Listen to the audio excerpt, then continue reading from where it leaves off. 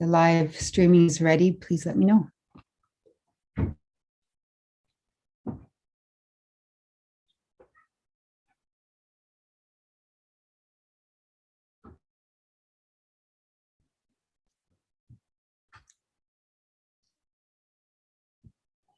Through you, the chair, I can confirm you're now live streaming.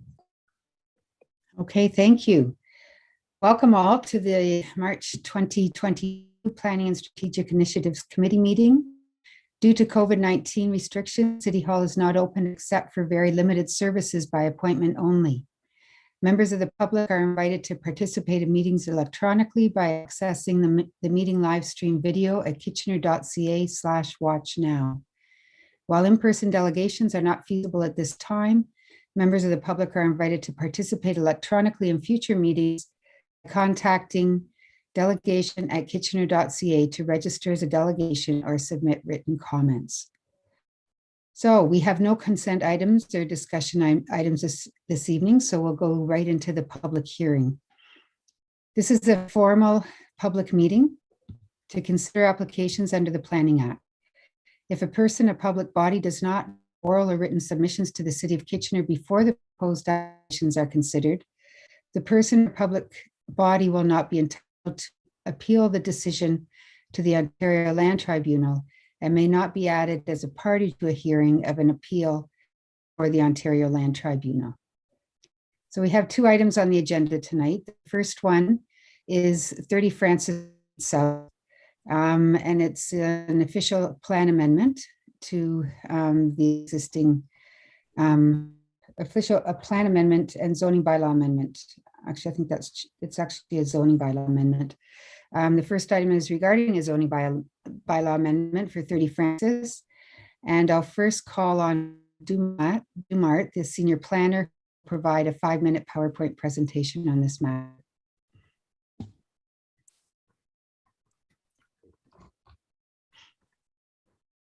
Thank you, and good evening, members of the committee. Before you is a zoning bylaw amendment and official plan amendment application for 30 Francis Street South, proposing a 44-story mixed-use development. Next slide, please. The subject lands are addressed as 30 Francis Street South, and they're situated within the City of Kitchener's downtown. So subject lands are located at the easterly side of the block bound by Charles Street West, Francis Street South, and Halls Lane. 30 Francis Street is currently a vacant parcel of land, which was formerly used as a surface parking lot. The subject lands directly abut a surface parking lot of the U-Haul commercial property located to the west of the subject lands, and the surrounding neighborhood consists of a variety of uses, including residential, mixed use, commercial, institutional, and office buildings.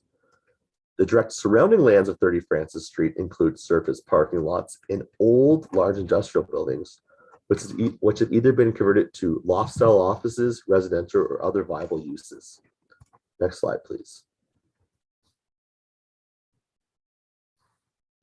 The original application submitted to the City of Kitchener was for an official plan amendment application and zoning bylaw amendment application, which proposed to add a specific policy area to the official plan to increase the floor space ratio to 18.3. Through consultation with the public and staff, the application was revised to include community benefits that are now being proposed through the revised zoning bylaw amendment to increase the floor space ratio, and the official plan amendment is no longer required.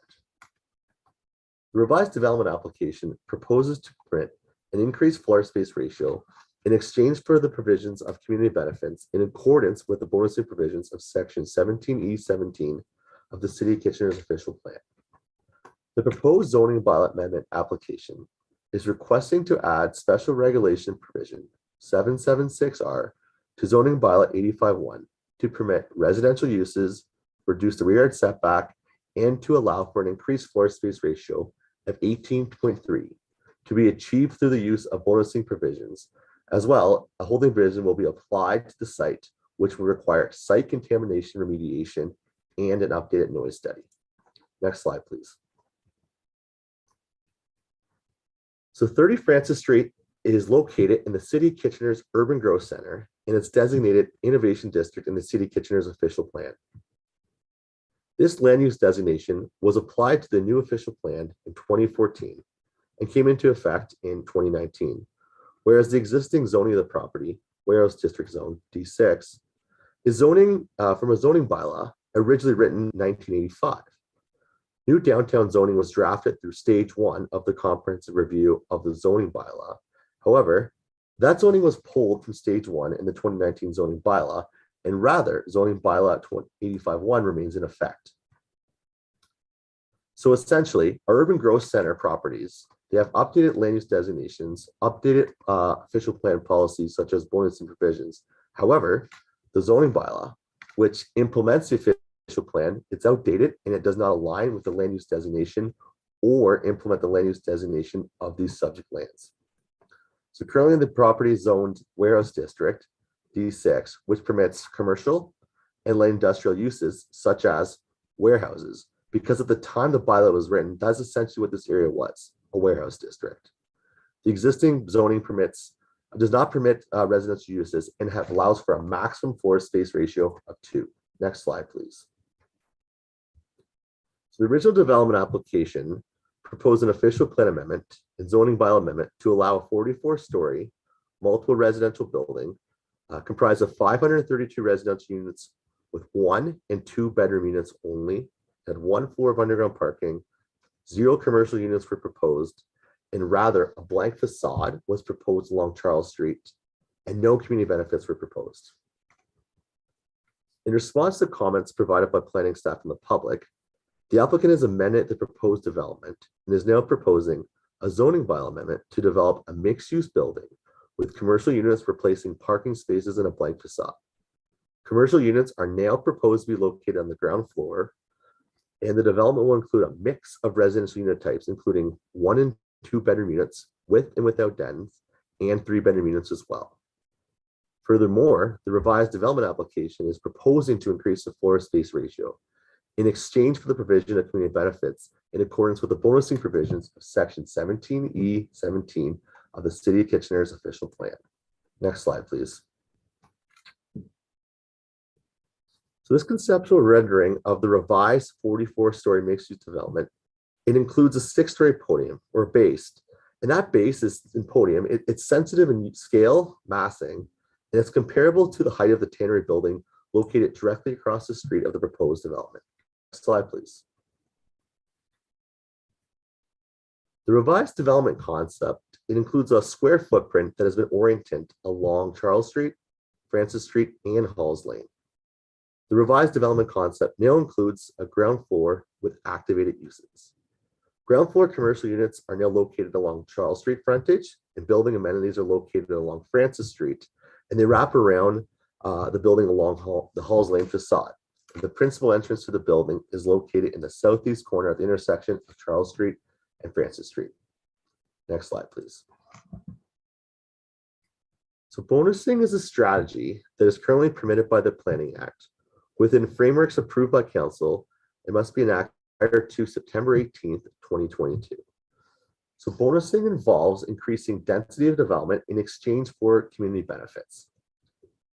The proposed development is proposing to increase the floor space ratio in exchange for the provision of community benefits in accordance with the bonusing provisions of Section 17E17 of the City of Kitchener's official plan. So the owner is proposing a total of 7 bonusing provisions identified in the official plan to allow for an increased floor space ratio from 2 to 18.3. The official plan identifies transportation demand management, so TDM strategies, as a bonusing provision. TDM measures are used to reduce the use of single occupancy vehicles and increase transit ridership, walking, and cycling.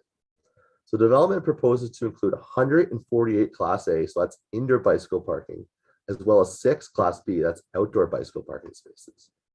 The current zoning bylaw does not require any Class A or any Class B bicycle parking spaces.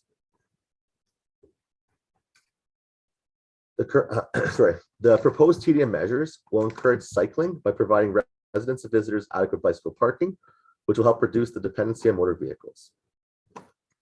The official plan also identifies the development of dwelling units in the urban growth center as a bonusing provision.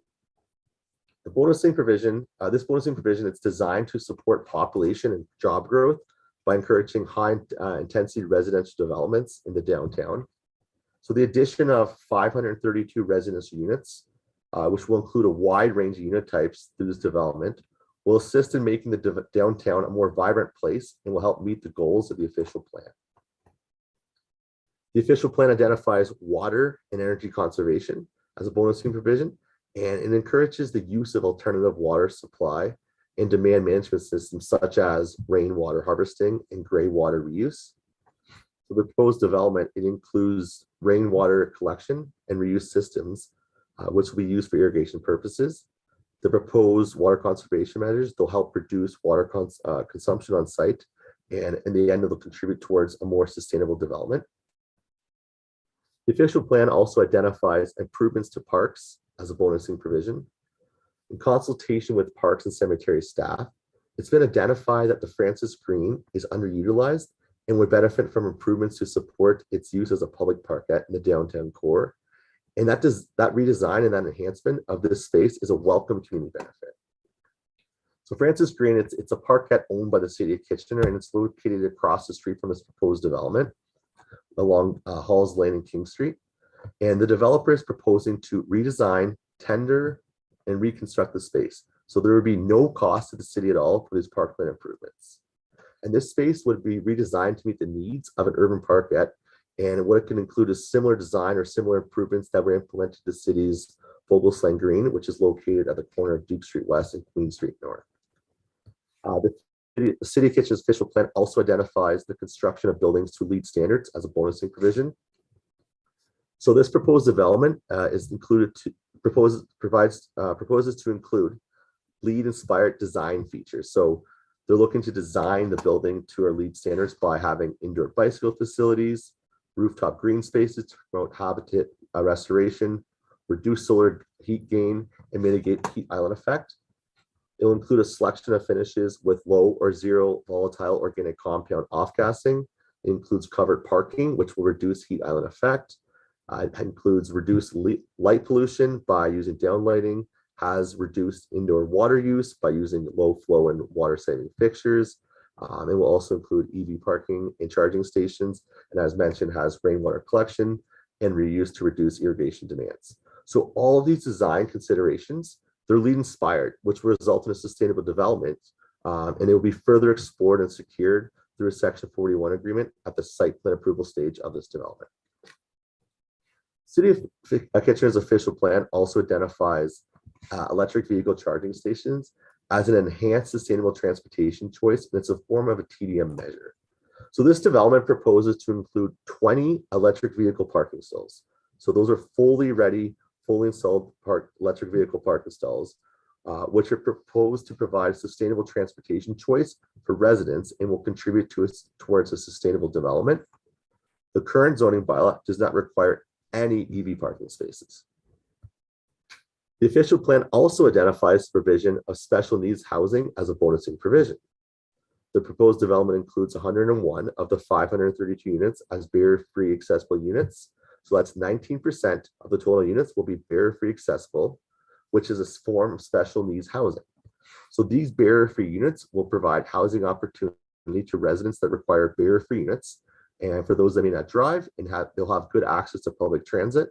And as well, there's a full range of community services located nearby. So in addition to those 7 bonusing provisions I just listed, and I just mentioned throughout this presentation, the developer is proposing an additional $300,000 affordable housing donation to the St. Peter's Lutheran Church. We'll use that money to contribute to a development of a truly affordable housing project located in the downtown core. Next slide, please. So this development proposes an opportunity. It presents an opportunity to redevelop an underutilized surface parking lot with a new mixed-use development that aligns with the City of Kitchener's official plan. It's an opportunity to add new ground floor pedestrian scale commercial uses and activate the public realm. The development proposes extensive community benefits, and it's the largest community benefit package ever presented. The proposed development will help diversify housing stock and provide a mix of units and additional housing options in the community and increase the housing supply within the downtown. Furthermore, the development will contribute towards a complete community and contribute to meeting the city's intensification for the urban growth center of 225 people and jobs per hectare, which currently does not meet that minimum target. Next slide, please. In conclusion, staff are supportive of the zoning bylaw amendment and recommend approval of the zoning bylaw amendment and refusal of the official plan amendment, as the official plan amendment is no longer required. Furthermore, the proposed zoning bylaw amendment is consistent with policies of the provincial policy statement, conform to the growth plan for the Greater Golden Horseshoe, the regional official plan, the City of Kitchener plan, and represent good planning and is in public interest. Thank you. Okay, thank you, Mr. Dumart. Save questions for staff until after the delegations, if that's okay with everyone.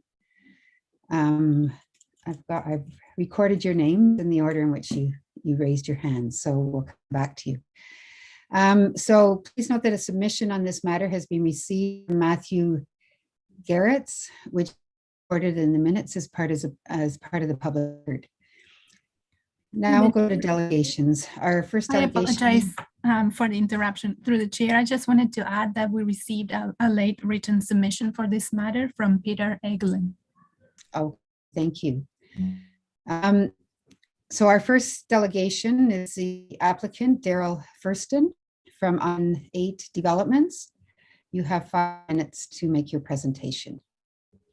Go ahead, Mr. Furston.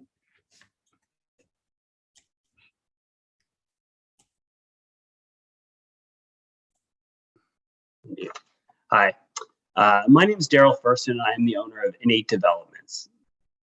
One second, I don't think I have a camera here. Sorry, technical issue. Got it.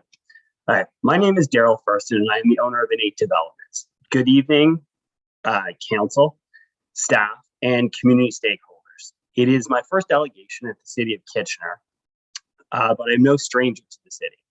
In saying this, we are not new to this downtown. We're not new to KW or the downtown Kitchener. We've built 15 projects in Waterloo in the past 10 years and are nearing completion on a 39-story building at the corner of Duke and Frederick as we speak. So here's a few things we probably agree upon. We're in a housing crisis, both affordability and sheer lack of supply. Municipalities have been mandated to provide, by the province, to provide more housing in their downtowns. Downtown businesses have been ravaged by the pandemic. The only way for those businesses to survive is to have more residents living close by. The region spent over $1 billion on an amazing transit system, and everyone wants to see more people living and working on the line. We're in a climate change emergency. One of the best things we can do to help is to reduce our reliance on cars, more people walking, cycling, and riding the LRT. Our provincial leaders have commissioned an affordability task force to respond to a massive shortage of housing in the province. The current use of the property has little to no economic benefit to the city. When developed to its true potential, it will pay over $15 million in development charges and increase the property tax base by over $3 million a year.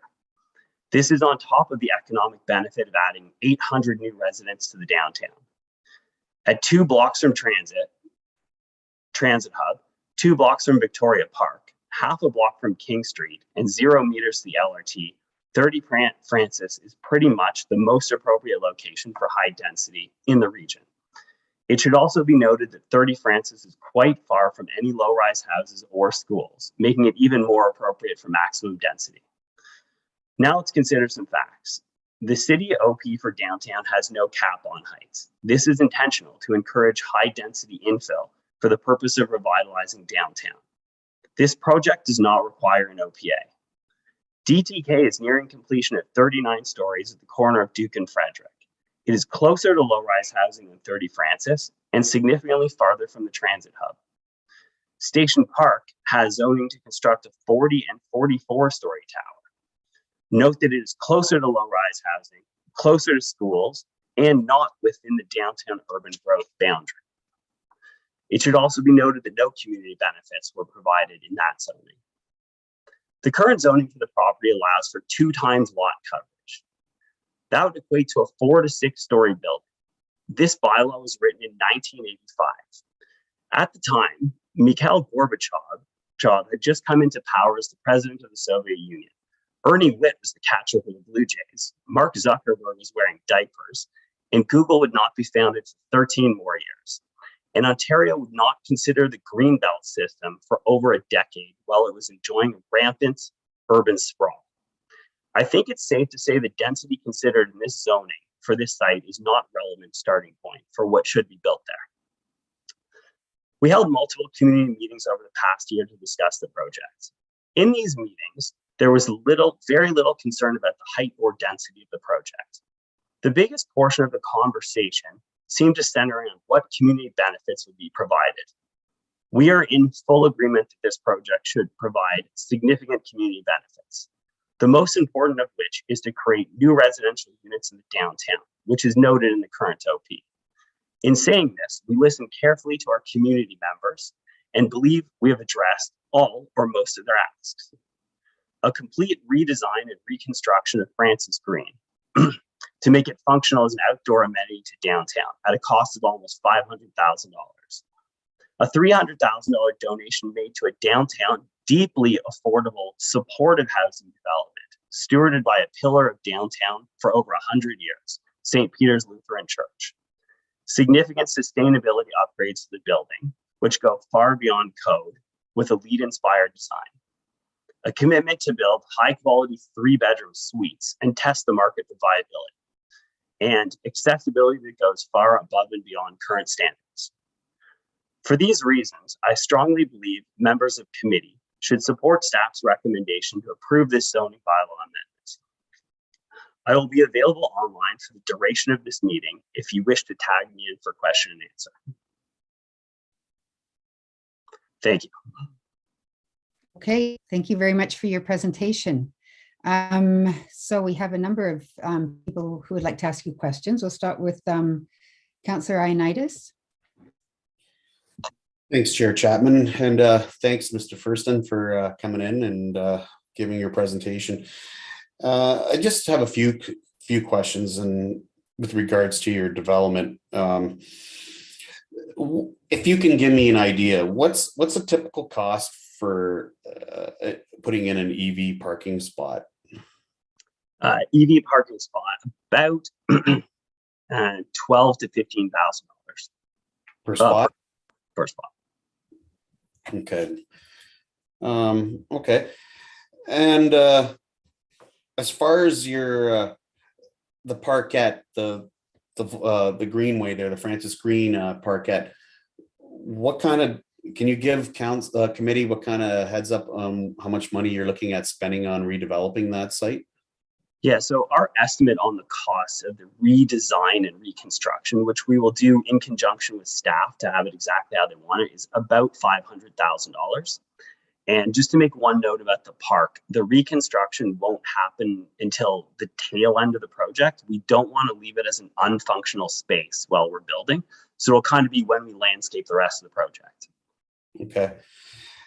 And will the art, I guess, is that going to be is still incorporated, the machinery and stuff that's there, the old machinery? Oh, 100%. Yeah. Okay. As far as what's the, I don't understand what's the difference between a Class A and a Class B bicycle parking. What's that? I think there's like higher quality bike parking spots. So for example, the lowest quality, like you have to hang your bike up like around a parking spot. We have spots where you just are on a rack, and then we have spots that are like dedicated spots with security. We've tried this in different developments because we know there's a pretty avid biking community out there. Not everyone is an avid biker, so we want to create different bike storage for different people that have different bicycle needs. Okay, that's good. Can you give us a little bit of a better perspective on what you're going to be doing with the water and energy conservation? Water and energy conservation. This is not my area of expertise, so I retain really good engineers to do this. I think they're the next presenter, so I'd probably save that question for them. Okay, those are all my questions. Thanks, Mr. Furston. Thank you. Okay, thank you, Councillor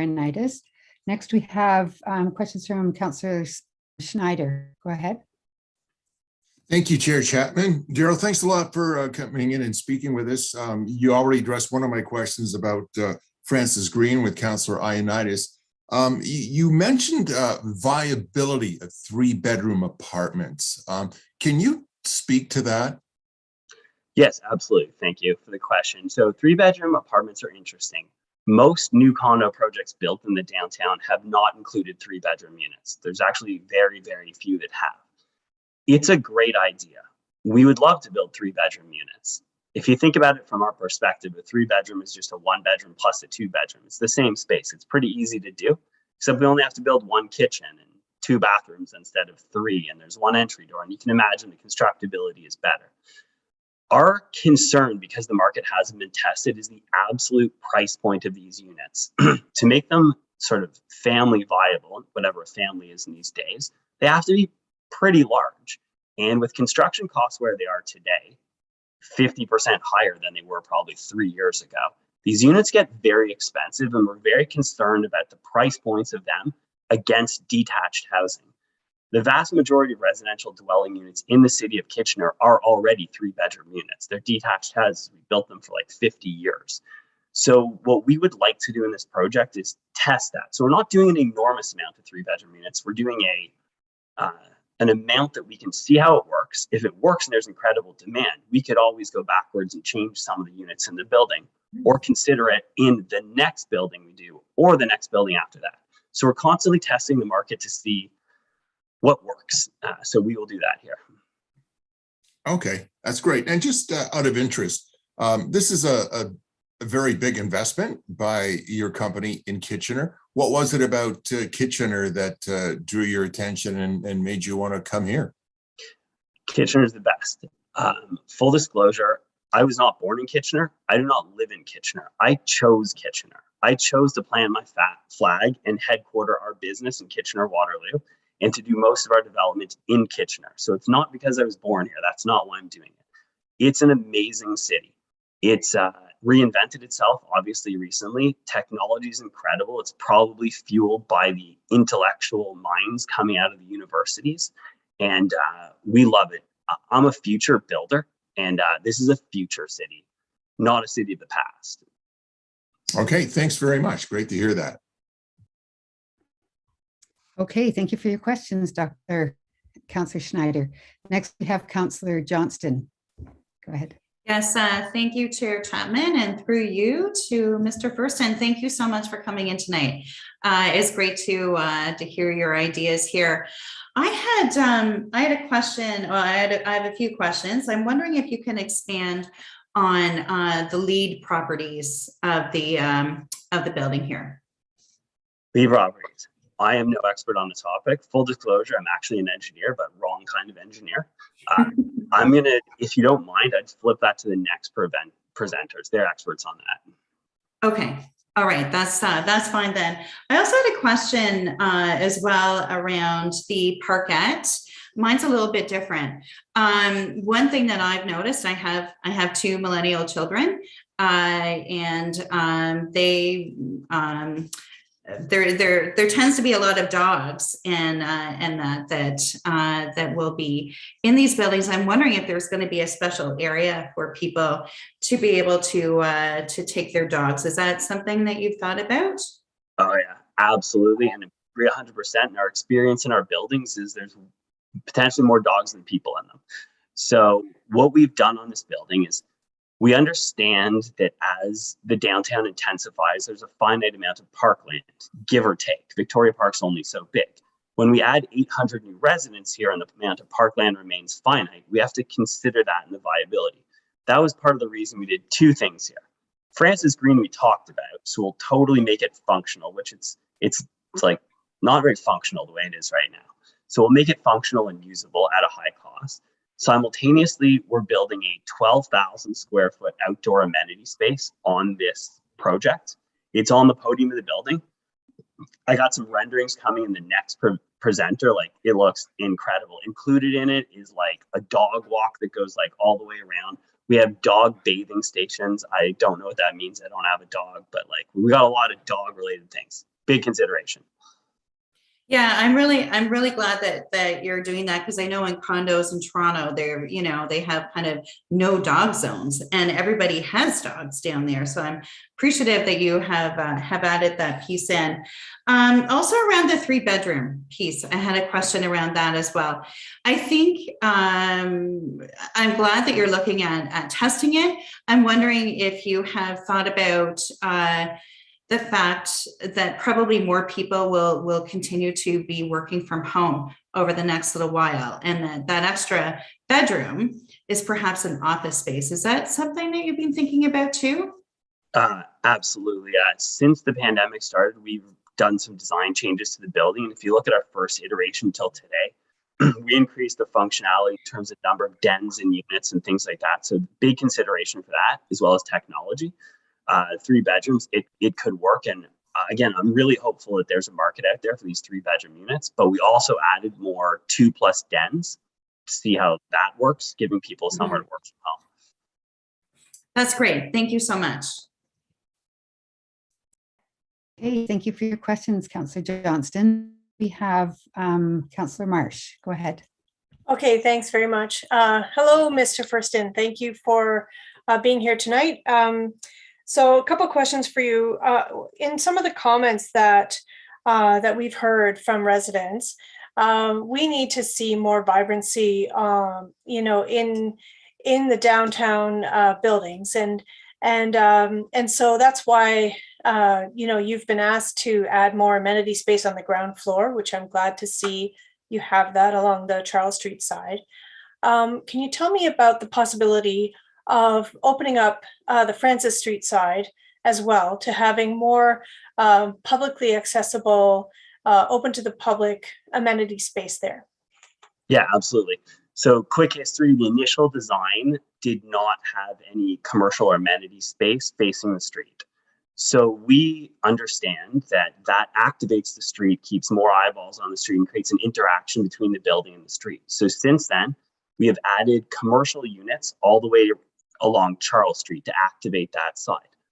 Simultaneously, on the Francis Street side, we added a building amenity like a yoga studio exercise facility, which also faces the street and interacts. The problem with it is it doesn't fully interact like the commercial units do. Like, people don't walk in and out. They just kind of look at the street. It's like eye candy.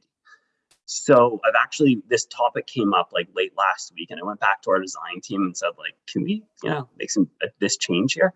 So I'm happy to say, like, it's definitely something we can do. So we're going to change that to a commercially available unit, probably with the same use. So yoga, fitness, exercise related, something where building residents can use it as well as members from the public to have that interaction with the street. So I think it's a great idea, and that will give us basically panoramic interaction with the street. Yeah, that sounds great. I'm glad to hear that that's doable. And then in addition, so it's my understanding that you have units along the 2nd to 5th floor, or I don't know, 6th floor, that are 1-bedrooms that are facing Francis Street. Is that correct? I believe so, yes. Yeah. And do any of those have balconies or some form of ability for people who are living there to look onto the street? So 90+% of the units in the building have balconies. Like, just about every unit does. A few don't, some do there. The better person to ask is the next presenter, Mark, our architect, so he can go into exact details of this, but I can tell you almost all units in the building have balconies. Right, but I'm thinking more specifically the units that are closer to the street level, that are on the podium proper. So I will ask that question next. I will. Thank you, and I'm hopeful. And if for some reason we don't have them, tell Mark to add them, because they should be there. I agree. Oh, I'll just tell them to. Okay. No, my permission. That's not my job, but sure, let's do it. Okay, and then the other, another question I have for you, my last question, so for now, and we may have questions later, so I'm glad that you've made yourself available for later. You've made a generous contribution towards Indwell for their project at St. Peter's Church, which I know you were involved in many discussions early on to try to see if something could work there in a partnership with Innate, but it didn't work out. And so I'm wondering if, and now that you've committed to $300,000, which I think is really a significant amount, and yet it's not quite going to cut the mustard for them in terms of making their project viable yet. And I'm just wondering what possibility might there be to engage in further discussion to see a higher amount donated from Innate? Right. Thank you for the question. So of all the topics of community benefit, like affordable housing probably hits me the hardest. Unfortunately, construction of parks is extraordinarily expensive as well. So we're trying to consider the whole benefits together. I do agree the affordable housing piece is really important. St. Peter's, they originally believed they need about $1 million in community support. They're going to talk about this after, but they need $1 million in community support. Construction costs have just continued to go crazy. So it looks like they'll need a bit more money than that. They already have commitments from members of their congregation for significant amounts of money. I too, like you, want to see this thing fully funded and not partially funded. So I'm kind of with you on there. I'd love to see something more. That's a good question. It's not really something I want to go take 2 weeks and think about or 3 months and think about. I really want to start building these buildings right away. So if I could dwell on that for like 20 minutes or half an hour, well, speak to everyone else. Yeah. The way I look at it is we'll have a lot of expenses in this project. This is like a really good one. So let me come back to that. Yeah, I am putting you on the spot, so you don't have to have an answer tonight, but I do think that it would be good for us to learn from Indwell what's the gap and learn, what might there be room for from your project, because ultimately I think we would have liked to see actual tangible units in your building, and I understand that that's not in the works right now. It's not a possibility. But we need more units. We need them yesterday, and so I think we need to find as many creative solutions to this problem as possible. But anyway, we can continue the conversation later. Thank you. Okay, thank you for your comments and questions, Councillor Marsh.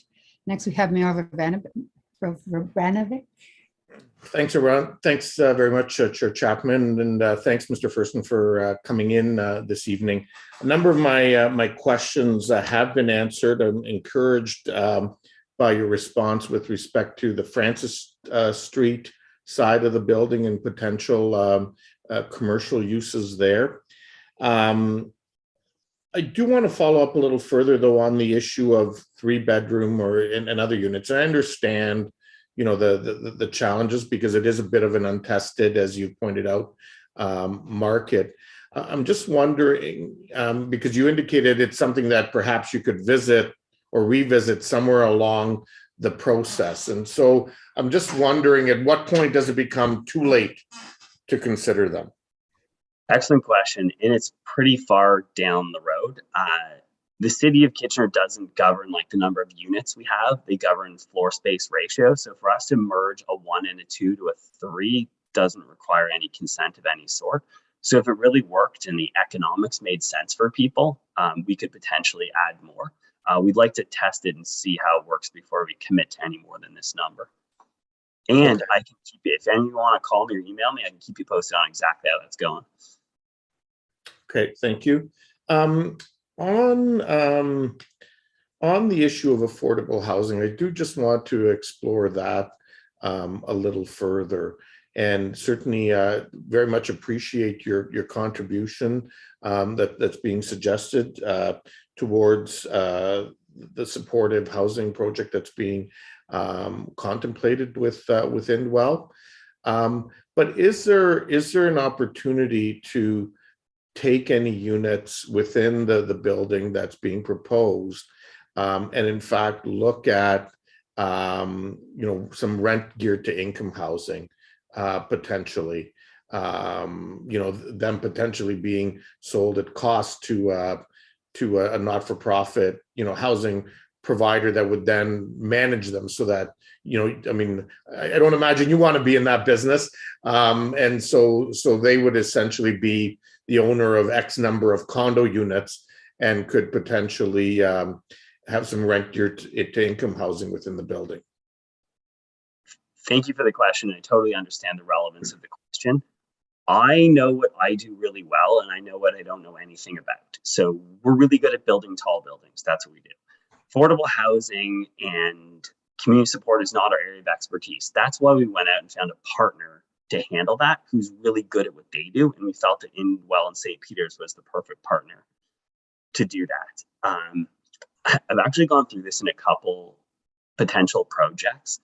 People are surprised when they see how much new construction costs. It's astounding how much it costs to build high-rise.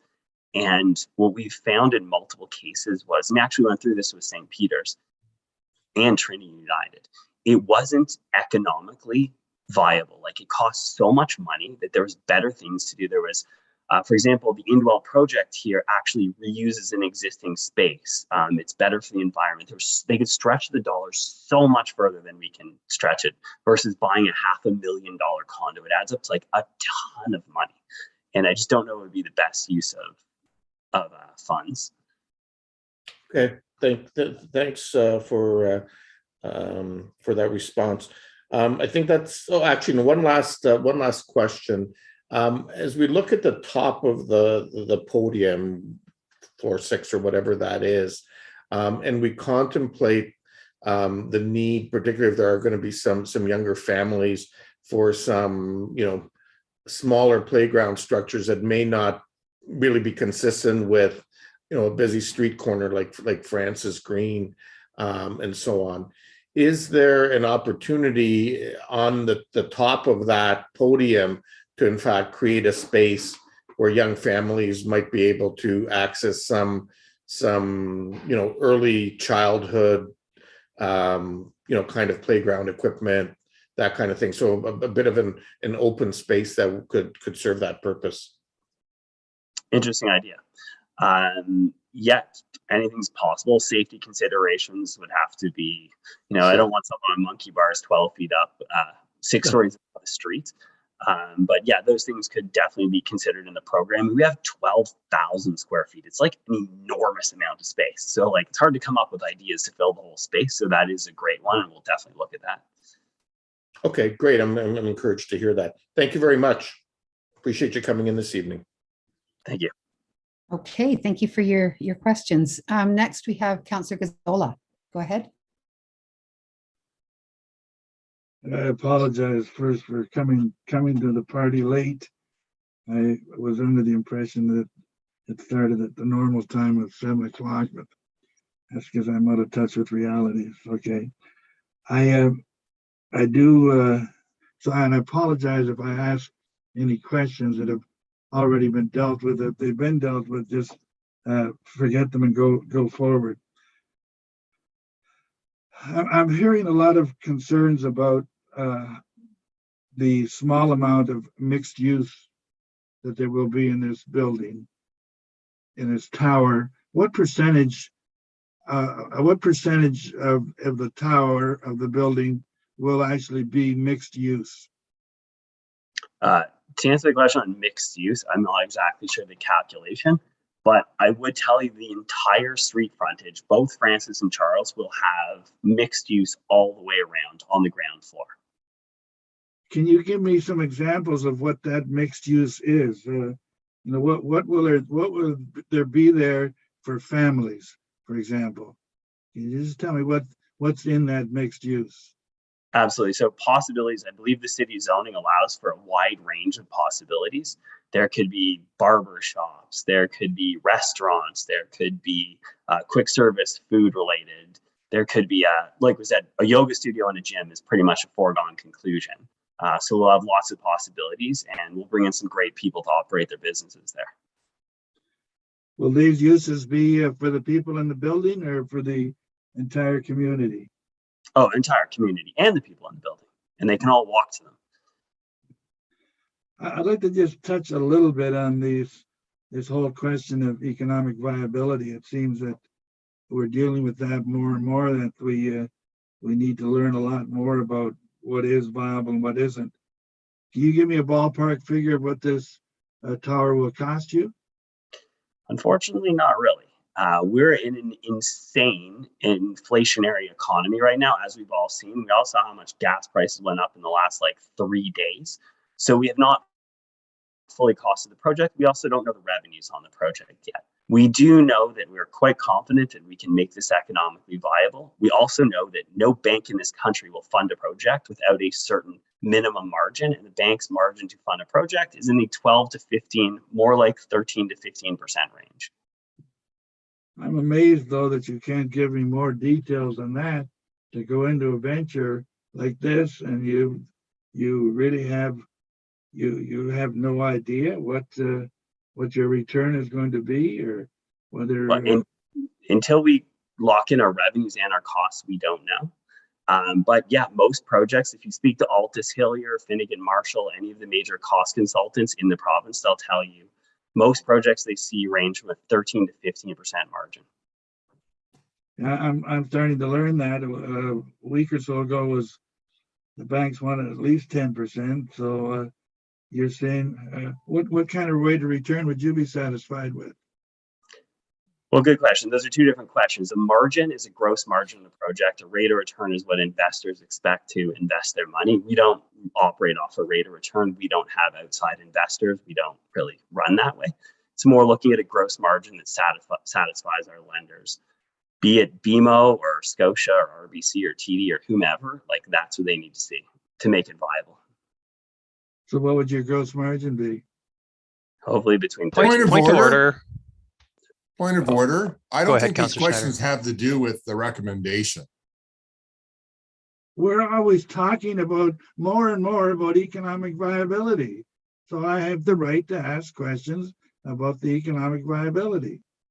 That's up to the developer. He doesn't have to answer. I can ask the question. If we talk, It doesn't have anything to do with the recommendation. it has everything to do with the recommendation. No, it doesn't. I'm not going to sit here and debate with. Sorry, Chair Chapman, you're muted. Sorry, I tried to call order in the court. Thank you, David, Councillor Schneider. Can we let Councillor Gazzola finish? You've only got another minute to ask your questions. Okay. Yeah, thank you, Mr. Thurston.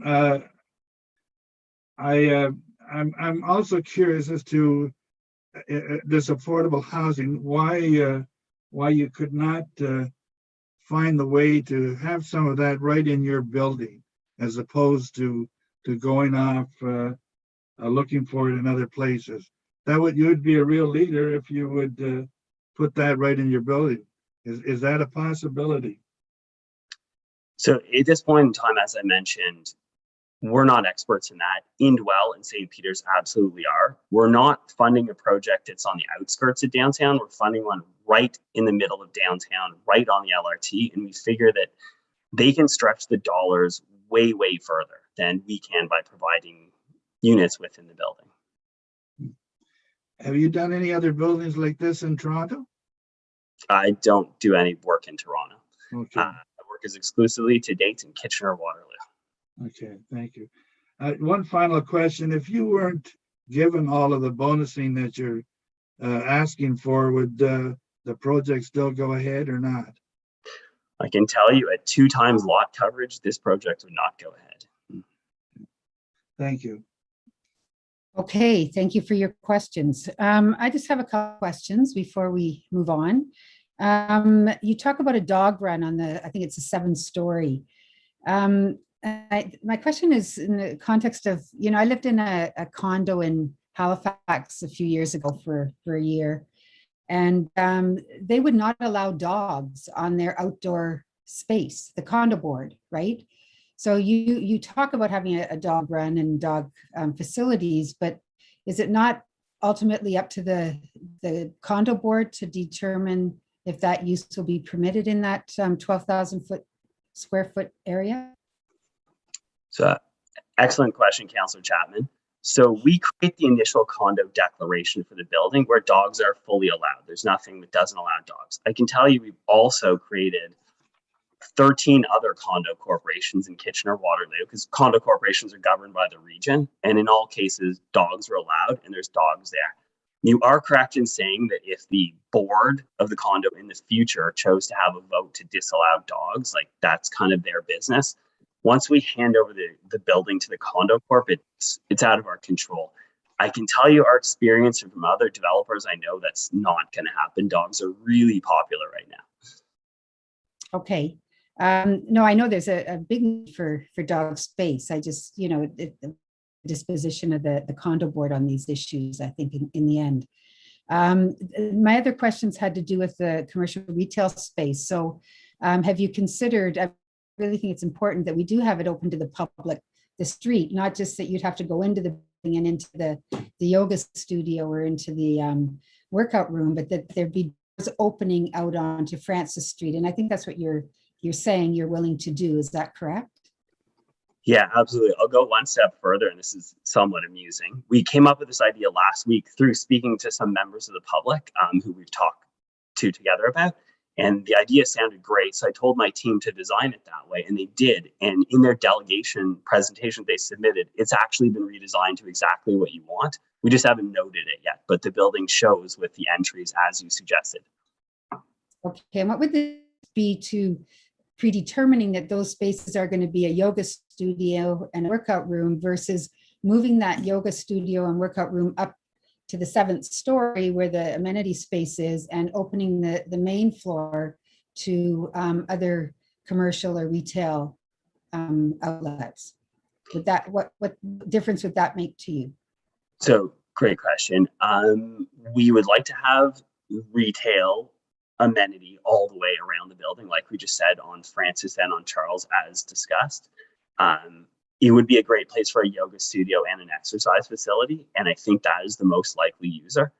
In saying all this, I don't run any of these businesses myself, so we have to go out and find great young entrepreneurs or great entrepreneurs to fill these spaces. So we'll do our best to put exercise facilities there.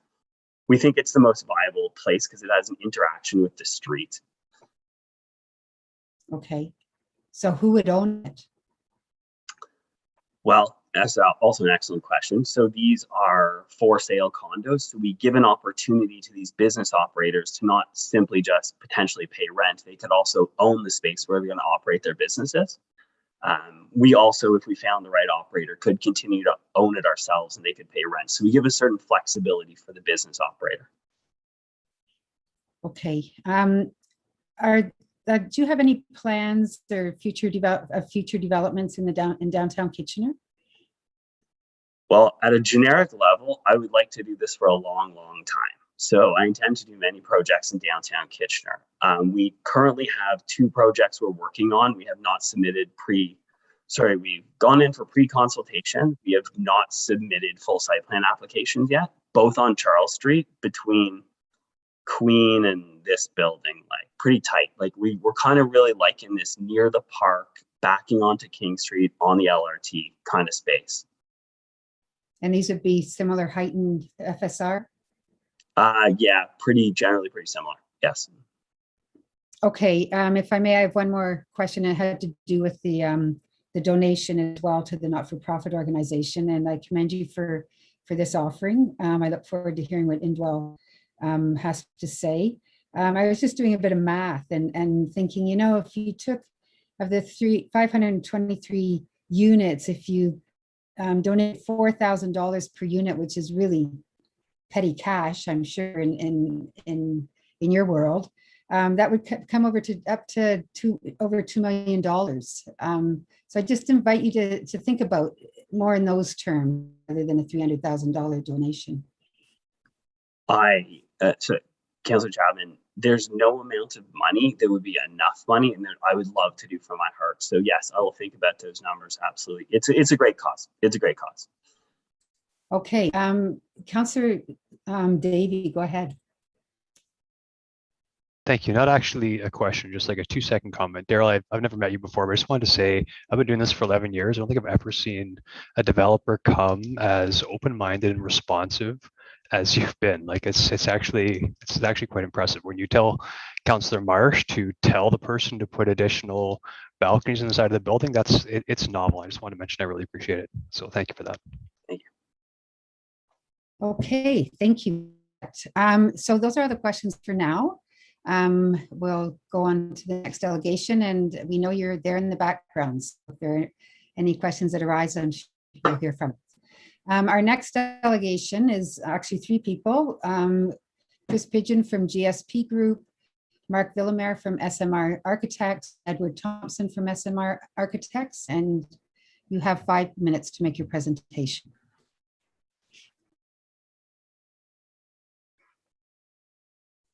I think you're on mute. Mr. Thomas, were you trying to speak? Yep, thank you, Chair. It's Chris Pigeon. I will start. We're going to run this presentation as a panel.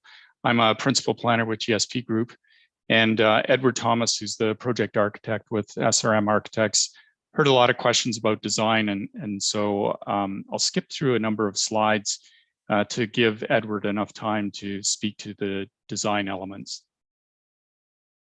Next slide, please. Mr. Dumart covered a lot of the points that I'll be presenting. One thing that I would like to highlight is that the regional transit hub was a real game changer in terms of the region of Waterloo. I would have said that the centroid of the region of Waterloo was Kitchener City Hall prior to the LRT, All Day Go, and the integration of the ION LRT and the GRT, which is really going to happen at King and Victoria. So this site is really ideally located to that, I'll call it the centroid of the region in terms of density and getting people living in proximity to the large investment that's been made in public transit in our community. Next slide, please. Of course, you're familiar with the site. I don't need to go over the details of the vacant parking lot. Next slide, please. We'll skip over our project team. I want to focus, give Edward lots of time on the design. Mr. Dumart highlighted the proposed use of the building, and Edward Thomas will provide you with greater detail of the design. 300 or 532 residential units and a mix of units, 1, 2, and 3 bedroom plus dens, is really going to provide a great deal of support for downtown Kitchener businesses that have been significantly affected as a result of the pandemic. The height of 44 stories, it is a tall building. I'll note that there are buildings in the 38-story range that are under construction today that have actually been topped out. There are a number of TDM measures, so transportation demand management measures, that have been proposed to reduce the dependency on vehicle use, and a significant increase in bicycle parking that Mr. Furston's already presented to you. We've received excellent comments on this project through stakeholders and through residents, through 2 city-initiated neighborhood information meetings.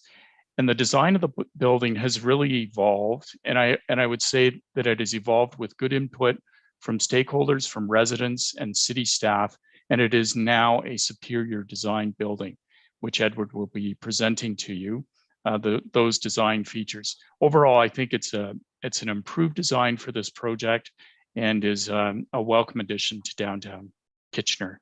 Next slide, please. Bert, I'll turn it over to you to walk through the design elements. Thank you, Chris, and good evening, Chair Chapman, Mayor, and members of Council. I'm Edward Thomas, President of SRM Architects, and I'm going to give you a description of the design concept for this project, and I'll keep it brief to respect the time allotted to me, but happy to answer any questions afterwards.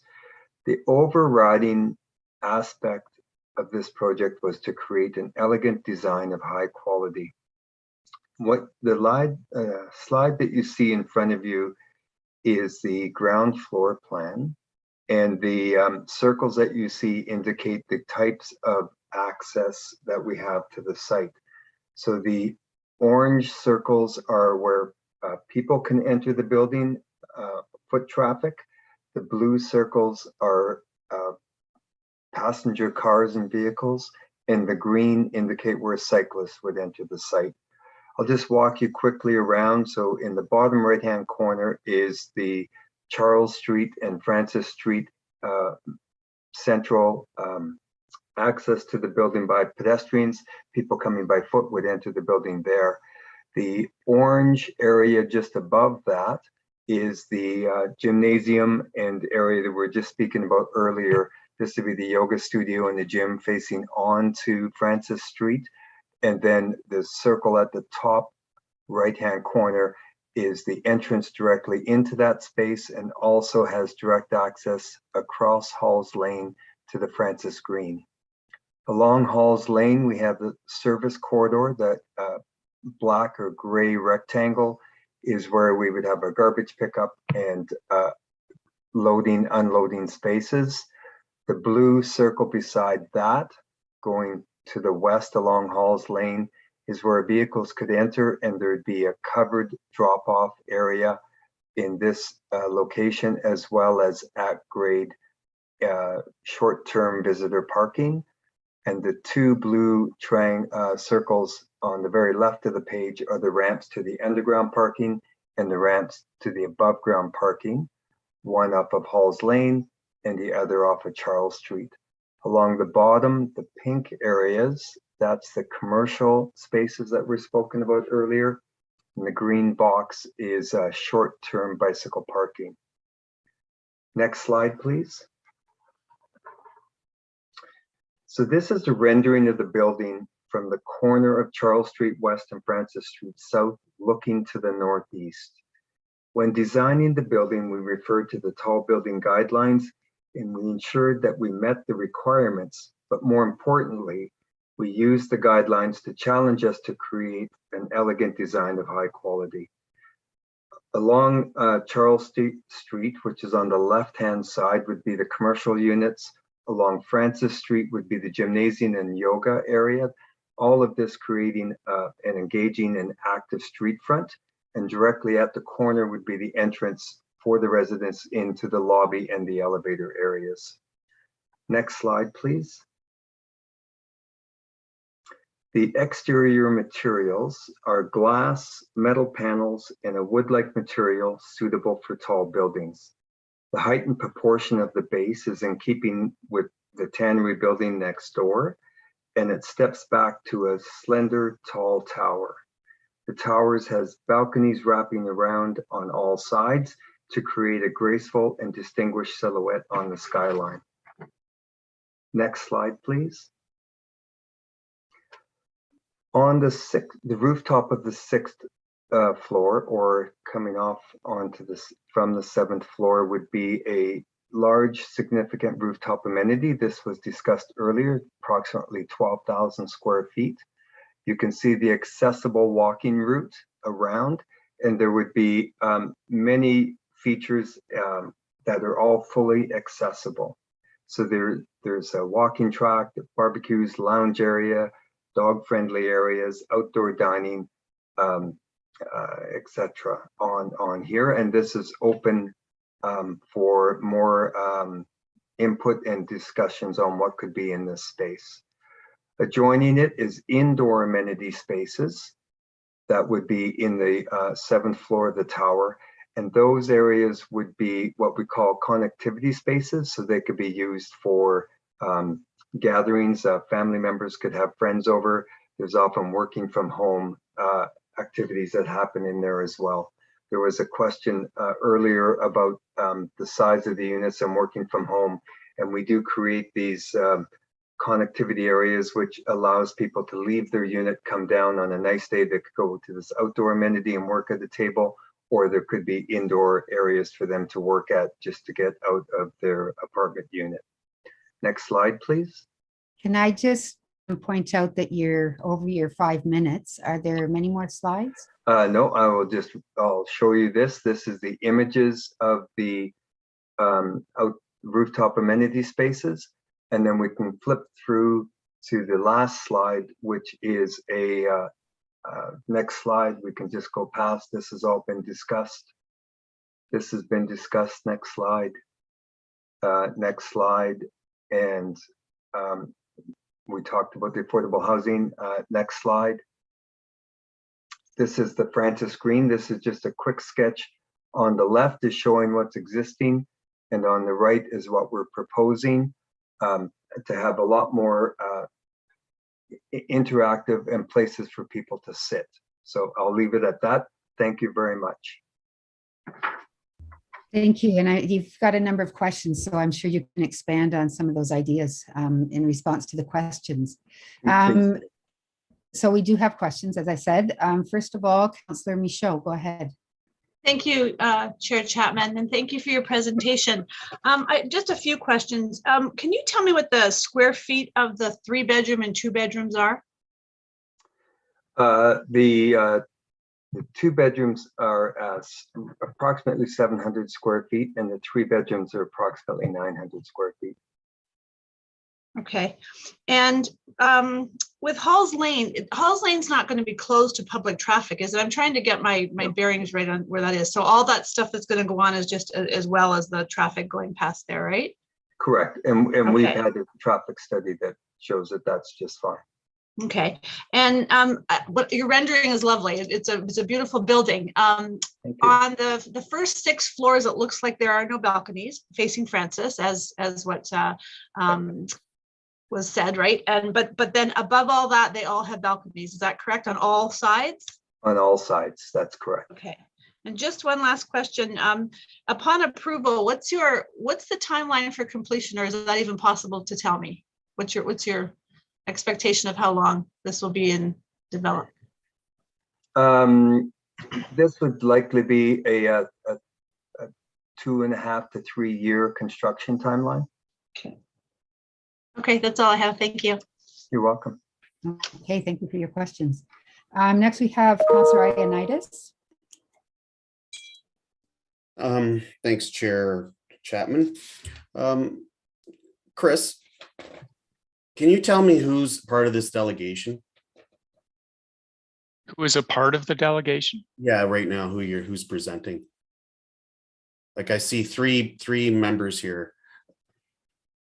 So Mark Villemer is the managing partner for SRM Architects, along with Edward President, and of course I'm with GSP. Have you all registered as delegations? Yes, we did, and we were advised by clerks that we were going to be allowed 10 minutes to present, not 5. Okay. My apologies, that was not transmitted to me, and I've got you as one delegation. That's why I gave you about 8 minutes. Which would normally be 5, but that's why I made that interjection. Okay, thank you for that. I wanted to make sure that clarification was done. I'm not sure which one of the 3 of you can answer the question I had asked the proponent, Mr. Furston. Can anyone give me a description on what the water conservation and the energy conservation portion will be with this project?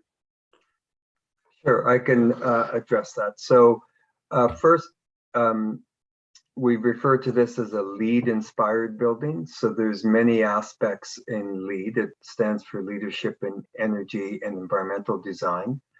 And a lot of the aspects that we felt were appropriate for this site that met the LEED requirements are aspects to access to public transportation, reduction of parking, enhanced use of bicycles, and other aspects that aren't related to energy consumption. The water use features that we will have is that we will have rainwater harvesting and use that water to irrigate the amenity space on level 6. We will be using other features to reduce water consumption in the units, types of faucets, toilets, bathtubs, etc. We also will have smart thermostats in all the units to control, so tenants can control their heat and cooling more efficiently as well. And we will be meeting or exceeding all the energy requirements in the Ontario Building Code. Okay, thank you. That's the only question I had. Thank you for your question. Next, we have Councillor Marsh. Go ahead. Yeah, thanks very much. And thank you all for being here tonight. So just further to what was already asked about, were there a few more slides that were missed that I'm happy to use my time to go ahead and ask you to share them? That's very kind of you. Thank you. I think we got across most of them, and there has been a lot discussed in Mr. Furston's area that were redundant in our presentation. So there are some. We could go back to the visual slide number 7. I think is a very good looking slide and addresses a lot of the street aspects. Okay. Edward, I think it may be worthwhile highlighting the improvements to the Francis Green, which is the last slide in the presentation. Okay. So if we could go to the last slide, which I believe is slide number 15. Great, thank you. So on the right-hand side is Francis Green as it is today. Sorry, that's on the left-hand side, sorry. In the middle is a rendering showing some early concepts of what we thought could happen in there. And then on the right-hand side is a plan showing it. And most of the features and what we heard from the public was that Francis Green was a lovely space, but nobody could really, you could walk through it, but you couldn't sit and use it. It was underutilized as a green space. And so a lot of what we want to do when we redesign this and rebuild this is to create spaces where people can sit, create spaces where there could be spontaneous conversations between people, but also where people could sort of sit and just have some quiet time. Directly connected to this across Halls Lane will be the gym and the fitness center. So people could be doing workout, and then like a lovely day like was on Sunday, you could step out of the gym and go over to Francis Lane and also across Halls Lane to Francis Green and use that area as well. So although Francis Green will be open to all members of the public, we wanted to have that at grade connection between our project and Francis Green, in addition to the 12,000 square feet that we're providing on level 6. Two other comments for committee. So the Francis Green, of course, is city-owned land. So this is a conceptual design. It will be 100% in the City Parks Department control in terms of the approval of that design to be constructed by INNATE. As Daryl had said, that will occur at the end of the construction of the project, not to take the space out of commission, so to speak, for residents in downtown Kitchener. We think the benefit for updating the Francis Green is directly to the residents, for example, of One Victoria condominium, as well as the Coffin Lofts. There's a shortage of park space in downtown Kitchener. This park space, I walk through it all of the time, going between our office and Kitchener City Hall. And honestly, I very rarely ever see anyone in this green space, and it could be so much more. One of the other elements wanted to just quickly highlight is Halls Lane. You can see the demarcation that we're conceptually showing on Halls Lane, the painted lines and whatnot, is really to promote and balance pedestrian movements across Halls Lane to Francis Green. It's to ensure that Halls Lane isn't simply a vehicle thoroughfare, but in fact, there's some balance relative to pedestrian usage. Thank you. All right, thank you very much. I just have one question then. It's with regard to your beautiful design. Was it Mark or Edward who designed this building? I'm not sure. It's a team effort. And as you heard from Daryl, there's a lot of input from ownership. Mm-hmm. Yeah. So I recognize that in your design, it's very clean lines on the podium and not big balconies around. But you've been asked by the owner to in this meeting to add balconies. Can you see a way forward for your design to incorporate balconies that then would allow more eyes on the street? The short answer is yes. Some of the things that we have to consider is that those units are essentially in front of the parking that's on those upper levels. So we're right on the property line, so we can't extend the balconies out. We have to pull the balconies in. So we would look at, and we would discuss with the marketing team, how many of those units would we add balconies to, and what would be the advantage and disadvantage from potential renters or buyers as to what they would want at that level. So we will definitely add them. I won't say that it would be every one of them. Mr. Vilmar? Yes, thank you, Edward. That's exactly the case. Councillor Marsh, as soon as you made that mention, I couldn't help myself. I had to pull up the drawings and go, okay, how can I make this work? Because I know it's going to be a subject first thing tomorrow morning. And we have obtuse property lines. They're not perpendicular or parallel to our building, which means we actually have opportunity to grow into the building and maybe in other locations, as Edward mentioned, on certain units outside. So short answer is yes, we can accommodate balconies for, I would say, the majority of the podium units. I should mention also, it's important to note, we also have a podium step back. This is following, well, best practices in tower design, and certainly in the Kitchener tall building guidelines. And so it's important to note that with these recesses and cantilevered balcony conditions, we'll still maintain that critical podium step back. Right. Okay. Thanks so much. Okay. Next we have Councillor Johnston. Go ahead. Thank you, Chair Chapman. And first of all, I'd like to say what a great use for a parking lot. So I'll start with that. And I also second the comments that Councillor Davies said. You really done, this is so well thought out, and you've included so many things. I think before, either I didn't hear correctly or you might have been rushing a little bit. I was wondering about if you could please say what the square footage was for the 2 and 3 bedrooms again, if you could. Sure. Mark, do you want to? Mark has those handy. Yes, I do. Thank you, Edward. So the net area or just area of the units. So I think you were asking about the square footage of the 3-bedroom units and the 2-bedroom units. Yes.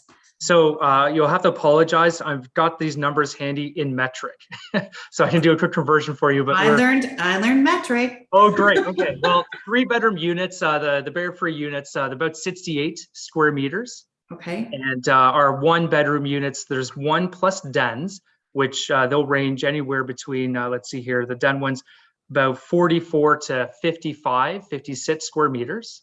That's the 2-bedroom units. And then the 2-bedroom barrier-free units are going to be close to 60, 61 square meters. Okay, thank you. Because earlier when we were talking, I had thought that the 3 bedrooms were going to be markedly bigger, and that was one of the issues behind how many of those that you could have, that you were looking to kind of test those out. Because I think what you're hearing tonight is that we think 3 bedrooms are pretty important, and love to have some spaces for families here. So it doesn't sound like they're very much bigger. Yeah, I can speak to the size of the units have been designed. We've worked very closely with marketing team consultants, effectively concerned with the areas getting too large to a point where they don't think the market will support them. Of course, we can say we've got space in the building to move things around, as Daryl Thurston identified, in terms of depending on what the market does. Fortunately for us, if we're looking to make units bigger, it actually doesn't penalize us from a parking standpoint based off of where we think we are right now. So that's something that could be explored, but I would certainly defer that decision to ownership. Okay, thank you. Okay, thank you for your questions and your responses. Next we have Urbanovic. Go ahead. Thank you very much, Chair Chapman, and thank you, to Chris, Edward, and Mark for coming in tonight and for your joint presentation. Again, some of my questions have been answered, but I do want to follow up on a couple things. One being the issue that I raised in terms of the top of the podium and the potential for some of those amenity spaces to be used for potentially young families and so on in terms of amenities. Is that something that you think could, and again, I would concur with Mr. Fursten, not looking for, something tall for people to climb on and potentially, it not being safe, but amenities that maybe would be designed for particularly young children and could be done safely at that level. Is that feasible? Yes, absolutely. And as Mr. Fursten said, there's a lot of space up there. And we do have, for example, a lot of seating areas, and we could easily reduce the amount of seating and have a play area that would be safe and appropriate for that kind of use. And it again, that is furniture, so it doesn't preclude being changed or modified in the future. Great to hear. And I expected that likely was doable. I mean, on the third floor here at City Hall, we have a daycare that has a playground off of the third floor, and it's been safe for all these years. My next question has to do with the space certainly along Charles and maybe even the space along Francis. But I'm thinking about the potential, along Charles of some restaurants maybe being in some of those locations. And, outdoor patio seating and so on might be a nice component of that. Is that, is your design such where, the space for the restaurant could in fact be pulled back so that you almost have a covered part that would be part of an outdoor patio and so on and create that street presence for some or all of those spaces? Is that something that could be looked at or considered? Mark, what is the distance? Like, we're pretty close to the property line there, Yes. but there is a large sidewalk, correct? Yeah, exactly. So the challenge we have, we're roughly a meter off of the property line from the building face to where what we have in other developments, I suppose you'd call it an exclusive use area. And so for us, we unfortunately don't have the space within our property to serve as a outdoor cafe. However, I suppose through this process, we can look at how we can further integrate those commercial suites and see what we can adjust to create more space, as you say, Mayor Branovich, about a covered outdoor area. But right now, I can tell you the current design does not facilitate that function on our site. Right, and I guess that's what I'm sort of exploring, and maybe staff could follow up as well in terms of, depending on how wide the sidewalk is there the potential, because we know we're not going to be able to go out onto the roadway there. Is there in fact some space to potentially, have a summertime patio that would extend onto the sidewalk and still leave enough space for people to use, but alternatively, having the space in your on your main floor pulled back enough so that it's covered by floor 2, and maybe even has glass walls that in the winter months could in fact be closed and be used year round then. So maybe that's something to take a look at. Absolutely. Yeah. And even as I'm looking at the plans now, I can see where we could make some adjustments. So certainly one of the units could have access to a recessed area closer to the corner of Francis and Charles. So that's definitely something that can be looked at. Wonderful. That's great to hear. Thank you so much. Thank you for your questions. Next, we have Councillor Gazzola. Go ahead. Yeah, thank you. Yeah, I have the feeling that our bonusing has been over generous as far as the city is concerned. So I would like to concentrate a few questions relating to the bonusing that's in play here. Can you tell me, as a result of the bonusing, how many additional square feet do you get in your towers?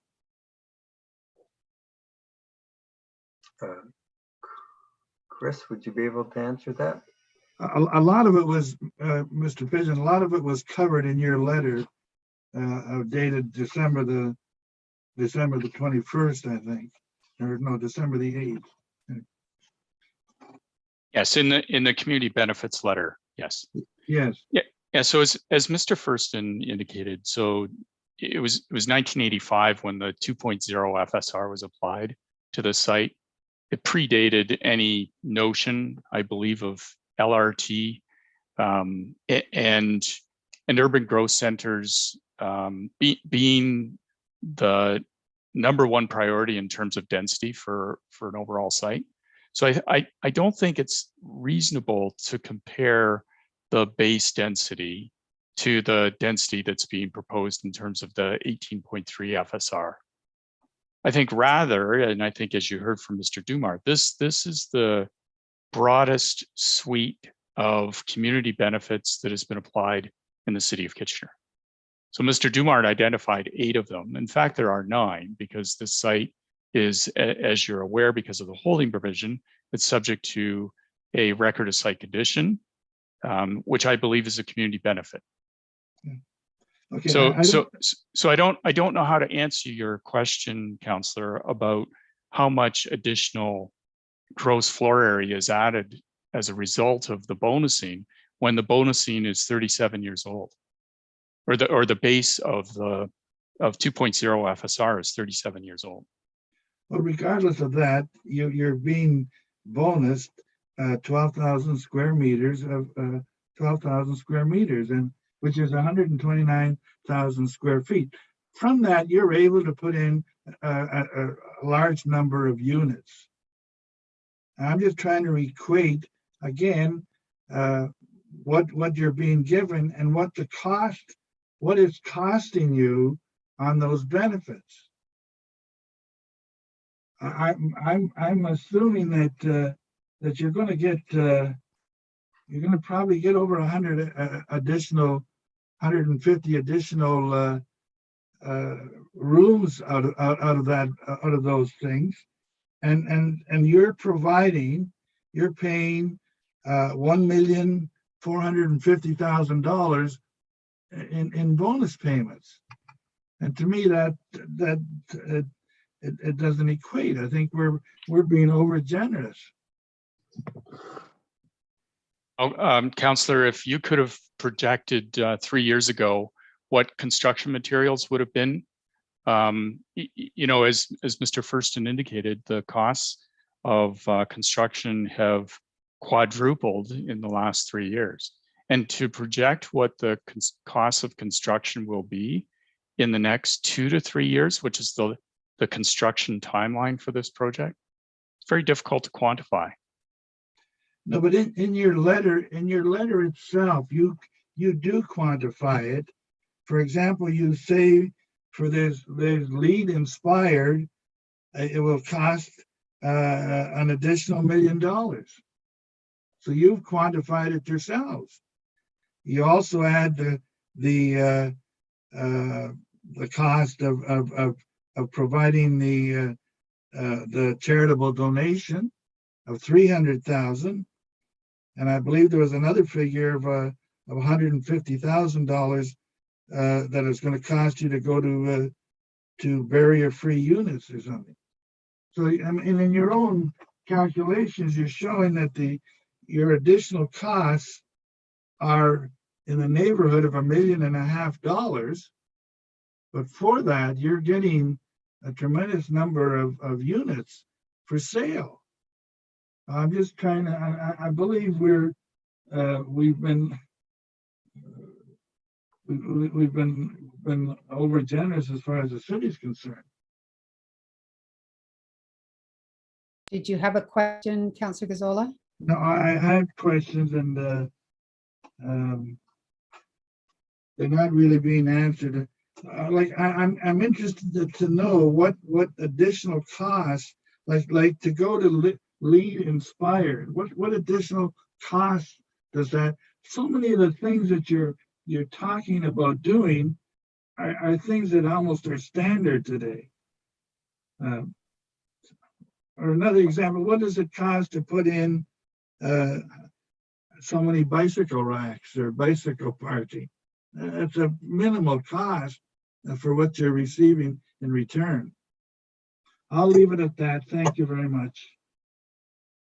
Okay, thank you for your questions. I just have one question. I think that's everyone. Yeah, I just have one question regarding the water and energy conservation. So on page 15 of the staff report, it states that the proposed development includes a rainwater collection and reuse system, which will be used for irrigation purposes. Have you considered using that rainwater harvesting for any other purpose in the building? So for example, for flushing in all of the common areas of the building, or, I mean, when you think of our seasons, it's not a lot of irrigation that has to happen, right? There's rain at certain seasons, there's snow at other seasons. And I imagine the amount of water that can be collected from that site would be quite substantial. So have you considered any other uses of that rainwater harvesting? An excellent question. We have done a lot of green roofs and rooftop amenities, and one thing that always amazes me is the desert-like conditions that is created on a rooftop. It gets a lot of sunlight, it's exposed to the wind, and it does require a constant irrigation in addition to the natural snowfall and rain that you're talking about. But in order to keep a large area like what we're talking about green, we could easily allow for that water to be used for flushing of toilets, for example, or some other uses.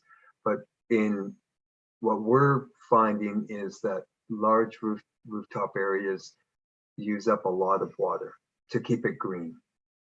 That's our findings, and we will certainly ask our engineers in more detail if they think there would be any excess water. And then, for example, there could be just portions, certain floors, like maybe the ground floor toilets in the commercial areas, for example, could use that water. It wouldn't be enough to do the whole building, but we could look at some areas and target those areas specifically. Okay, well, something to consider for sure. Thank you. That's all for all the questions we have for you this evening. So we will go to our next delegation, and Ms. Nichols, you're up next. And I understand you have a PowerPoint presentation and you have 5 minutes to make your presentation. Okay, thank you very much. Thank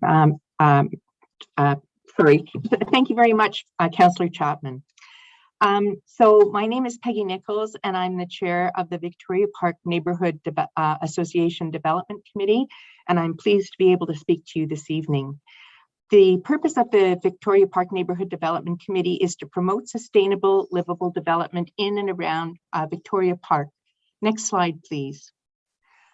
We strive to represent the interests of the many diverse people who live in our neighbourhood. Our goal is new development that is environmentally sustainable and that accommodates people of different socioeconomic backgrounds and household compositions. We aim to build relationships with planners and developers in order to share and build on our vision. Next slide, please. Our neighborhood association has 4 priorities. The first one is to promote a supply of affordable homes for a diverse range of household compositions. Victoria Park is seen as a well-to-do heritage community of nuclear families living in lovely old single-family homes. You might be surprised to find that what looks like a single-family home has often been divided into separate units that house different households. The 2016 census shows that only 28% of residents own their own home. The vast majority live in apartments, low-income housing complexes, and multi-unit older homes that are part of our neighborhoods. In terms of income, only 24% of households earned more than $100,000 per year, while 38% earned under $40,000 per year. So you can see our neighborhood is home to many families looking for affordable housing. The city's planning documents state a need for complete communities that include mixed densities and affordable housing options, and a mix of unit types and sizes to accommodate all types of people and families. We are glad to see innate developments will increase the number of 2-bedroom units and add 5 3-bedroom units. However, given the city's expectations and needs for housing, we recommend that at least 5% of the units be affordable. What is affordable? The region defines affordable units as costing between $368,000 and $487,000. These are not homes for people on very limited incomes. These are homes for people who are working full-time, but who are not earning over $100,000. Their target for affordable housing is 30% of all residential housing between now and 2041. Given the need and this target, we recommend that at least 10% of all types of units at 30 Francis be affordable. Next slide, please. Our second priority is balancing green spaces with development. Recent research and our own recent experience with the pandemic demonstrate how important green spaces and parks are for our physical and mental health and for the health of the planet. The 2021 Places and Spaces report from the city states that downtown neighborhoods like Victoria Park are already critically short of green space, less than 1 square meter per person, compared to the average of 9.8 square meters in other areas. And yet this is where the most significant level of growth is happening. 30 Francis will add at least 680 more people. So we were happy to learn that innate developments will refurbish Francis Green. However, this is a very small parkette in comparison to the number of new residents their development will house. We recommend that innate developments contribute to the city's Parks Fund to offset green space needs for their new residents and for all residents in the city. We also recommend that money be invested by the city in purchasing more land for green space in the downtown area. Next slide, please. Our third priority is developing with climate change in mind. In 2019, Kitchener declared a climate emergency, and in 2021 set an interim greenhouse gas reduction target of 50 by 2030.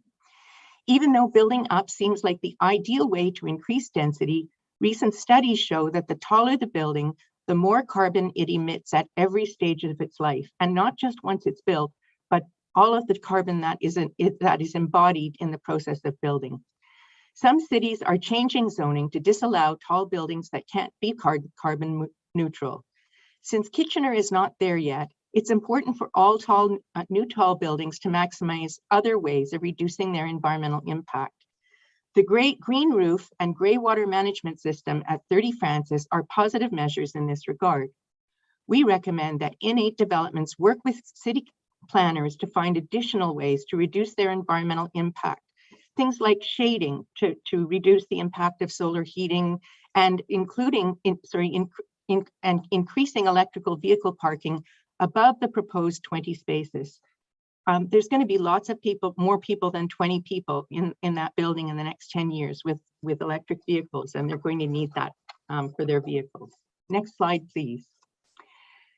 Our final priority is including the community as an integral part of the development process. The developer noted how many great ideas they had encountered as a part of the community input process. Residents are heavily invested in changes that happen in their communities, and it is important to include them at earlier stages and throughout the development process. Mount Hope Write-Up provides a good example of this. And a developer asked the Neighborhood Development Committee for input on a planned build well before the application process.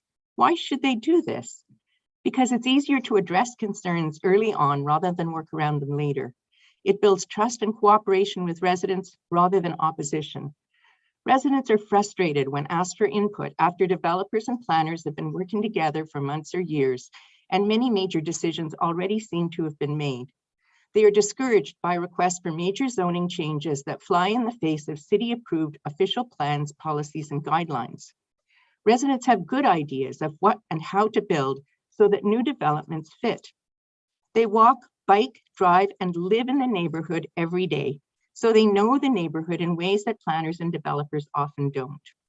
We ask that a community engagement group be formed to ensure two-way communication and consultation throughout this development. Thank you very much for your time, and I welcome any questions. Thank you, Ms. Nichols, for your presentation. There are some questions. Councillor Marsh, go ahead. Thank you so much for your presentation. I want to commend you on finding all those beautiful pictures of very dense spaces, but that have a lot of green space. I'd love to get, after the meeting, an email with telling us where those are. But I am also wanting to know, basically, are you in support of this development if some of your recommendations are followed? Like, how do you feel about it, overall?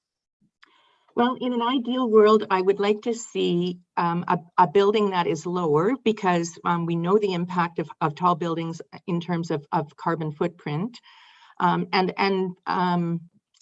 Yeah, I guess my ideal model of development would be something like Mirvish Village, where they actually invited the residents in Toronto to provide their input right at the very beginning of what to do with that very large space in the heart of the downtown area, and people suggested, like three-story buildings that.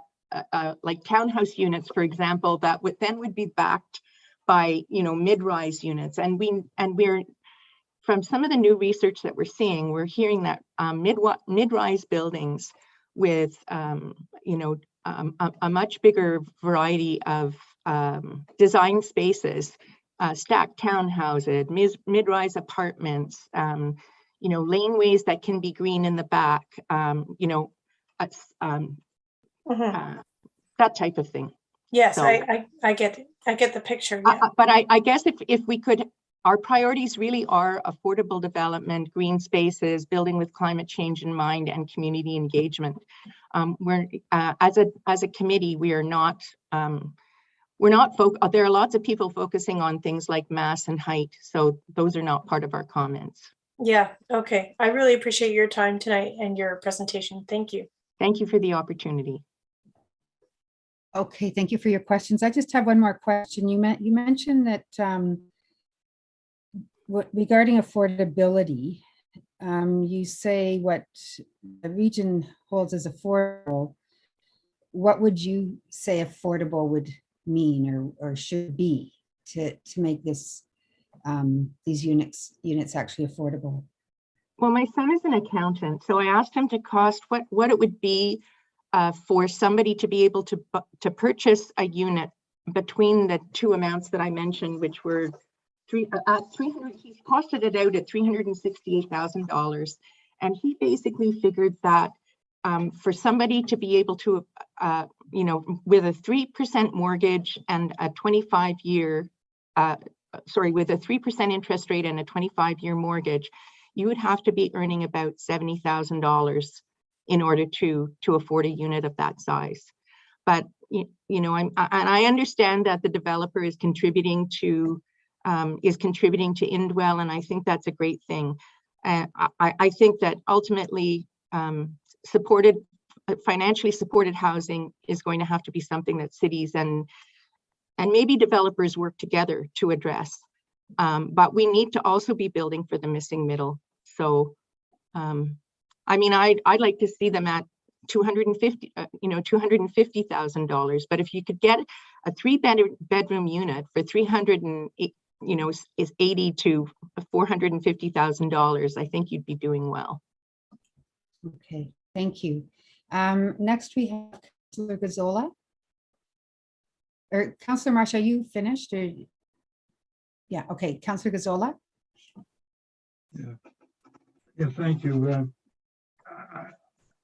I hear you have listed a number of things that you feel that this development should have, and a lot of them are not being met. So if you were sitting on this side of would you be approving the project as it stands now, as it looks now? Not as it stands now. I could give up the height if I could see those other things being met.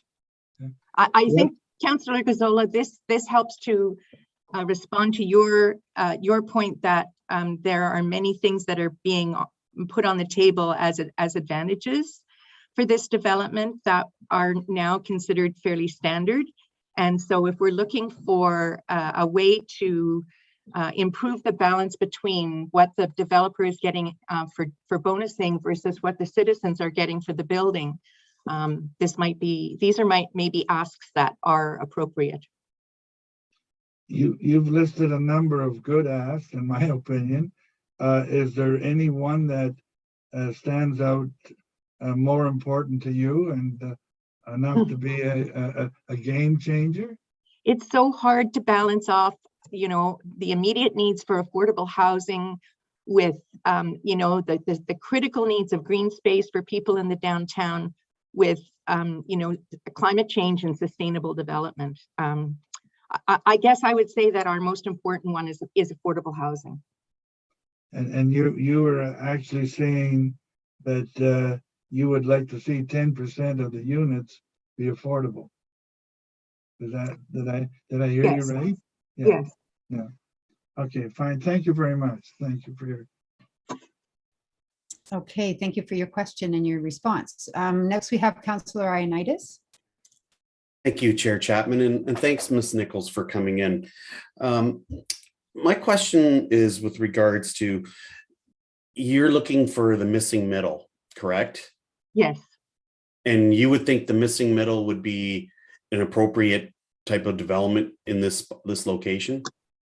Yes, because all of those people already live in and around the downtown area, and a lot of the units that are maybe not in this area because it's a parking lot, but for example, on at the corner of Victoria and Park Street, a number of units that are currently affordable are being demolished in order to make way for that apartment building. And I know that people will say, oh, that's only, 15 families on Mill Courtland, or 20 families on Victoria Park. But those numbers build up, and those people are being driven out of the downtown, and we're going to want those people to work in our service industries. And why should they not be able to live in the downtown area? And in fact, you need I'm a health promoter. My background is as a health promoter and a community developer. And my experience is you cannot have a healthy community if the majority of people who are living there are all of a single class or a single household composition. So I'm looking for ways to to maintain some of the stability of and balance in neighborhoods and choices that people have of where they live. Okay, and so and part of your ask is for affordability, correct? Yes. Are you aware of what the property was purchased for? Yes. You know how much? Well, I mean, I know that the going rate for land in the downtown is, I believe it's $5,000 per square foot or $4,000 per square foot. So it would be very expensive. So does that make sense to build a middle, like a missing middle type of project for the proponent? Would that seem economically sustainable on their part? And then how would that be affordable if they were to build, let's say, a missing middle type of project? Because each unit cost would be incredibly significant. So I'm not understanding your argument. So when I look at the city's official plan and policies and guiding documents, I hear the city talking about complete communities. I hear the city talking about diversity. I hear the city talking about affordability and walkable communities and so on. And I hear the city saying that about the downtown. I don't, that's actually in your own documents that you as a councillor have approved. I'm not hearing that. I'm not seeing that reflected in the decision for high condo tower after condo tower with 1 and 2 bedroom units that are out of range of the people who are living in the downtown area. And I don't hear the city saying that it's okay to drive people out of the downtown area into the external parts. So as a council, it's your responsibility to create livable communities and affordable communities, and not just in one area. I don't think you want to see ghettoization. I don't think you will be happy with that. And what happens when when housing prices fall, or those 1 and 2 bedroom units, those young people grow up and have families. Do you want them moving out of your downtown area, or do you want those people who have come to love living in the downtown and invested to continue being part of a vibrant community? So a vibrant community isn't just about the economics. It's about what happens during the rest of their lives as well. Okay. Thank you for your time. Okay, thank you for your question. Councillor Mayor Urbanovic, you're next. Go ahead. Thanks, Chair Chapman, and hi, Peggy. Great to have you in this Hi, evening. Barry. Nice to see you again. Mayor thanks. Urbanovic. No, Sorry. no. Peggy's Barry's quite fine. Thanks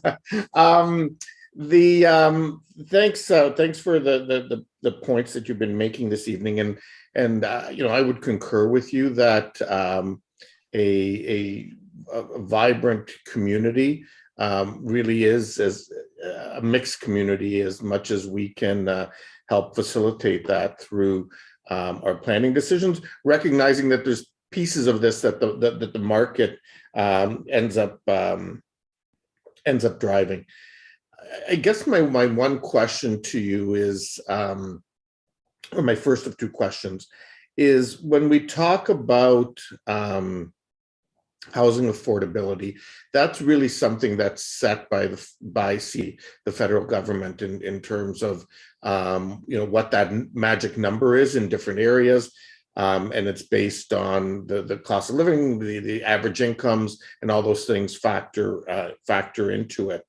One of the challenges when we talk about affordability as well is sometimes people are talking about supportive housing, sometimes they're talking about deeply affordable, sometimes they're talking about quote unquote what's become now referred to as attainable.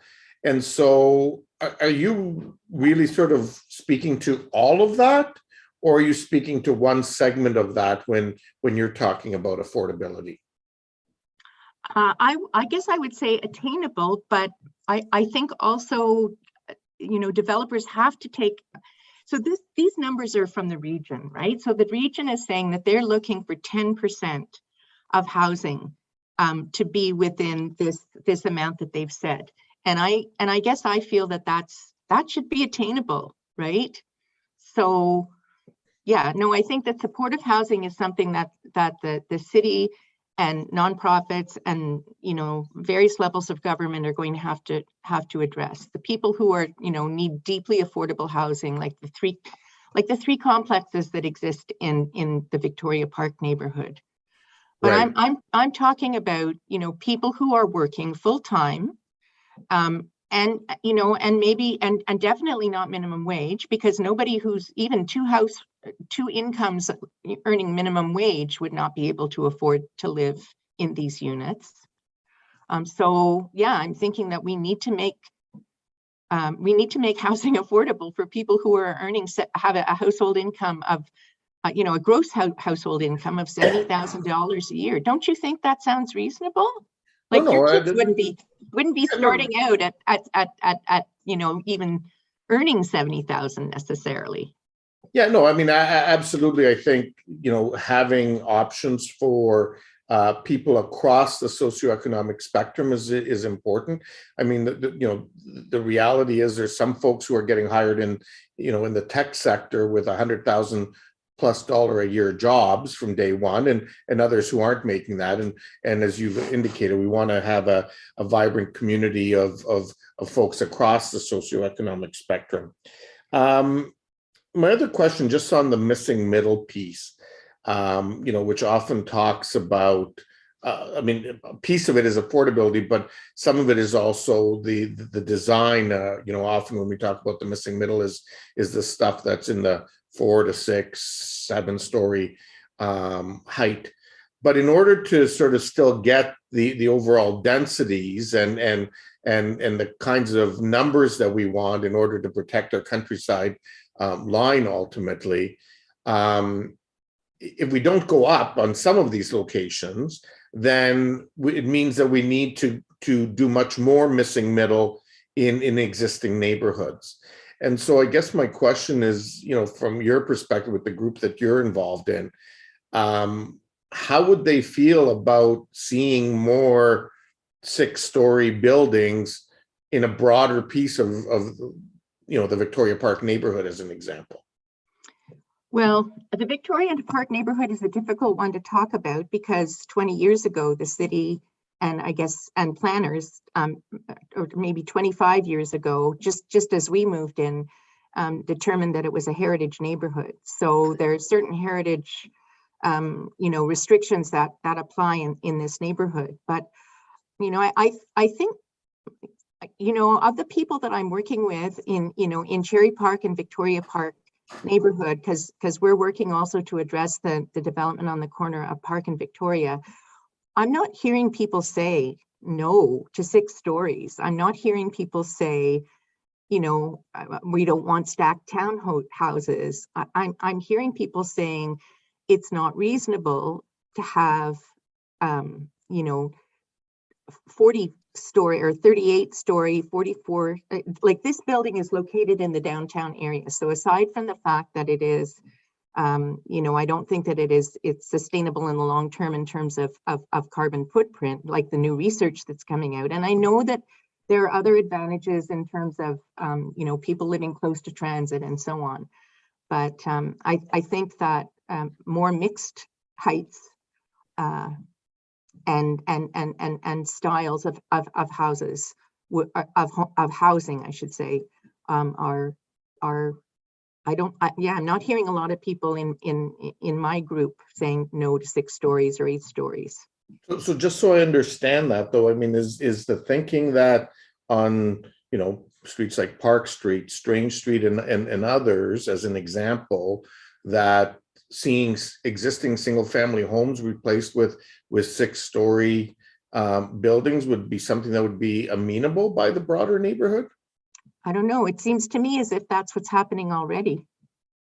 So, I think that people would be more amenable to 6 stories than they would be to 20 stories with changed zoning, because what we're seeing is like so much change. So neighbors have been involved in contributing to the official plan and planning documents and so on over a number of years. I've been involved in some of those discussions myself. And the city has said, so this is what we see for this neighborhood. But then when the city receives applications from developers, the developers are saying, well, we want this type of zoning amendment and this type of zoning amendment, and it doesn't fit with what neighbors have expected would be the zoning in their neighborhoods in the past. So we're seeing that zoning is being changed anyway. So I just think that we need it's important to get the neighbors involved much earlier on in the process, so that you're not having this big gap between what developers are proposing, what planners are putting forward as appropriate development, and then what people in the neighborhood are saying, wait a minute, how does this fit? Okay. Where's the housing for families? Where's the housing for the low-income people that are living in our neighborhood, or even our sons and daughters? Okay, great. Thank you very much. Okay, we're gonna have to move on. Thank you very much for coming in, Peggy. Thanks for the opportunity. Next, we have Mr. John McDonald, and I understand you have a PowerPoint presentation as well. You have 5 minutes to make your presentation. Yes, good evening, Madam Chair, and thank you to members of committee and council for the opportunity to speak to you this evening. Before my 5 minutes of remarks, as a matter of procedure, I'd like to disclose that if you approve this development this evening, as my home and property is located in the Innovation District and Urban Growth Center, you'll likely triple the value of my property. I request that this committee defer decision with respect to this application and allow time to improve the application further and conform to good planning. Next slide, please. It's unfortunate that the public's participation in the planning process for applications is so limited. My concerns have been expressed at the neighborhood information meetings and in writing, and I believe they should be further addressed. Next slide, please. I don't think council should fear making a deferral with respect to the timing of this application or the, being under the gun from that point of view, as I believe significant errors and misrepresentations have been made in the application and reports. Next slide. Next slide. I believe the owner and major interest in the project, together with Innate Developments, is Harlow Capital. This has not been properly disclosed. Next slide. Community is not investment. You must not support investment at the expense of community. Next slide. Our major transit station areas require planning and development that in each and every case builds community in accordance with the principles of our official plan, the Places to Grow Act, and the provincial policy statement. This application does not do that. It is purely financial. If you approve this development in its present form, you will validate the increase in land value that will have to be borne by all development around our LRT stations, and you will be making a number of rich people very much richer indeed. I do not want you to do this unconsciously or automatically. Let's think about this. Next slide, please. Next slide, please. This is not a mixed-use development by any normal or reasonable use of the term. Next slide. Zero public use of the podium facing Francis and Francis Green. You can see that there's movement on that, and I think there needs to be far more movement about the uses in this building, not only on the ground floor, but in the podium. Next slide. The original application had zero public use of the podium facing Charles. In fact, it had zero mixed use at all, and yet all the rhetoric in the planning reports were about how it was a mixed use development. Subsequent revision has taken the development from zero mixed use to 0% mixed use. This contravenes the principles of the provincial policy statement and Places to Grow. Next slide. By the use of the term in this application and in the reports before you, this is a mixed use development. Next slide. The upper tier policies which the planners cite are not being complied with. They should not have access to them when they do not have indeed a mixed use development as described in those provincial policy statements. Next slide, please. Next slide, please. I do not have time in this presentation to go into the details, but I'd certainly be glad to elaborate. Next slide, please. Next slide, please. These are all from the very same documents that are cited by the advocates for this project. They must be complied with. In fact, this is the heading, the vision for Ontario's land use planning system. It's the beginning of the provincial policy statement. Healthy communities that enhance human health and social well-being, that are environmentally sound and are resilient to climate change. Next slide, please. Next slide, please. This is also a Harlow Belco Innate project. I ask that you disregard all renderings in your discussion of the application, indeed of all applications. They are designed to mislead. Next slide. Next slide. The application and reports do not offer sustainability other than the minimum required by law. And I'm not sure that the project would meet sustainable requirements in terms of how they'd be viewed by other documents that are available. Next slide. Bonusing should only be given for this target or better. Next slide. There's been a lot of discussion this evening about the parkland enhancement and the bonus that's being given for that. I don't believe that the bonusing should be given for the sum that is on offer. And although it may, in somebody's opinion, cost $500,000 to redesign and redo this thing, I think that's been overblown. And my understanding is that that's not what's on offer. You have to compare this to the more than 50 units that are being bonused here for this item and the likely profit by the developer of over $6 million. Next slide.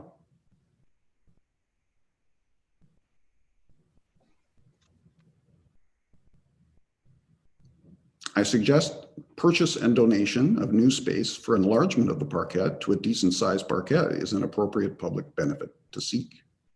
Next slide. The building code requirements for accessibility have been misquoted in the reports. I believe the developer is accommodating the minimum required by code in the context of the structural design of the building. No bonusing should be awarded for complying with the minimum allowed by law, and I would very much want to caution the relationship between accessible and barrier-free and accessibility as we understand it in our community through your standards. Next slide. It has to be real to qualify for bonusing. Next slide. I do not believe the $300,000 donation, which I assume is tax deductible, is sufficient recompense for the likely $6 million of profit associated with the 50 additional units provided by this bonusing item. You can say no, thank you, and you should. Next slide.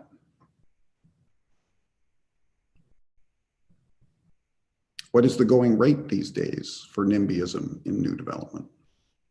Next slide, please. This is a very awkward place to have these conversations and to correct misrepresentations. We hear time and again about what we can't do, and that you as a council and we as a community can't say no. But we can say no.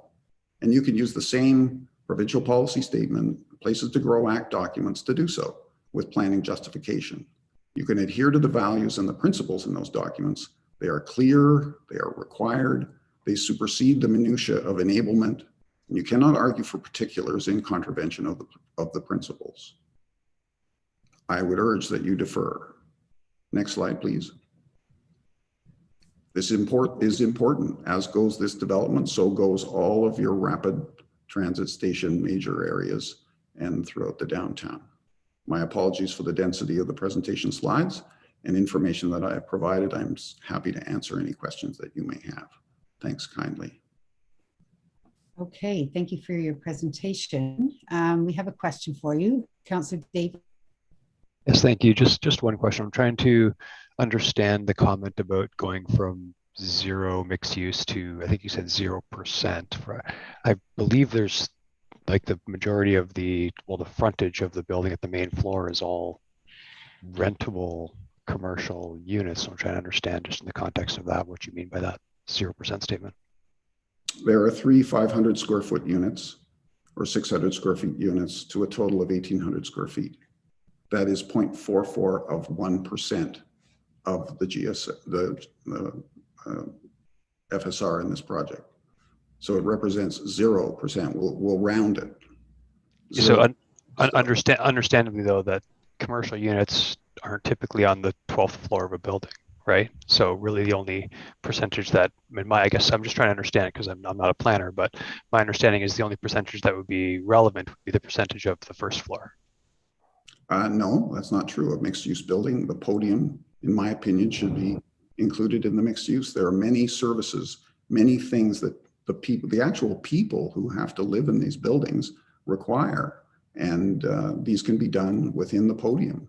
It's not a given that it's all about just residential from the second floor up. That's not a downtown. That's not a livable community. That's not good planning.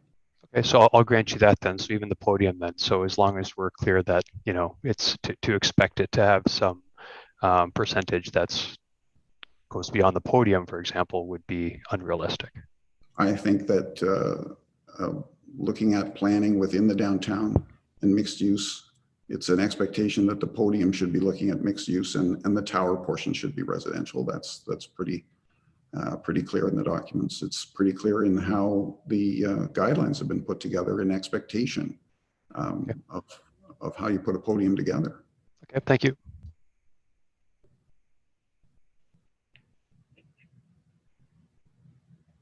Sorry. Thank you for your questions, Councillor Davey. Next, we have Councillor Marsh. Go ahead. Actually, I'm gonna let others ask first. I'm still thinking about my question. Okay, Mayor Verbanovic, you're next. Thank you. Thanks, John, for coming in this evening. Just a couple questions. You touched on the idea of other uses in the podium, and I'm intrigued by that on two fronts. Number one, I mean, there are not many residential buildings that I'm aware of where that happens. And from what I also understand, you know, typically, I mean, a residential developer versus a commercial developer are two different kinds of streams, and most do one or the other, but not both in the same building. You know, save and except the kind of thing that we're seeing on the main floor. And so I'm wondering if you can talk a little bit more about that and how you envision that. Certainly. Thank you kindly through you, Madam Chair, to Mayor Verbanovic. I would disagree that there aren't many of these kinds of buildings. If you look at Toronto and its major transit stops as they have evolved over time, it's very common that the podium and the lower levels are other uses entirely, grocery stores, all kinds of things that are needed for the services of the people who have to live in and around and wish to live in and around them. And the work that is presently underway in the city of Brampton with the planners who are working there. Ken Greenberg highlighted the work that is ongoing right now in the city of Brampton with respect to their downtown and the types of buildings they're putting together, where developers and city and community are working together. They have all sorts of community uses. I would point out that for my own children, they were able to attend a music school in the tannery until such time as the tannery was, you know, redeveloped and they couldn't afford to be there. So if you're actually talking about children living in this building, then you should be looking at the documents that are coming from the City of Toronto, the document that's called Growing Up, Planning for Children in Vertical Communities. And you should be addressing how children can actually be accommodated in these buildings, because there are significant studies showing that health and well-being is a critical and a real issue in these buildings. So within the podium, there are lots of services that don't necessarily fall into that. We're going to rent somebody a 500 square foot store that's only 17 feet deep, or we're going to have a residential unit at over $1,000 a square foot. These are the poles. This is the, you know, Mayor Verbanovic, this is the innovation district, apparently. What better place to do some innovation, for goodness sakes? Oh yeah, I'm not saying that it's a good or a bad idea. I'm just asking you to articulate your vision around that. I'm wondering if you can further elaborate on the issue of accessible units and your concerns that you referenced in your presentation. So it's often cited that 15% of units need to be barrier-free. So I think you need to key in and you need to be very careful. This is not an accessible unit, Mayor Verbanovic. This is a barrier-free unit in accordance with the building code. So that's a different thing. very different from our own standards and our general understanding of what accessibility would be. And there are further requirements because we key in on this 15%, and then we congratulate someone for doing 19%. But these units have to be distributed throughout the building. They are not allowed to be all in one place. And so they have to do it for different unit types. They have to do it on different floor levels all through the building. And once you start to do that in the tower, for instance, all of the 3-bedroom units are barrier-free because they're all in the corner stacked above one another. So once you make one and you establish the structural system of the building, then you're pretty much going to make another 4. I'm not trying to denigrate the idea that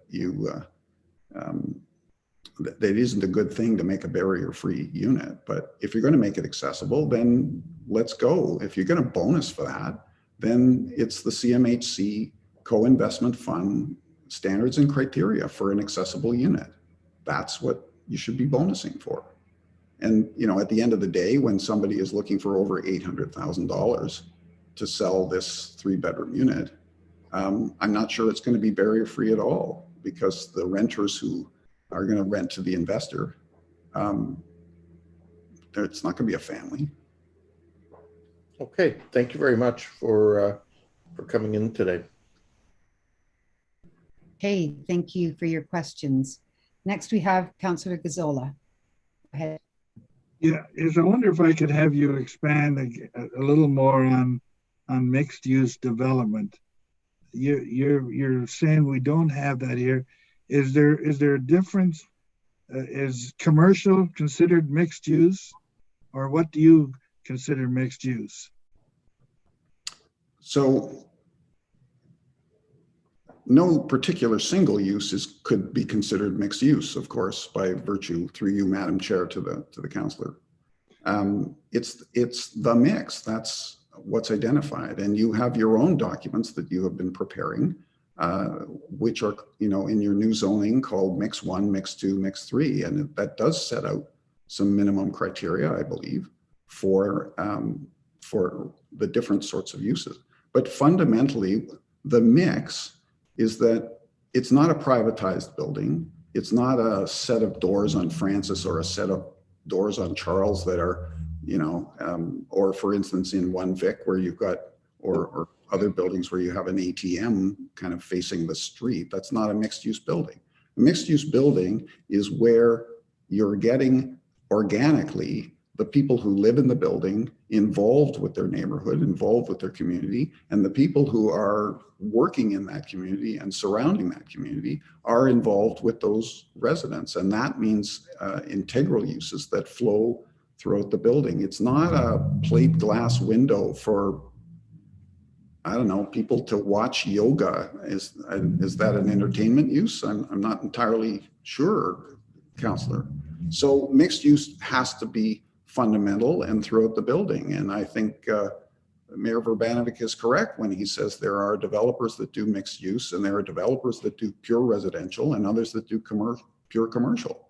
But we don't have enough of the developers in the middle that do mixed use. We're calling the residential development mixed use. We already have these kinds of things on Queen Street. There's a tower with a convenience store, on the main floor. It's not a mixed use building.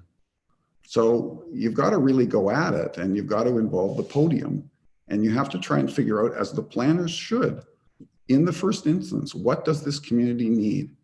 When we come to this site to justify the application, we're not doing planning. You come to this site as a planner to look at what the community needs, and you've got 1 Victoria, 100 Victoria, hundreds of units in the Kaufman loss. All of these people are renting from investors. They're only about 20% of the units that are owner occupied. And these are real people. They need real things. They may have a child, and that child may need to learn some music, as mine did. I'd love for them to have that opportunity. Thank you. You're using up all my time, Mr. McDonald. My apologies. You're an architect, and I'm surprised to hear you say renderings are designed to mislead. So expand on that. We're seeing some very nice pictures here, You're saying we shouldn't believe them, or? You saw some very nice pictures of DTK, which is also a Harlow development property. And I've shown the relationship between the pictures you were shown on an evening like this and what's actually been built. And there's a vast difference in these renderings. I know, Councillor, we make them. They're designed to get what needs to happen tonight, which is we need to turn this from a theoretical, thing into a tangible asset that can be bought and sold. Yeah, one of your schedules talked about greenwashing. What is that? Greenwashing is when you indicate that you are going to use low flush toilets in order to be sustainable, when in fact low flush toilets are the minimum required by law and you can't really use any other kind of toilet. Greenwashing is when you design a building that is completely surrounded with balcony that penetrates through the slab. This building is a kind of radiator, Councillor, that pokes up into the winds of the sky. Peggy Nichols is very right when she talks not only about the carbon intensity of what's being done here, but also the sustainability in terms of energy. You'll note that in the presentations, they are very careful to stay away from the energy requirements. They're very careful to stay away from that. They're only going to do the minimum allowed by law because these are inherently very difficult to deal with in terms of the bills and the energy that are going to be created by it. I mean, not that the investors worry about that because it's the renters that have to pay these bills. In talking about Francis Green, you talked about more than 60 units. You're saying that's what that's the value they're getting from that bonusing for whatever they're doing on Francis Green. Can you expand on that? So through you, Madam Chair, again to the councillor, you yourself were looking to understand how many square feet, get added as a result of the decision tonight that you might make. And it's 4,000 square meters. Mr. Pigeon was extremely reluctant to sort of use a number, but is glad to tell you that construction costs have quadrupled in the last 3 years, which is a false statement.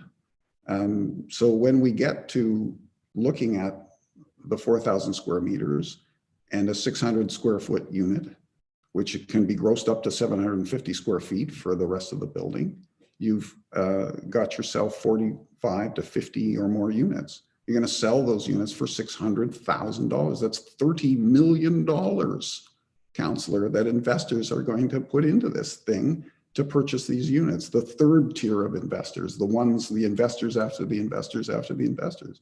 And if the developer is looking for 15 to 20% profit, that's $6 million. It's a pretty good deal, Thank you. One more question, Councillor Gazzola, and then we'll move on. You can okay, there was a schedule that you went past very quickly that I'm quite interested in because it refers to the $1 billion that it cost us for the LRT. I couldn't quite I don't totally understand that. Could you just, can we pull that up? It was one of the first 2 or 3, it was sort of a graph, but is it possible to get that? I can wait and come back after my.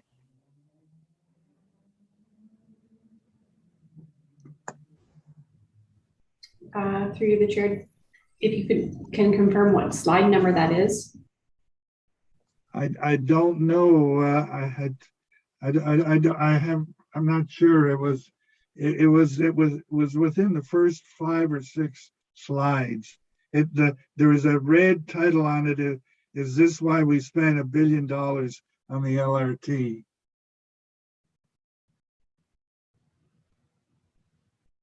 My apologies through you, Madam Chair. I'm not sure if that's slide 6 or slide 7.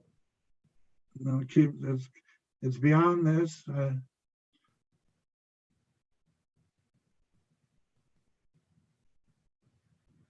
I think it's the next slide, if I may.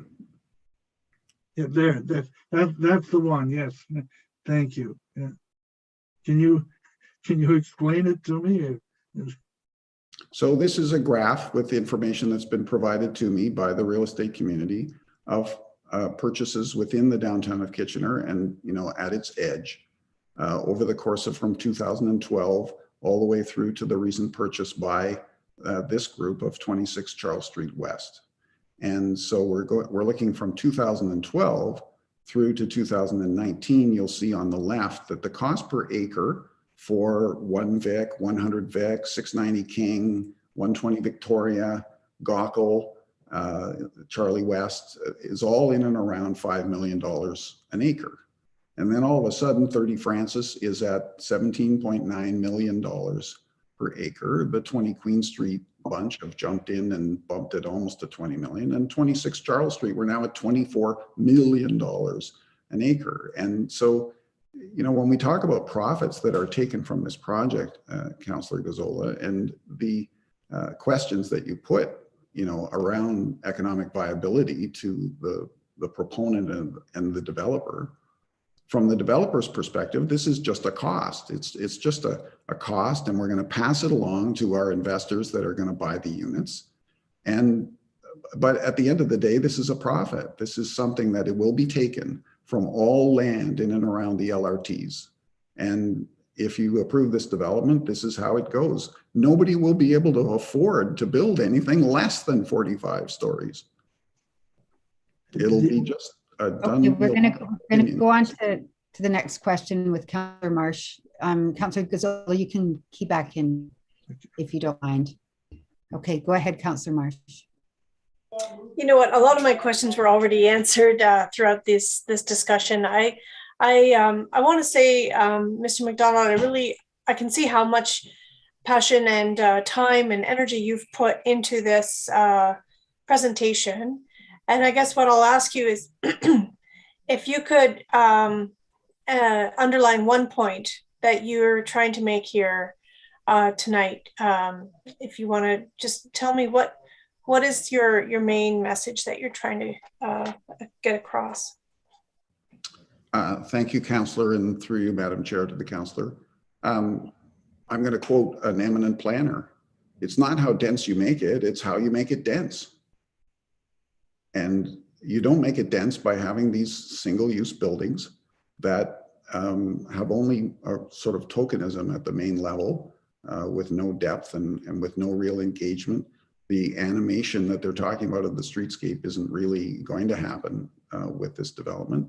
I mean, take a walk beside, the Duke Street Towers or anything else, and you can see that it's not what's envisaged as a mixed-use development. And it does peeve me, I have to say, Councillor Marsh, that the planners feel they can gain access to the statements in the provincial policy statement and the Places to Grow Act that require livable communities of various income strata, with diversity and with the kinds of services that the residents of these buildings need. They're just renters, but they are people. They need. Obviously. Okay, thanks. That's helpful. And I will follow up with a question of staff about that. But I do also want to make a clarification for you. You might not be aware that the DTK condos that you're referring to, Duke Street, it never did come before council. It was an as of right bill, and it was not. It was never supposedly a mixed use. So just want to, or to my knowledge, it was just a development that I agree. It doesn't have enough. It doesn't have any interaction and vibrancy adding to this to the city on the main floor, which I think we need to really accomplish here. So thank you. Madam Chair, if I may. Sure. By the definitions, Councillor Marsh, within these reports, that's a mixed-use building, is it not? My apologies. I don't mean to query the councillor. I'm sorry. Are you trying to just make a point that because there's parking that it would be considered mixed use? Is that, I don't understand what you're saying. I'm saying through you, Madam Chair, to the councillor, that if there are disappointments about that building has storefronts facing the street with very little facade articulation and very little going on there, not dissimilar to this project. It's a different project with it that would, like, again, it was an as of right build that didn't come before council. That was my main point. Thanks. Fair enough. Thank you. Councillor Gazzola, go ahead. Yeah, I just want to refer back to that schedule. You're stating that that the land for this project was $18 million. Is there any validity to that figure? Has there been any confirmation of that? The amount paid for the land was $10.25 million. The graph is cost per acre. The land is 0.57 of an acre. And so that results in a per acre cost. So all the numbers in the graph are a per acre cost. Okay. So, but the point is now that's done. And now from your graph, the per acre cost in that downtown area is now $25 million an acre? That's the going rate, councillor. That's what we've established, and that's what we're going to do, and that's what we might do tonight. I don't know. And so, but once that is done, it's done. There's no rolling that back, is there? Isn't it going forward? All buildings are going to have to be like this to live with those land costs.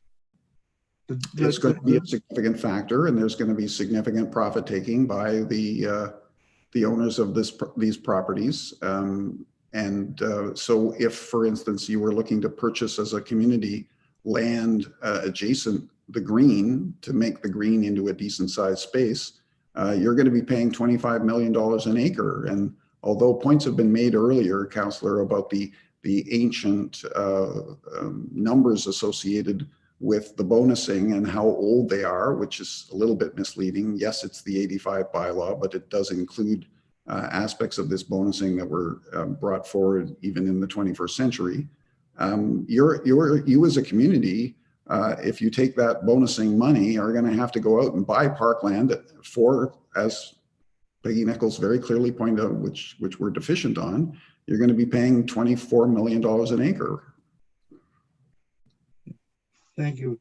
I wonder if I just would like you to expand on, when I read barrier free, my mind right away says accessible, but those are not interchangeable. Is that right? That's absolutely correct. Through you, Madam Chair, to the councillor. Barrier free in the building code means that you put blocking in the walls of the bathroom so that someone can add some grab bars later. It means there has to be a turning circle in the bathroom, and it means there has to be a turning circle just in front of the door of the unit. And it doesn't mean that the living room, the bedroom, or any other space in the unit has to be accessible to the disabled in the way that we understand it. It doesn't mean that in the rest of the floor area that the other doors to the other units in the godforsaken case that you would want to visit your neighbor have to be complied with barrier free so that you could even get into their unit. All right, thank you. If I had one last question to ask you, what do you see as a balance in this project? Where can we go that you see as something acceptable? I think if we're going to, through you, Madam Chair, again to the councillor, if we're going to look at this kind of height, we need to be ready for it. They are correct in thinking that this is a suitable site for potentially this kind of height. Whether there are other purchases at that monetary level are suitable, I don't know. They'll come along. But if we're going to do it, we've got to be ready, and we have to understand that the people who live in these buildings and their mental health and well-being and their needs and the services they need have to be provided within the major transit station areas. And it's not enough to do single-use buildings. So the balance is, as I think Peggy Nichols very eloquently pointed out, the balance is that we need diverse income living in proximity. We need a mix of people. Our strength in our community comes not from living all in our corners. We've got to live together as a diverse community, and that means of income, and that means of ability, and that means of age.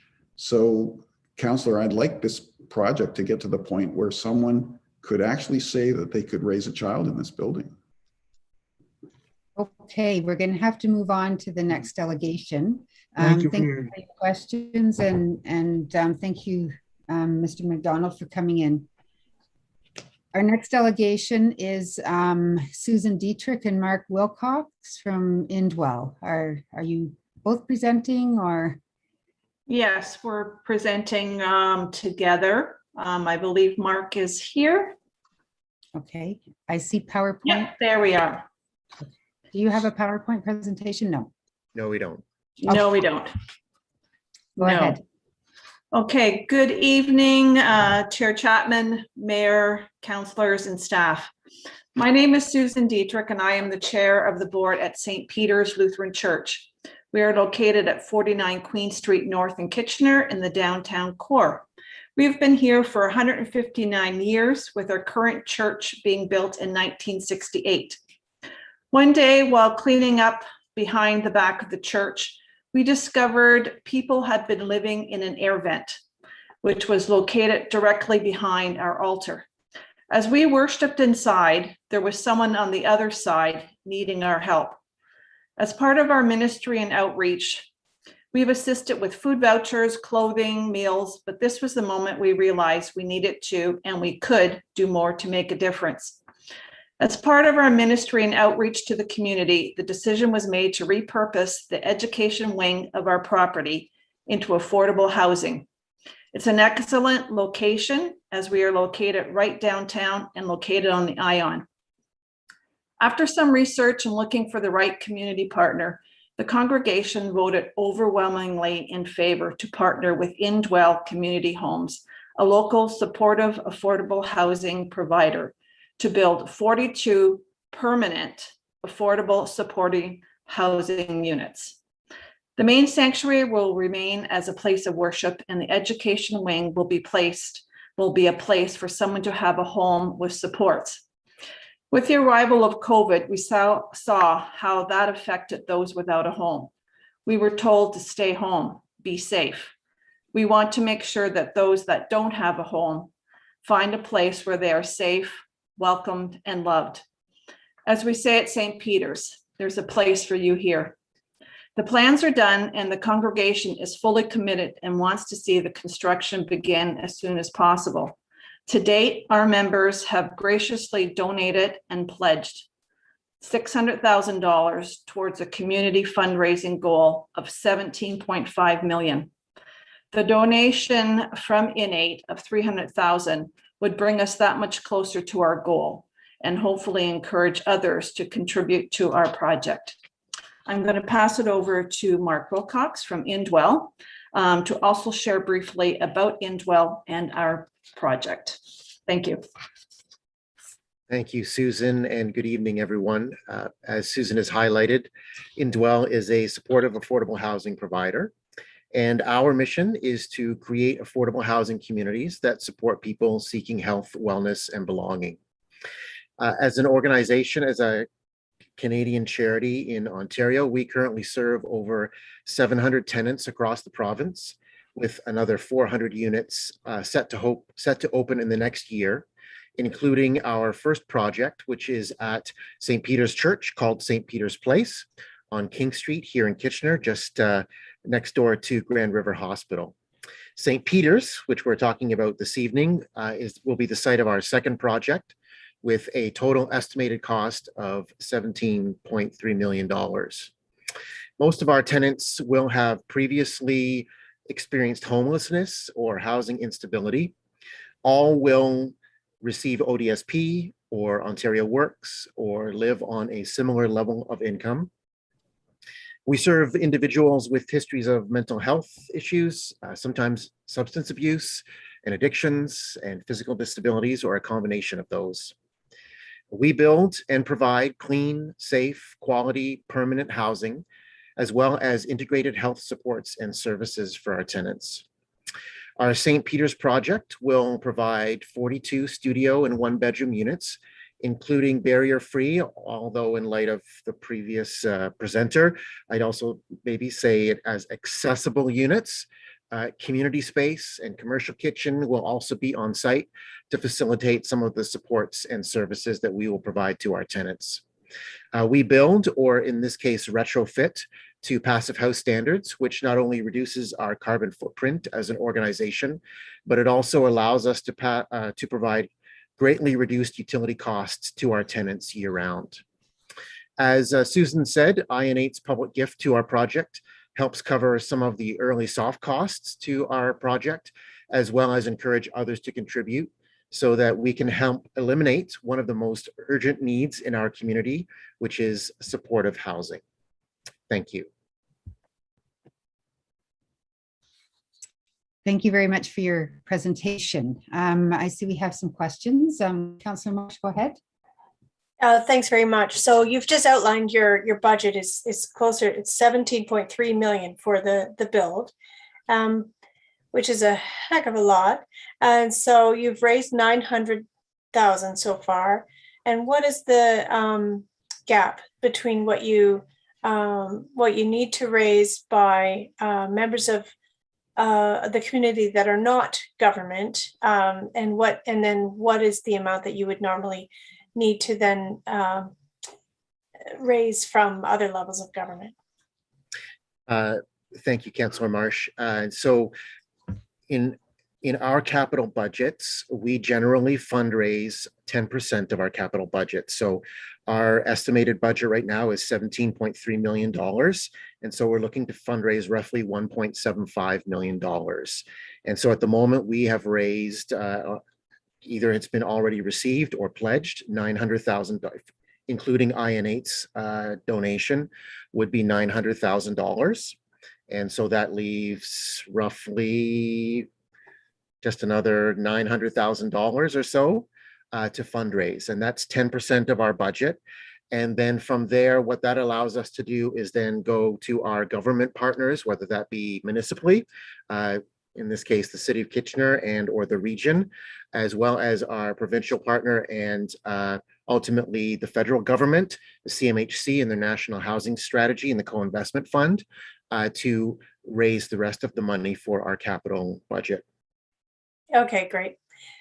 So I'm not in the business, although it seems like I might be tonight, of putting people on the spot. And so I don't want to put you on the spot about, you know, exactly how much you need to bump you over the threshold that would allow you to access additional funds. But I would encourage us to have that conversation offline and see how we can try to broker additional conversations that can lead the way towards your project getting built sooner. Thank you. Thank you. Okay, thank you for your question and your comment. Next, we have Councillor Gazzola. Yeah, most of my questions have been answered. I was curious as to what your goal was. So the state mathematics is you need another $850,000.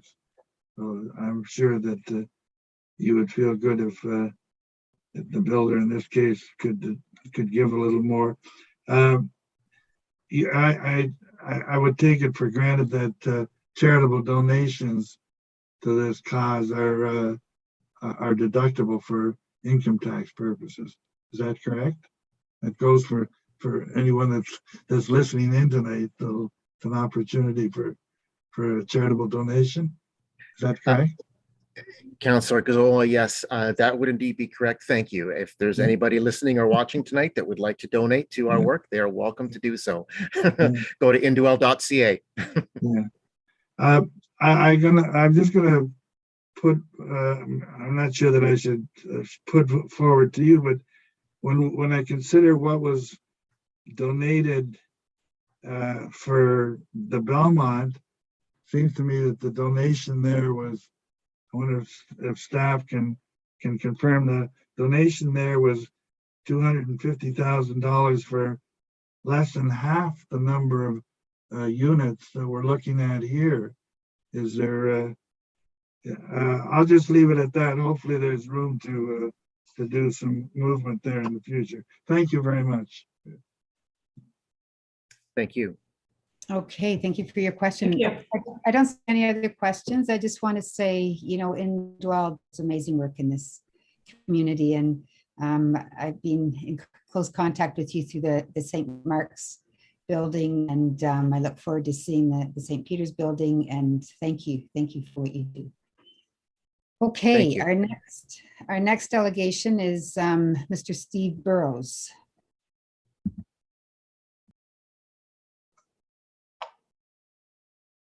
Hello. Yes, thanks for giving me the opportunity to present and speak to you tonight. I have this difficult problem where whenever I sit through these meetings, I always change everything I was going to say. So I'll try and stay on topic, but try and incorporate some of the new things I want to say as well. This image that you're looking at now was taken from a meeting back December of 2020, where staff were presenting to council their findings of their report in terms of affordable housing. And I just want to point out the top left image is Bread and Roses, which is within this neighborhood, within our neighborhood, and the top right is also within the neighborhood and 1 block away from this development. The other thing I want to draw your attention to is the words below saying, help secure community, affordable housing, rental, and affordable ownership. Specifically, I want to focus on this idea of community. Next slide, please.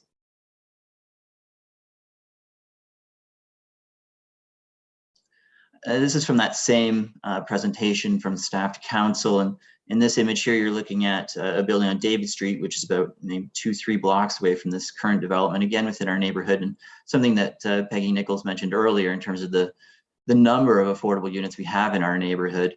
And again, the text here is saying align policies, process, and use city land to facilitate more affordable housing. I want to focus here on the word facilitate affordable housing. There's been a shift in dialogue coming from city, instead of, they've started saying how they want to do what they can within the scope of what they can do. And, I think facilitate affordable housing is a good way of looking at this. Next slide, please. This is a look at the area we're talking about, just to give you a general understanding of the sort of relationship of green space to the gray area, which is the urban growth center, the number of units, relative to what we'll see in the next slide. Next slide, please. Something I don't like really doing much is comparing Kitchener to Toronto, but it seems to come up quite a bit. Because you can't compare these places, they're very different. But looking here, you'll see that each block roughly contains about 1 40-story tower and an 8 or 10-story podium type thing. The other thing I want to point out is just the amount of green space you see relative to the building and how that compares to what we have in Kitchener. Not only that, but if you draw a line all the way along the shoreline, it's green space all along there. And, you've got things like boats that you can hang out on. You got a lake you can go hang out on. You've got the Sky Dome and all these kinds of amenities available to you if you live in downtown Toronto. And just to the right of this image, you'd see the ferry terminal. Next slide, please. And if you zoom out a little bit, the ferry takes you to Center Island, which is a large area of green space. And you can also see then just further to the east, you see Tommy Thompson Park, which is another large area of green space. In the top right, you've got beaches. On the left-hand side, you've got beaches, and these are all accessible through public transit. Next slide, please. So bringing this back down to Kitchener, I wanted to look at the relationship of green space to the area of non-green space. And you can see how there's a real discrepancy, even though you might see up in the top left, it looks like a lot of green space. That's actually just a cemetery. So that really doesn't come into the equation. And we often refer to Victoria Park as this large park, this large area of green space, which is largely consumed of a stormwater management pond. In reality, if you're looking at the amount of green space that would be necessary for development of this scale relative to the council's revised area per resident of 10 square meters per person down from 15, that area in the center of the image, which is sort of an oval shape, is about 1.25 hectares, which would be just slightly more than would be required.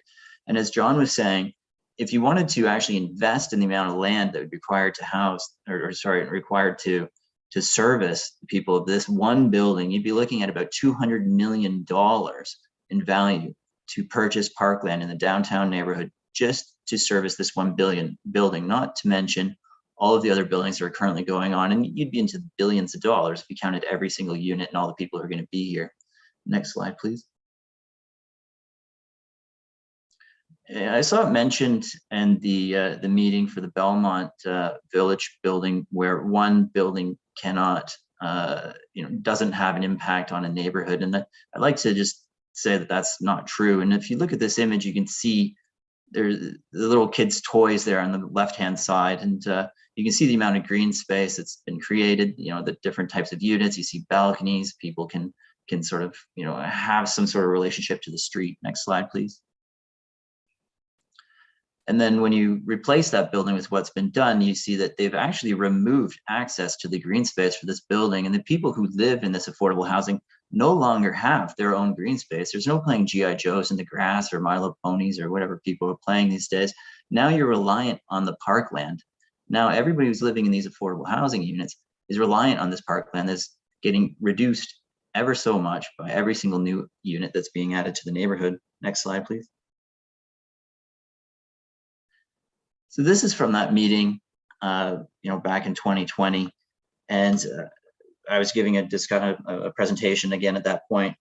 I just wanted to mention that it's, I'm appreciative of Councillor Urbanovic's comments earlier, referring to the cost of construction and how that relates to affordable units. And it is true what they're saying, that to build this building, the cost to build these units at $300 a square foot, it's just not affordable to then have an affordable housing group like, say, Indwell come in and buy them. It's just not possible given the cost. That's why corporations like Indwell and Menno Homes, who we work with, keep their buildings to 3 to 6 stories, because those are affordable ways to build. And when you get beyond that, it just starts to get less and less affordable and more expensive. The other point he made was providing a playground space for children of that live in this building. And I just want to echo the point that we should be providing playground space for all children. That the city has to start looking at this planning process of what is going to be available in the downtown for children who live here already and who live in affordable housing and who will live here in the future.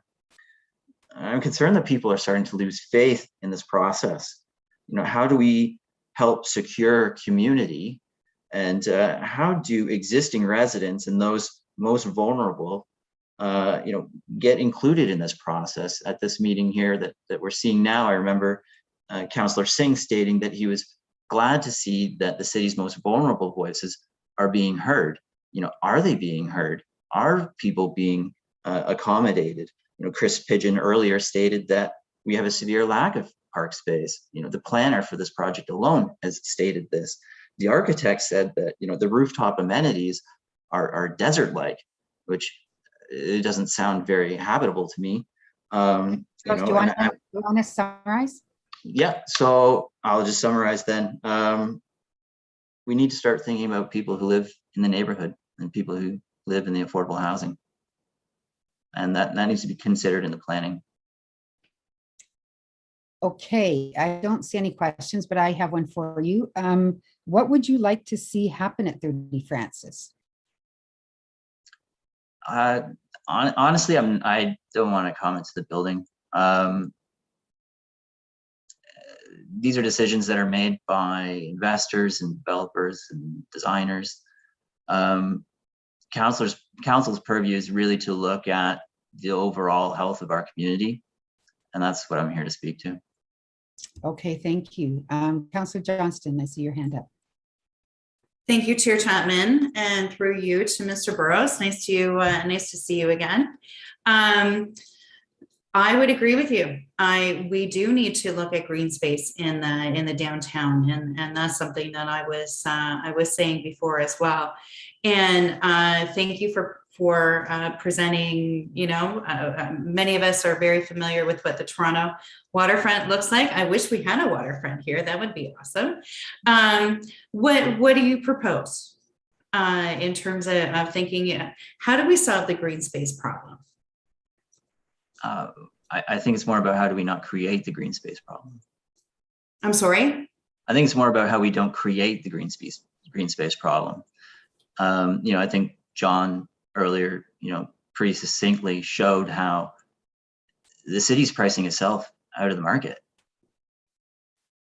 You know, if we're at the cost of $200 million per hectare, and it's going to take 1 hectare of green space to accommodate just this one building, I think the city's making the problem themselves.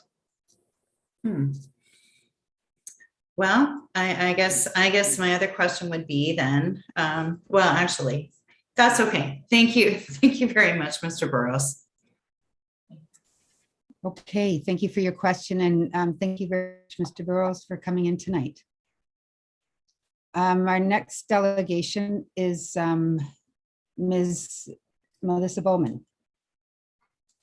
Good evening, Council. At risk of wearing out my welcome at these meetings, I do want to speak briefly actually to both the 900 King and the 30 Francis proposals. I know you're speaking to both of those tonight, and I support both of those. So one of the most common things I hear when talking about development with others is how many cranes dot our skyline these days. However, what stands out to me, especially when we see those aerial shots of Kitchener, is how many surface parking lots we have in our city. It's kind of wild to me that we put so much time, effort, and money into building and maintaining these parking lots, which is one of the reasons why I'm supportive of the proposals at 900 King and 30 Francis. Both of these proposals will transform parking for cars into homes for people. That alone seems like a great reason to support these projects. We often hear from those who are opposed to new developments in their neighborhood with many concerns around height, traffic, and shadows. Of course, the challenge for council is to weigh those concerns against the needs for more housing in our city. And I understand the desire to push for the best developments possible. However, I differ from some on what those factors are. So while I'm here in full support of these proposals, I'd also like to outline a few areas for potential improvement, and none of it involves height, traffic, or shadows. Firstly, I mentioned my excitement that we'll transform parking lots into homes. Of course, parking is still a consideration. Given its high costs, reducing the amount of parking required means more affordability, so I support parking reductions. I'd also like to see what possibilities exist for sharing parking. Could there be a partnership between the developer and the city, for example, that allows access to these parking spots during the day when residential spots tend to empty out? We saw one possibility with the parking proposal for 20 Queen. What options might exist for similar creative thinking for these two proposals? Sticking with parking, let's also ensure that we are providing plenty of bike parking and maybe even host a bike sharing program. WRYIMBY did a survey of residents in multi-residential housing, and bike security and storage was identified as a major concern, with many respondents noting the overcrowded bike storage areas. Given the city's great investments in cycling infrastructure, let's make sure our buildings also support cycling. Which brings me to transit and walkability. These proposals have great access to transit. Having an ION station literally steps from your home will no doubt increase ridership. I'd also like the city and the developer to consider the streets from a larger perspective of walkability, accessibility, and safety. What options exist in the area while redeveloping these spaces to improve those issues?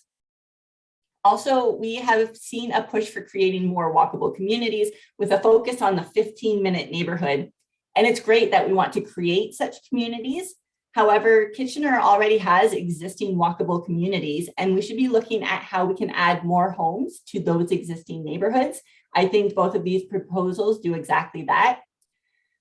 I often hear concerns about these towers being hostile environments in which to grow up. As someone who only basically lived in towers as a child, and I've experienced the joy of being able to run down the hallway in my sock feet, no less, to knock on the doors of nearby friends. My experience was far from hostile. However, we do need to be intentional in the design of these buildings to help create community connections within the building and also with nearby residents.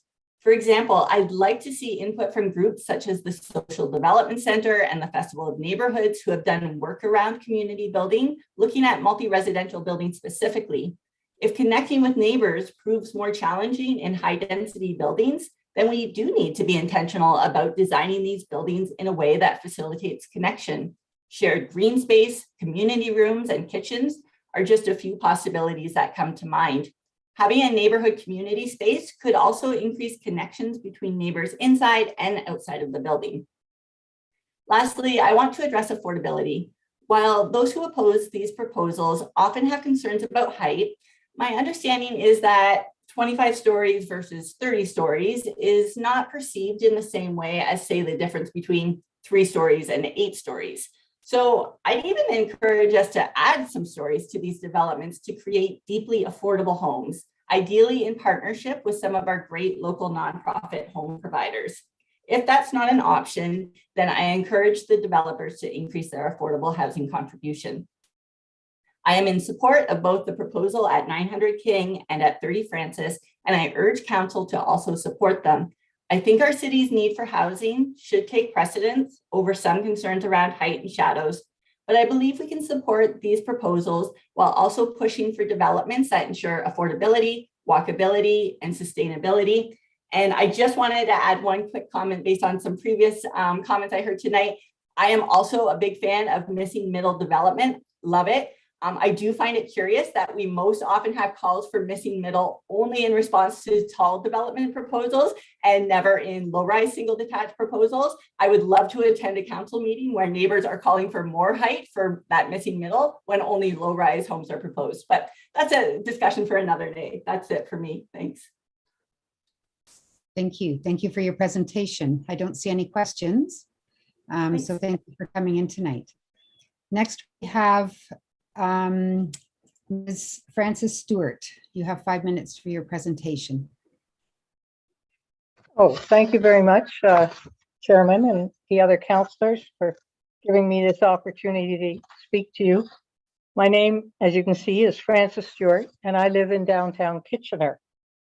I'm only going to take a few minutes of your time to give some thoughts that occurred to me about the building plan for 30 Francis Street and developments in our city as I was out walking last Friday.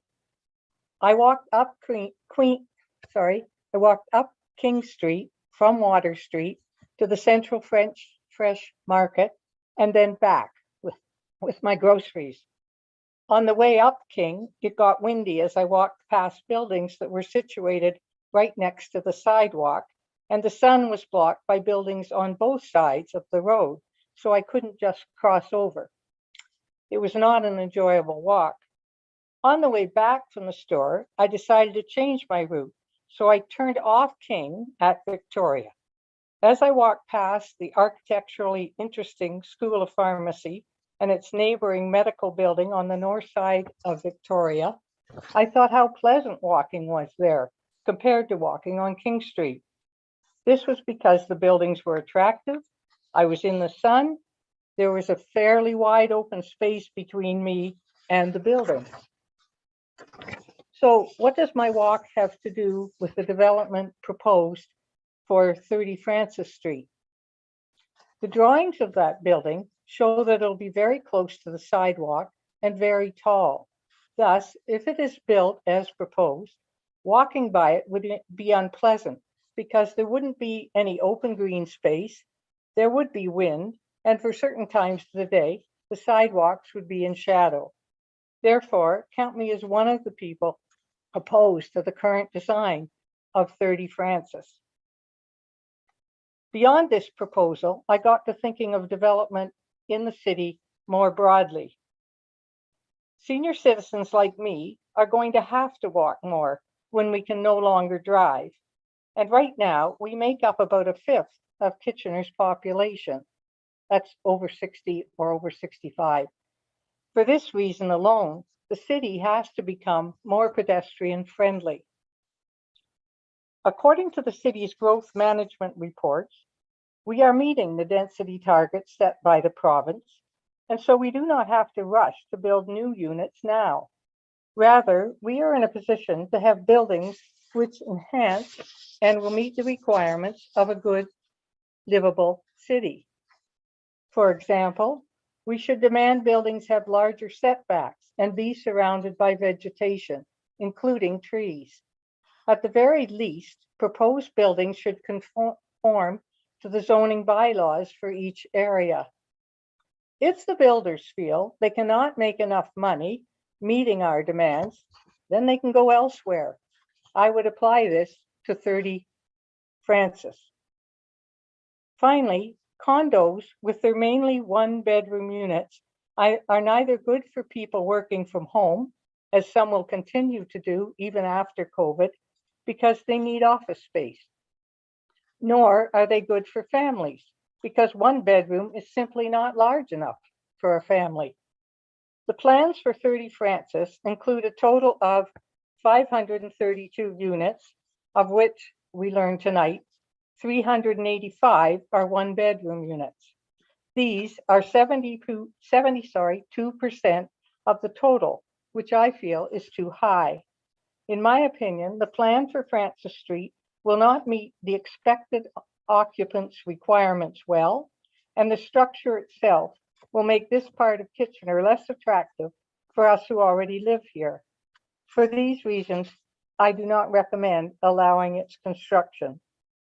By the time I reached home, I felt I should express these ideas to you. I don't have all the figures or charts that more sophisticated presentations have had, but I thank you for letting me have time and for listening to my ideas. Thank you for coming in and thank you for your presentation. We have a couple questions for you. Councillor Marsh, go ahead. Yeah, thanks. Thanks very much for sharing your perspectives, Ms. Stewart. I really appreciate it. I'm wondering, can you tell me about when you were walking in front of, say, the School of Pharmacy? That's still a tall building by all accounts. What was it about it? Would you say it's because it was set back further from the road? I think that was the major thing, yeah. And also they've taken care to make it a very attractive building. Those windows with the herbs in them, it's just they've taken time to make it nice. Right, yeah. And so thanks for pointing that out. And I will be asking about the sidewalk width and the potential for adding more, if there's any room for street trees, you know, along the Charles Street side. I'm not sure where we're at with that on this property, because it is really tight. But thank you very much for coming in. Okay, thank you. Hey, thank you for your questions. Next, we have Councillor Gazzola. Go ahead. Yeah, Ms. Stewart, thank you for coming in. You don't need any fancy charts and presentations, because I think you, I don't have any questions, but I just want to make point out that you did make the point, and it's a big point, in that we're not only meeting our quotas for new housing, we're way ahead of our quotas. And as you say, we don't have to, at this time, rush out to build new buildings. Thank you for your comments. Thank you. Okay, it looks like those are the questions. Just a quick question. You mentioned as a senior and having to walk more through city streets that, you know, you're aware of our big and imposing. Would you see what's being 44 Francis friendly or older adult friendly? No, I don't think it is particularly adult friendly. I like they're trying to work on the park, the little parkette, but I would like the building to have green all around it, all new buildings to have green all around it. So when you're walking on the sidewalk, there's grass and bushes and trees beside you, not cement or steel and glass. Just have some nature there. Okay. Again, thank you very much for coming in and speaking to us.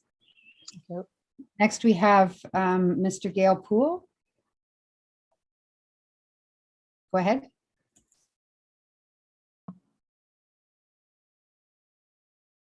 You're on mute. There you go. There you go. Okay. Good evening, Madam Chair, councillors. The zoning bylaw was passed by council in April of 2019. And when it was presented to council, city staff reported, quote, "The zoning bylaw is a legal document and development must adhere to it. It controls the uses that are permitted on a property, the size and dimensions of a lot, and where buildings can be located and their size," unquote. Zoning bylaws are not only meant to be followed, they are also meant to ensure that properties adjacent to each other conform to a variety of regulations. 30 Francis is well beyond the legal limits.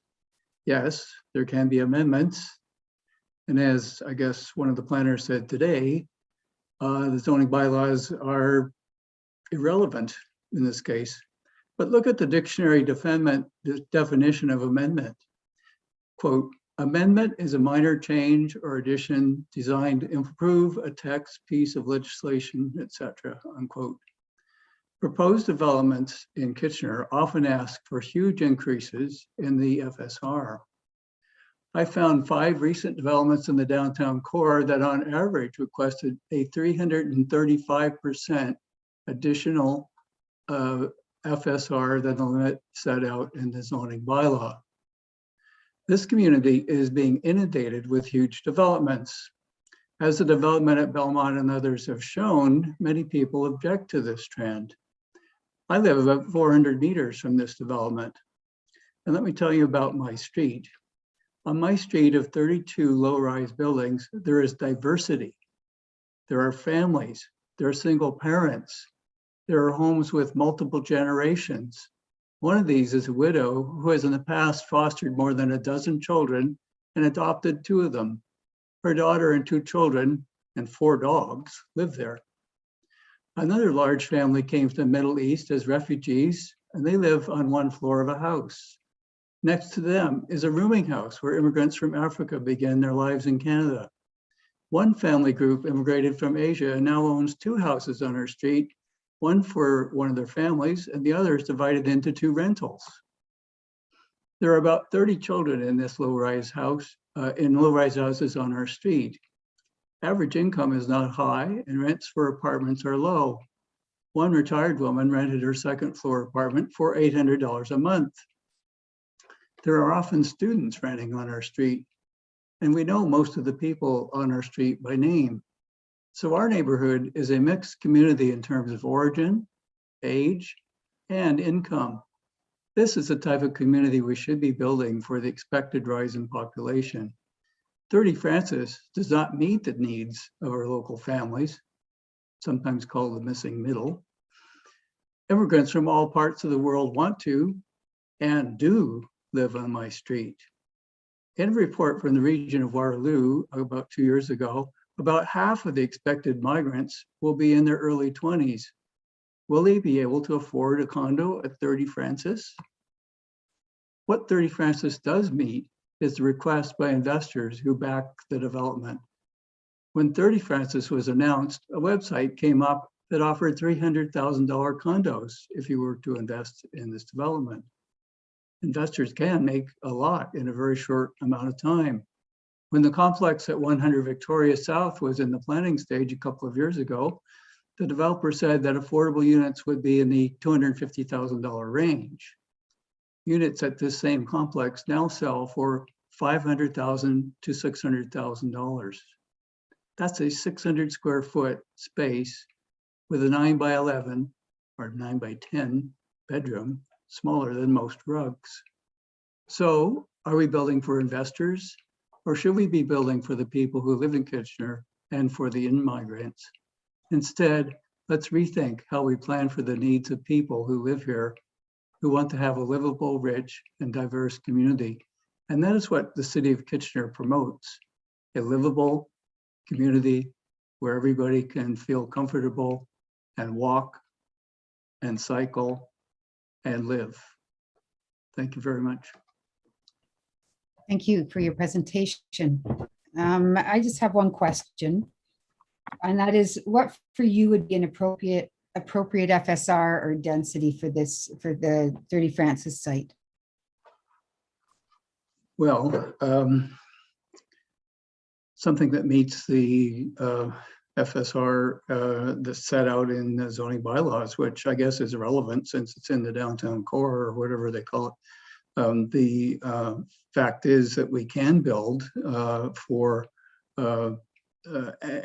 density in medium rise developments if we have the ability to do so. Unfortunately, we're kind of dependent on a developer to come along, present a plan, which may have, 20, 30, and now 40-story buildings. I think a few years ago, our average high-rise building in the downtown core was around 22 stories. It seems that it's now reaching up into the 30 to 40 range, and who knows, in 10 years' time, maybe below 50 or 60. I think it's way too much. I think it doesn't have enough green space around it. I think that there isn't a mixed-use development going in anywhere. Quite often we see developments that have no or very little use public space in the downtown, in the first floor areas. I remember going into a place in Toronto where you walked into the first floor and there was a Sobeys, a liquor store, a beer store, a pharmacy, shops that you could go in and have your hair dressed or hair cut. A huge difference. Now that is a mixed use building. We're not seeing that. We're not seeing it in any of the developments that I've seen. I do have kind of an option, and I guess since I didn't have any slides, I'll show you what could happen. And this is a development on Cedar, which is within the limits of the zoning bylaw. The current designation permits dwelling size with a floor space ratio of 1. Density can exceed 100 units per hectare, provided the floor space ratio doesn't exceed 1. This applicant applied for 114 units with an FSR of 0.97. That's what I call a reasonable amendment to a plan. This is a low-rise building, which is going to increase density, and it's within the targets that are aimed for by the city. Okay, thank you for that. Next, we have a question from Councillor Davey. Go ahead. Hi, thank you, Mr. Poole, for making your presentation. My only question is, you referenced the escalating home prices. You referenced 100 Victoria, and I'm curious if in your research, if you believe that supply of homes is part of the problem. Part of what problem? Part of the problem in terms of the escalating housing costs. I don't see that housing costs are related, except that I do know that, as John O'Donnell said, once this development goes in at 30 Francis, his house, which is about 2 blocks away from it, will increase in price. It's not a matter of increased prices causing the need for high-rise developments. It's actually the high-rise developments that are influencing the cost of low-rise residential buildings. Okay, thank you. Okay, thank you for your question. Next, Mayor Urbano, go ahead. Thanks, and thanks very much, Mr. Poole, for coming in this evening and sharing some thoughts and reflections and ideas with us. In the beginning of your presentation, you reference a little bit about your neighborhood and some of the folks who live there, and you know, how they've come there and how they've been able to you know, live in a single family home. Mm-hmm. and create, you know, a certain lifestyle for them. Similarly, you know, there are you know, many folks, many new people coming into our community, some of which are looking for a more urban lifestyle that maybe doesn't involve a single family home because it suits their lifestyle more, that, you know, looks more towards the, you know, condo type of unit because of, you know, not having to look after properties and those kinds of things. And I think of how things have changed in our community over the last number of years. You know, Google originally came here, acquired a startup with 20 people, and now have over 1,200 staff. Apply Board over the last 6 years globally has grown from, you know, 3 brothers to over 1,500 people. Desire to Learn, Fair, and Shopify, and so on, who are actually all working from their homes, in the case of Shopify now, as opposed to from a work location. And so those types of folks want to be able to potentially live in your neighborhood as well. And so, you know, do you think that we should have mechanisms to accommodate all these new people into the city, or should they have to sort of go out to suburbia or have to commute in from other places? Well, I wouldn't like to see commuting become the norm for people coming into our community. You know, you mentioned that people are living in the houses in my neighborhood. Well, they're actually living in apartments, let's say 1 floor of an apartment of a house. We're not all in, let's say, single family homes.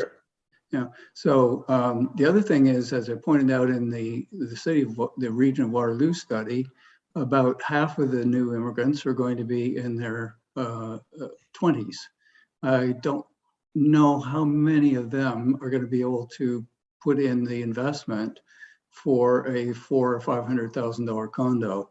I know that the 30 Francis were being offered at $300,000. I don't expect that by the time this is built, that $300,000 is going to be the cost of one of the condos in this place. I doubt very much that condo living, although it might be attractive to a lot of people, you don't need a car, it's a big expense.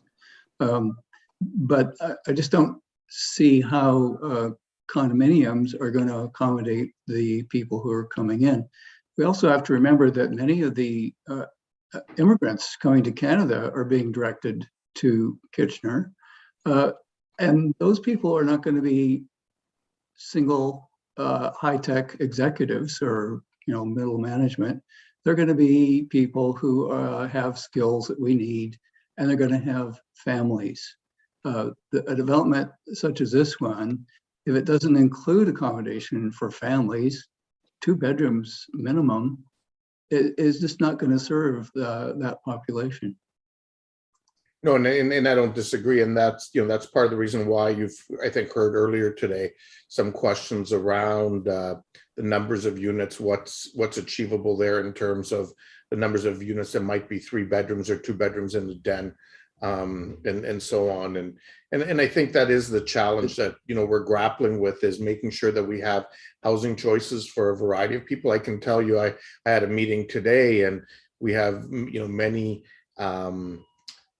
tech companies. There's lots of job availability here right now, but the challenge is, you know, part of the challenges is they look to attract this talent here, and these are good paying jobs, is do we have the housing supply to meet the needs of these folks that want to be able to, walk to work, cycle to work, and so on. So that's part of the balance of what council has to grapple with.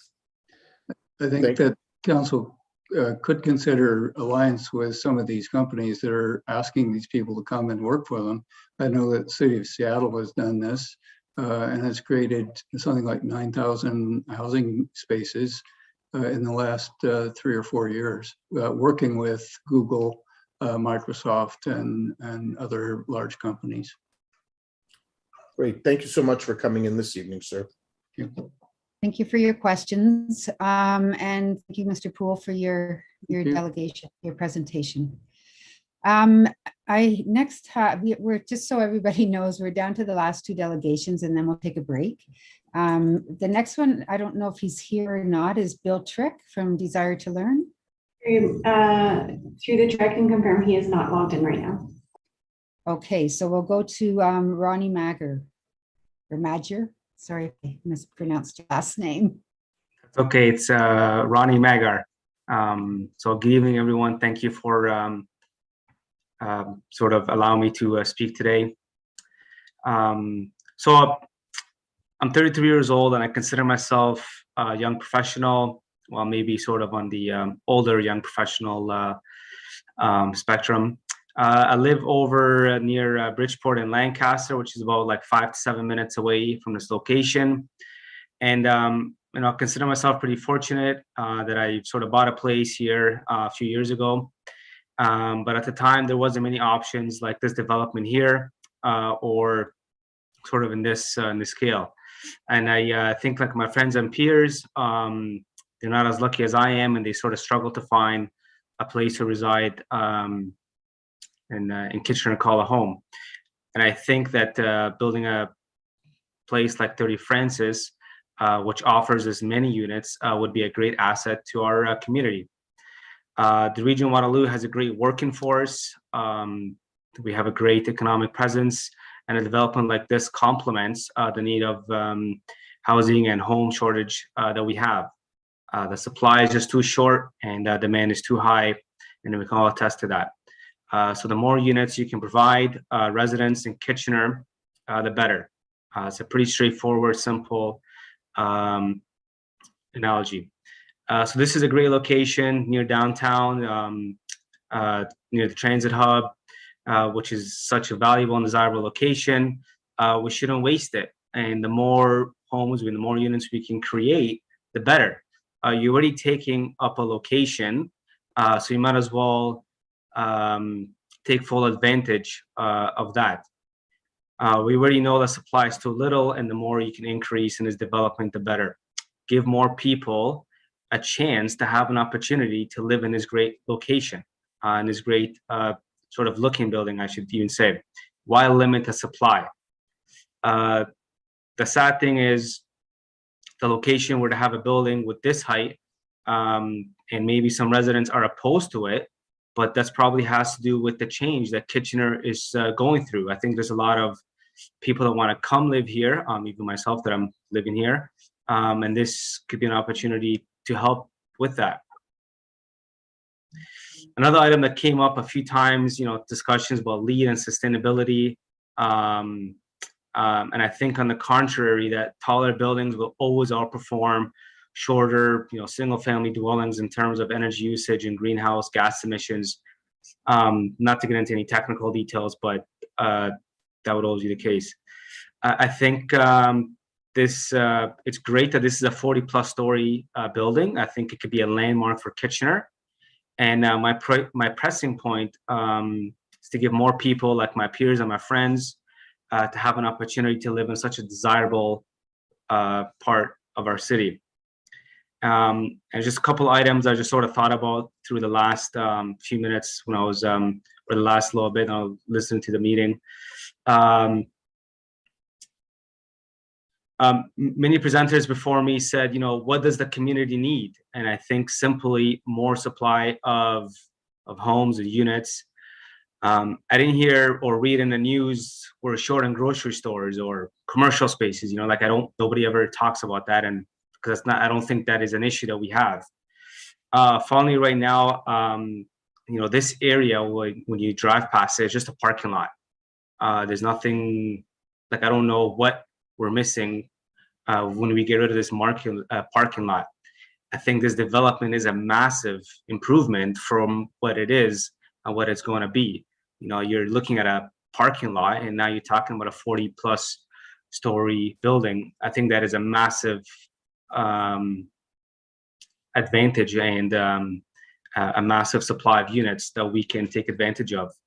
We have a serious shortage in supply of units, so 30 Francis definitely helps with increasing that. A lot of people are just generally afraid of change. Me, myself, I welcome change. I welcome taller building, especially in this location. This is a location where we should be allowing and encouraging taller buildings. Thank you. I hope I didn't take up a lot of your time.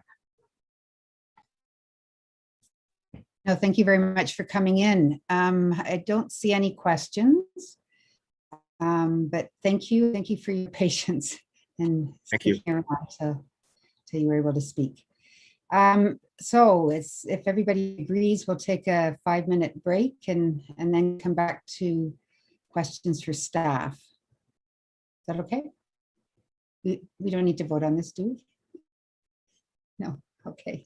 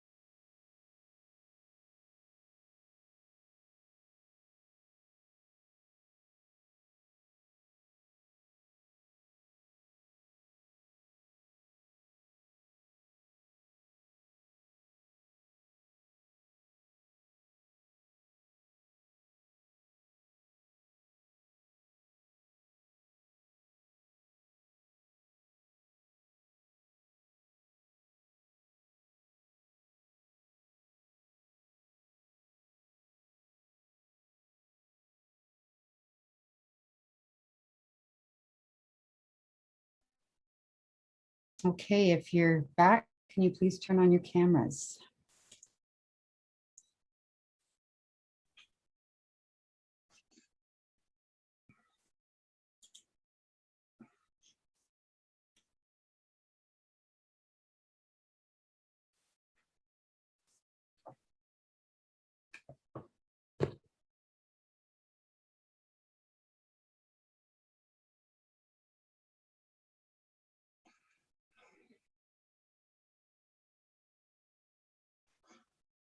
I can't turn on my camera, but the host has cut me off. Oh. Madam Clerk, can you help with that, please? Okay, thank you. There you go.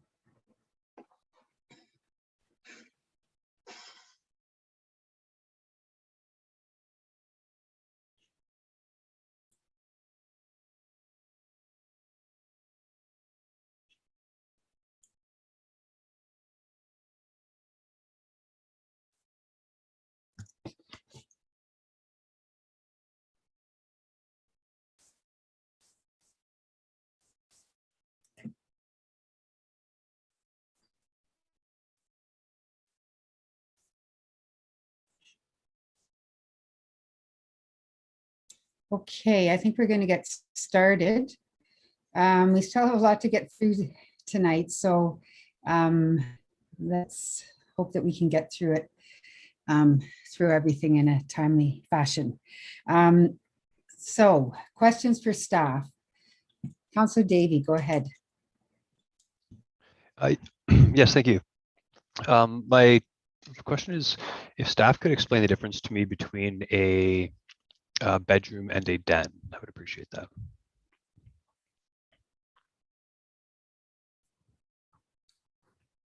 Through the chair, a den would not have a door or closet on it, rather be an open space that could be used for guests or potentially have a couch to pull up, but it wouldn't be defined as a bedroom. Okay, are there any rules preventing a door being put up? And I guess what I'm getting at is, could a room like that be used as a bedroom, or could a crib be put in there, example, for families? Through the chair, subject to meeting the building code requirements, yes, they would have the ability to convert that den into another bedroom. And the building code requirements themselves don't preclude the number of people that can live in a unit, pardon me. The chair, no, I believe they do not. Okay, thank you.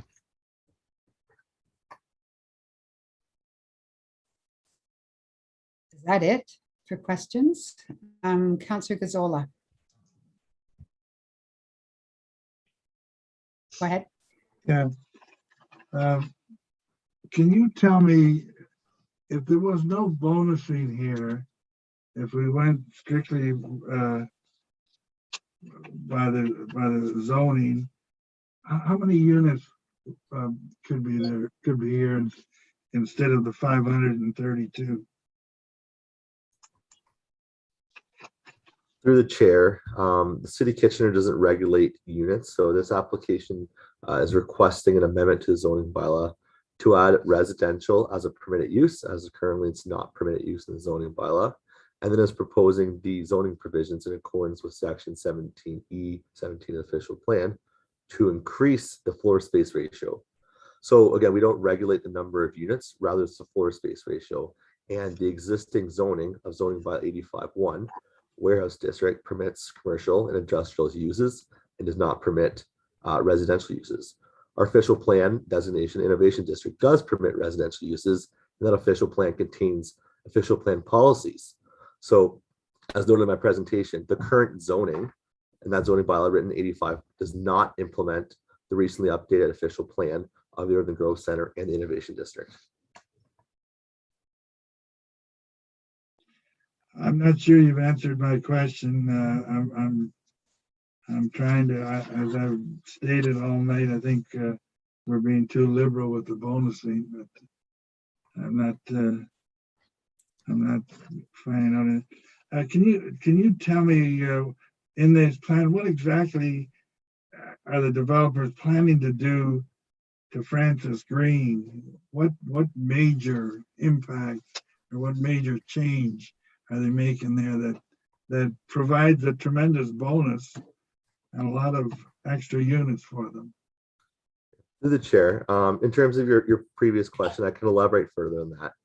So in terms of bonusing, the city does have existing bonusing built into the bylaw in our D1 zone. So that's our retail car zones. And essentially what that allows is bonusing for three things: heritage, residential units, and publicly accessible amenity spaces. And the existing bonusing built into the D1 zones. So again, it's in the downtown, but it's different zone in this specific property. It allows for an additional 20,000 square meters for residential units, an additional 20,000 square meters for publicly accessible space. So essentially what's being proposed through bonusing for this application goes way above and beyond any package was ever seen and goes above and beyond the existing zoning permissions in the existing zoning bylaw. So rather than giving a specific value to each bonusing provision, what's being proposed is a package, and that package includes 7 bonusing provisions, all in accordance with the official plan, as well as the affordable housing sponsorship. So without that, this application wouldn't be able to go ahead, and they don't have the opportunity to do 6 of the 7 or 5 of the 7. It's all or none. So in terms of your question for in regards to the parkland enhancements, it's just one of the many bonusing provisions that is being proposed in exchange for density. Yes, but if you put them all together and put a price to them, what it costs them to implement changes to meet the bonusing, what they put into it is very little for the return that they get. Is that fair? I have a theoretical question. Do we, as a council, have the right to determine our own destiny? And what I mean is, can we turn down an application like this? Can we turn down an application even if it's considered good planning? Do we have that right? As long as we are meeting the quotas that we have been set for us by the province and the region. If we're meeting those quotas as is, do we have the right to turn down an application? Through the chair, in response to both your questions, yes, council has the opportunity to make the decision on this application. And in terms of meeting minimum intensification targets, this property is located in the Urban Growth Center, and the Urban Growth Center has a minimum intensification target of 225 people and jobs per hectare. We are currently sitting at 212. So we are not meeting those minimum density targets. However, this project will help contribute towards meeting those minimum density targets. In meeting our targets, we don't just look at this project. We not look at all the projects that are in process or are in the waiting. Through the chair, that is correct. So our annual monitoring of Kitchener Growth Management looks at all projects. So that was updated in 2021, and our current density is sitting at 212 residents and job per hectare. We received a memo earlier this evening that stated that there are a lot of vacant possible housing units across the country, 1.3 million across the country. In our own region, we have, I understand, some 36,000 units that have been given council and planning approval that have not been fulfilled. I understand that in the city of Kitchener alone, there are 20,000 units that have not been finished, that have been approved. Why do we not concentrate on those rather than and looking at projects like this? Why can we not say at this point, let's slow down here, let's put the brakes on for a while? Through the chair, so our experience in Kitchener isn't that the development industry sits on permits. We know that subdivisions take time from approval to occupancy, same with multi-residential developments. And so there is a time lag between when units are approved by council and when they're actually occupied by residents. And staff cannot necessarily pause development projects. There are mechanisms within the Planning Act that allow prompt consideration of a development application, including sort of time requirements for approvals, as well as if council makes a decision for or against this project, there's appeal rights from residents or the applicant in the process as well. So council doesn't necessarily have the final say in an application, but it's good to keep the decisions local and make sure we have the discussions at the local table. Councillor Gazzola, I'm going to ask you to begin again. Is that okay?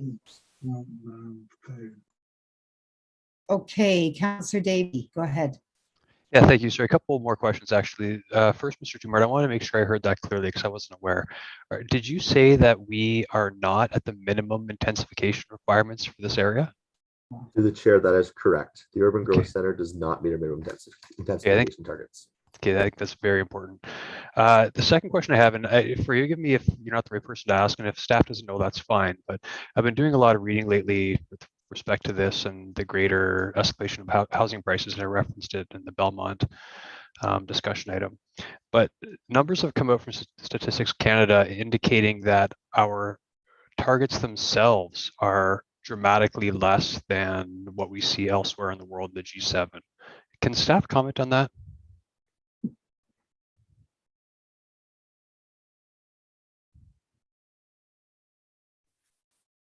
Through the chair. So I've been working with some staff on estimates and understandings of vacancy rates and supply challenges in our area. And I can confirm that we are not meeting our minimum supply requirements to meet the demand for housing within Waterloo Region and Kitchener specifically.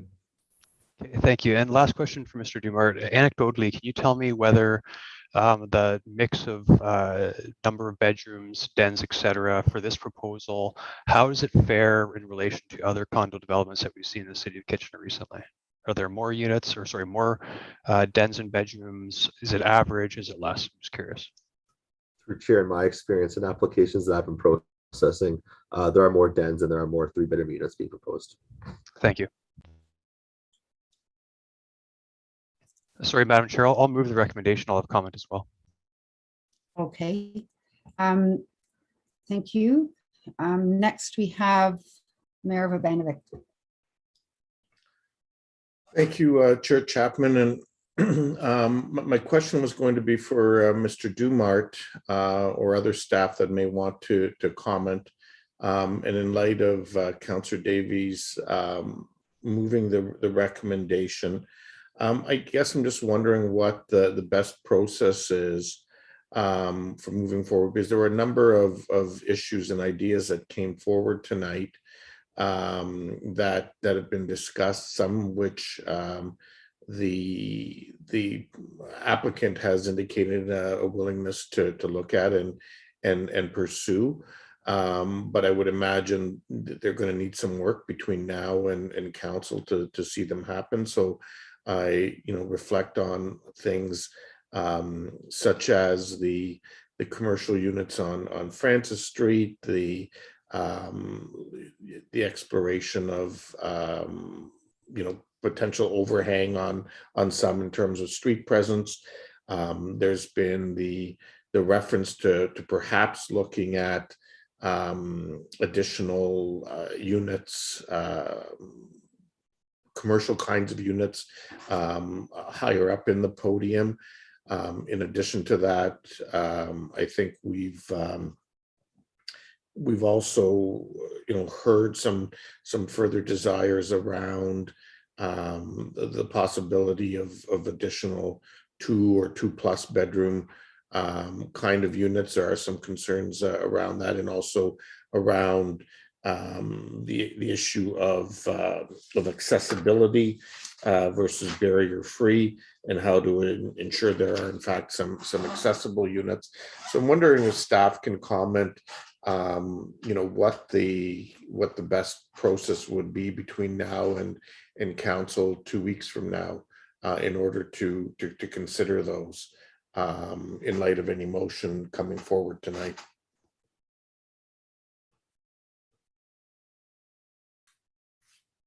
Thank you for the question, Mr. Mayor. We've heard a lot of discussion tonight, and I think there's some takeaways that we can happily report back to council.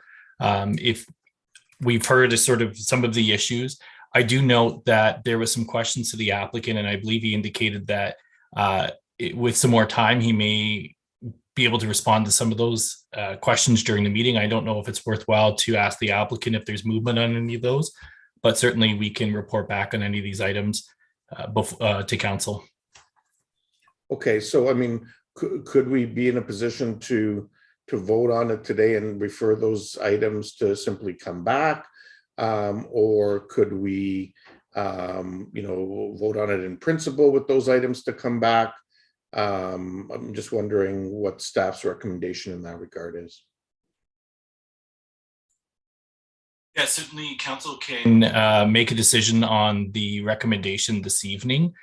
Should we have additional information, then we could look at potentially amending the bylaw if we needed to at council. Some of the direction may also be by resolution at council at the next meeting, depending on if there needs to be changes to the zoning bylaw or if it's more direction to staff to consider at the site planning stage. So without knowing exactly what those considerations and those changes may be at this point, I would say that if council so desires, they could deal with the resolution this evening, and we would still have an opportunity to revisit some of those items at council. Okay, thank you.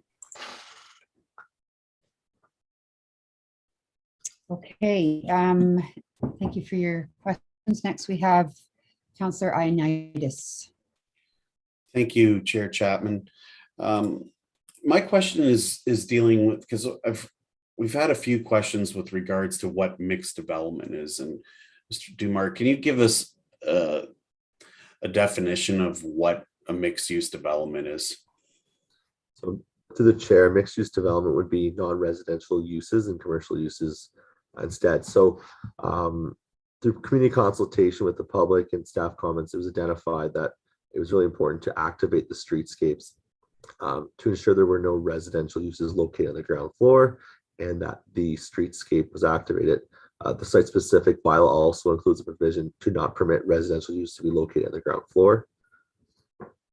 So in addition to not permitting the residential use on the ground floor and having the 3 commercial units, the applicant is committed tonight to providing publicly accessible commercial fitness spaces and yoga studios as well. So we're able to activate the entire street frontage along Francis and Charles Street.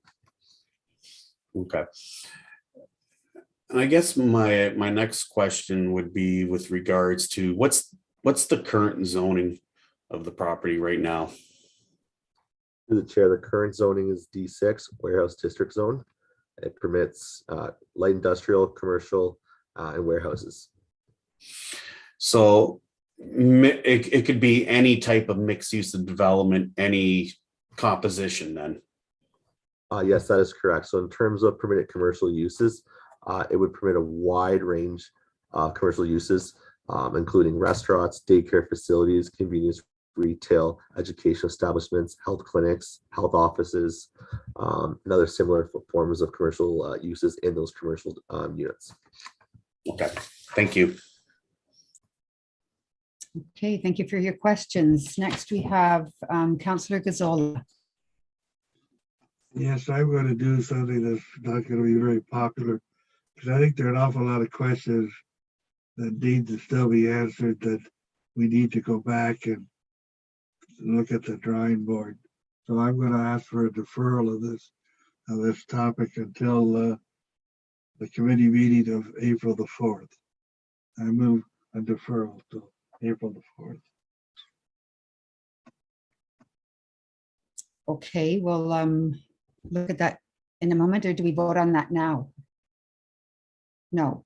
I would like a recorded vote on it when we do vote on it. But I presume we do that after we do questions for staff? Point of information. Yes, please.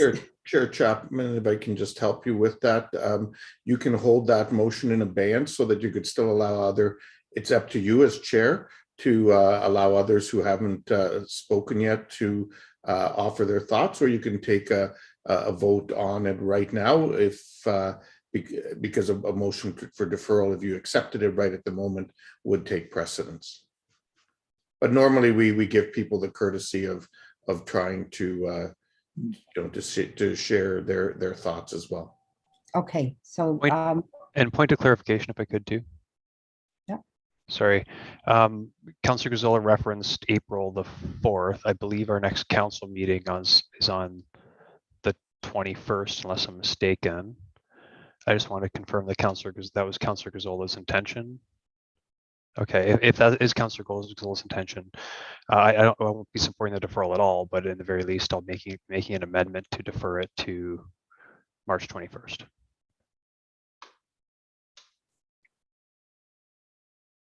Okay, next we have Councillor Marsh. Yeah, thanks. Well, before I ask my questions of staff, I see that the applicant has come online, and I'm just wanting to know, Mr. Firston, do you have something that you wanted to add, or were you wanting to respond to some of the questions that were already asked? Yes, absolutely. Thank you, Councillor Marsh, for asking. First of all, with respect to a deferral, we're in a dramatic need for more housing as soon as possible, and I don't think we should be looking for reasons to delay. As me and Councillor Marsh have talked about in the past, I'm a pretty reasonable and thoughtful person and pretty easy to deal with, and I think we'll be working together for a long time, all of us. So let me respond to a couple of these things, and hopefully we can just knock this out of the park right now. With respect to the commercial uses and the mixed use, we will commit to making the Francis Street frontage all commercial mixed use, the same as Charles, such that basically both entire frontages of the building will be commercial mixed use interacting with the street as requested. I hope that can cover one item. Councillor Marsh, you also brought up the idea of balconies on the podium of the building. So we had some challenges because of the irregular lot line, but I will commit to going back and adding balconies any places that we have the space to add balconies, which could protrude out from the building where we have room, or could push inward to the building where we can accommodate that, as long as we can maintain functional units, because we also have to consider what's going on inside the building and make sure it's viable for people. We don't want to make any units any smaller, or lose dens or lose bedrooms or any of those things. That was number two.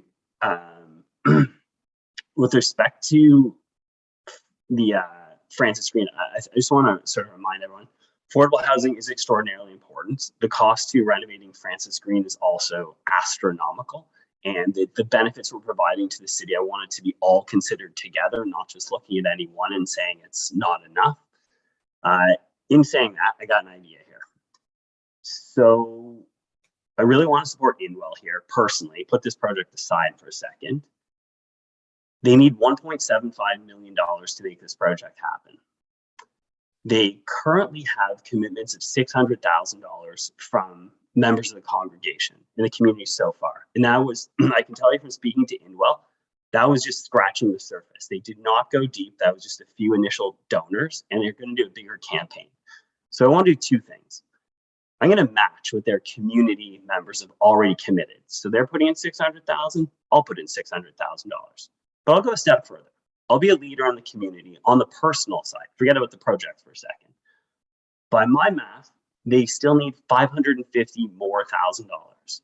I'll personally start a matching campaign dollar for dollar to the rest of what they need for the project. So for every person that gives $1, I'll give $1. And if they can get $275,000 in campaign donations, I'll give $275,000 in campaign donations, which gets them to the point of fully funded. Because much the same as I think our building needs to be built right now, their building needs to be built right now. And I'll go a degree further than that. I will get on the phone with any possible donor that wants to make a donation to this personally and talk to them, give them my reasons why I think it's such a great project. So I will put in my sweat equity and cash equity to make this happen. So prepared to do that if council is willing, if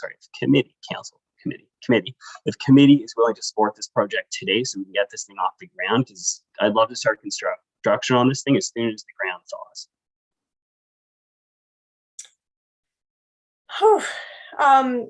Well, first of all, this is unprecedented. Like we're not in here to pressure you into committing more dollars than you were feeling comfortable with before. And so I don't want you to feel like you have to commit to that on the fly. That's not really, I feel, yeah, anyway, but you've said that out loud, and I don't want you to feel like you need to respond. I just want you to feel comfortable to say, well, hold on, that is a separate issue, because today it's before us at the committee to, in my opinion, to decide on the built form here, the what is being proposed in terms of built form, and the community amenity of money towards affordable housing is a part of your bonusing agreement. So it is tied in, but it is not any, I don't want to wheel and deal on the fly in this public realm. Okay. So, but I hear what you're saying, and I really agree. I really commend you on your commitment to Indwell. I know this is not just something that you've thought of tonight. I know that you have been talking with Indwell for many times over the years, and I know that this is a commitment of yours. So but I do want to return to your two earlier points. You said you're committing to commercial in terms of mixed use, but you're referring to just the first floor, correct? On both sides? Yes. Okay. And then with the balconies, if we were to find through additional discussions between now and the decision of council, if we were able to see if staff would be able to support balconies overlooking the public right-of-way that would be above the sidewalk rather than just on your property line, then is that something that would be, I don't know if that represents good planning or not, but I feel like if you need all the square footage for making a unit work, and if we're asking you for balconies, then I'm would that work from your end? Yes. If you permit it, we will build it. Okay. But again, I'm not a planner, so we need to talk to the planners about that. All right. Well, thank you so much. That is a very generous offer, and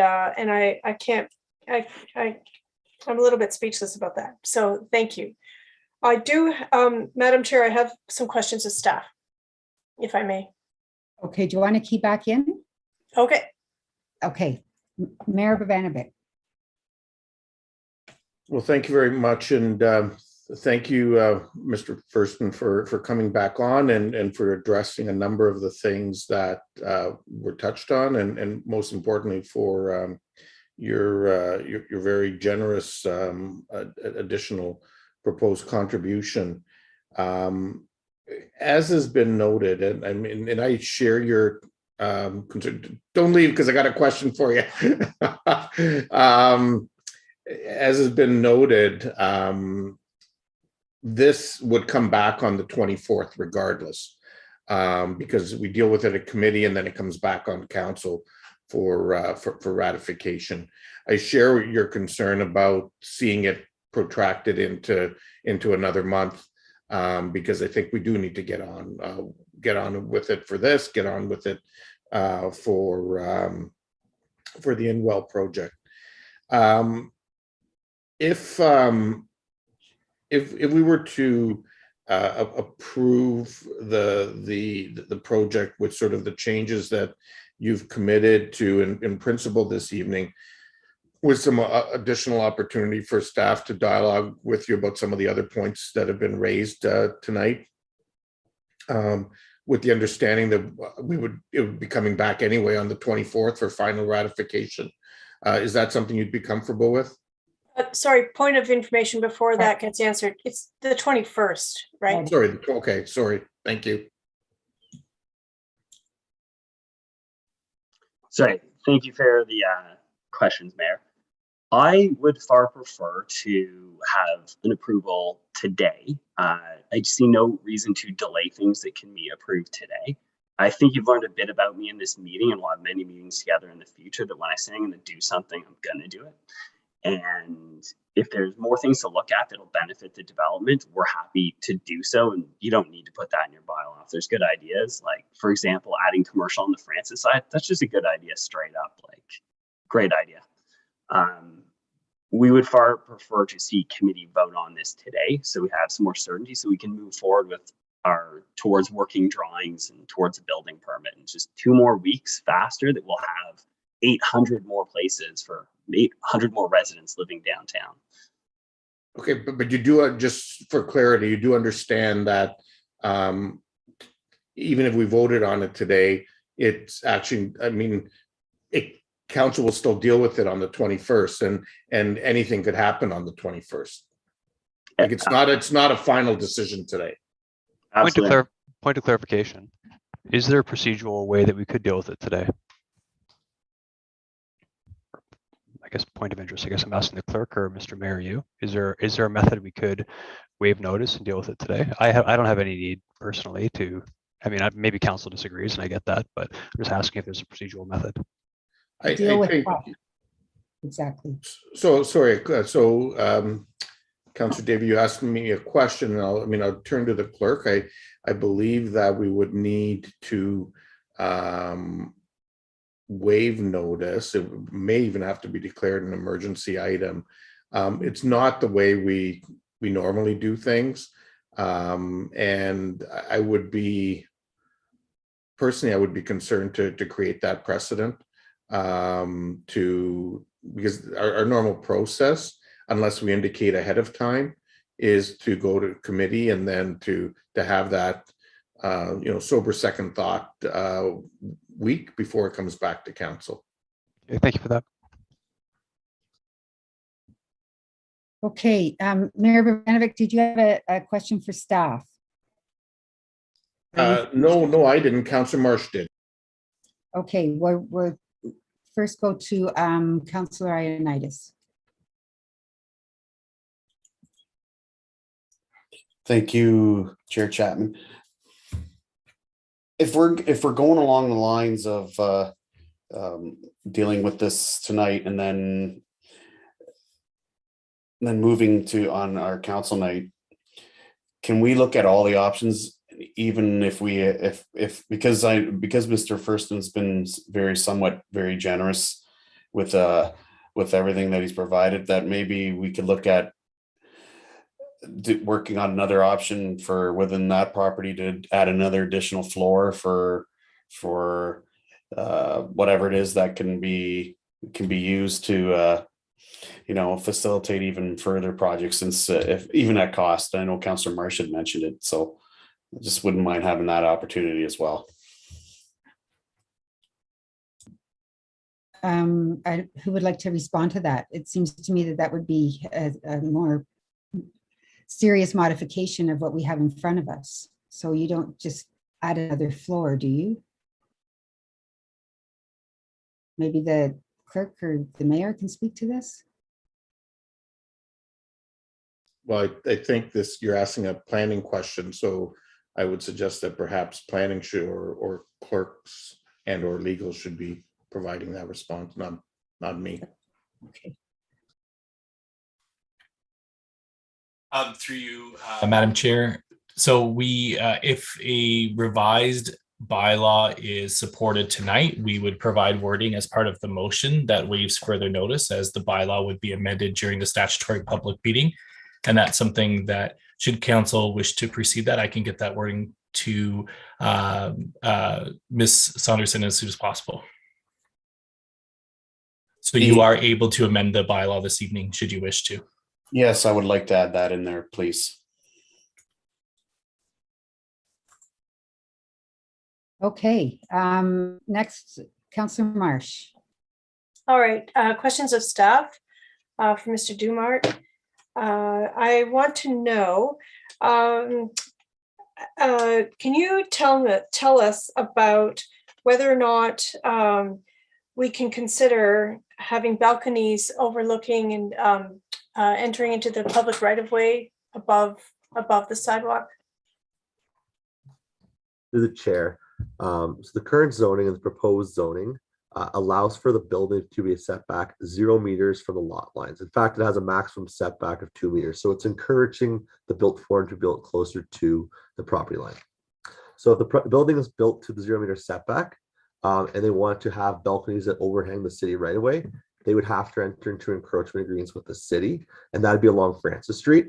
In terms of having balconies overhang Charles Street, that's a regional road, so they'd have to enter into an encroachment agreement with the region. Okay, I'm asking you not what would be the practical next steps. I'm asking you, would it be supportable as an idea of good planning or not? Or is that something you'd need to maybe think about and then get back to us on? So there's no changes required to the bylaw to allow that to happen. Is it good planning, or is there a problem with having balconies above the sidewalk? Perhaps it's dangerous. Perhaps it's, too, I don't know. I'm just trying to ask you if it's good planning or not. Are there other examples of that elsewhere in the city where it works? Through the chair, through a planning perspective, I think staff would welcome having balconies. They would further activate the streetscape. So yes, we would support them. Thank you very much. I'm not trying, I just have 5 minutes. That's why I'm asking you. Okay, so I want to know with regard to 20 EV ready, 20 EV parking spots, if council were to ask for more, to have more EV ready spots so that, in 5 to 10 years, when way more people are using electric vehicles and car manufacturers stop producing gas guzzling cars, we'll still have this building here. So can that not be a part of our requirement to have more EV ready spots? Through the chair, yes, if that's something that council would like to direct staff to look into, is adding more EV ready spots. That's something we can look into between now and council. Again, the current bylaw is recommending bonusing for 20 EV spaces. So those are fully ready charging stations, where EV ready is more so pulling the conduit and allowing future unit owners of those parking spaces the ability to convert them into EV parking spaces. So yes, that's something we can look at between now and council. Are the 20 spots that you're referring to ones that would be sellable, or are they ones that would be sort of common use that people can charge up and then go park in their own spot after? Through the chair, essentially, with the tenure of this building goes condo, those spaces would be able to be unitized, and those units could then be sold to individual residents. Okay. And then when it comes to a suggestion of one of the delegates about making arrangements for shared parking, has that been discussed? To the chair, so in terms of shared parking, our new zoning bylaw considered shared parking, and what it proposes is sharing parking between visitor parking spaces and sharing those with commercial parking or uses. For this application, visitor parking is not required. Visitor parking for residential development is not a requirement in the downtown. Instead, there's adequate surface parking spaces and on-street parking spaces available for visitors and for the commercial uses. Okay. Madam Chair, I see that Mr. Stevenson is looking to speak as well. Are you finished with your questions, or? No, I think he wants to answer one of my questions. Go ahead.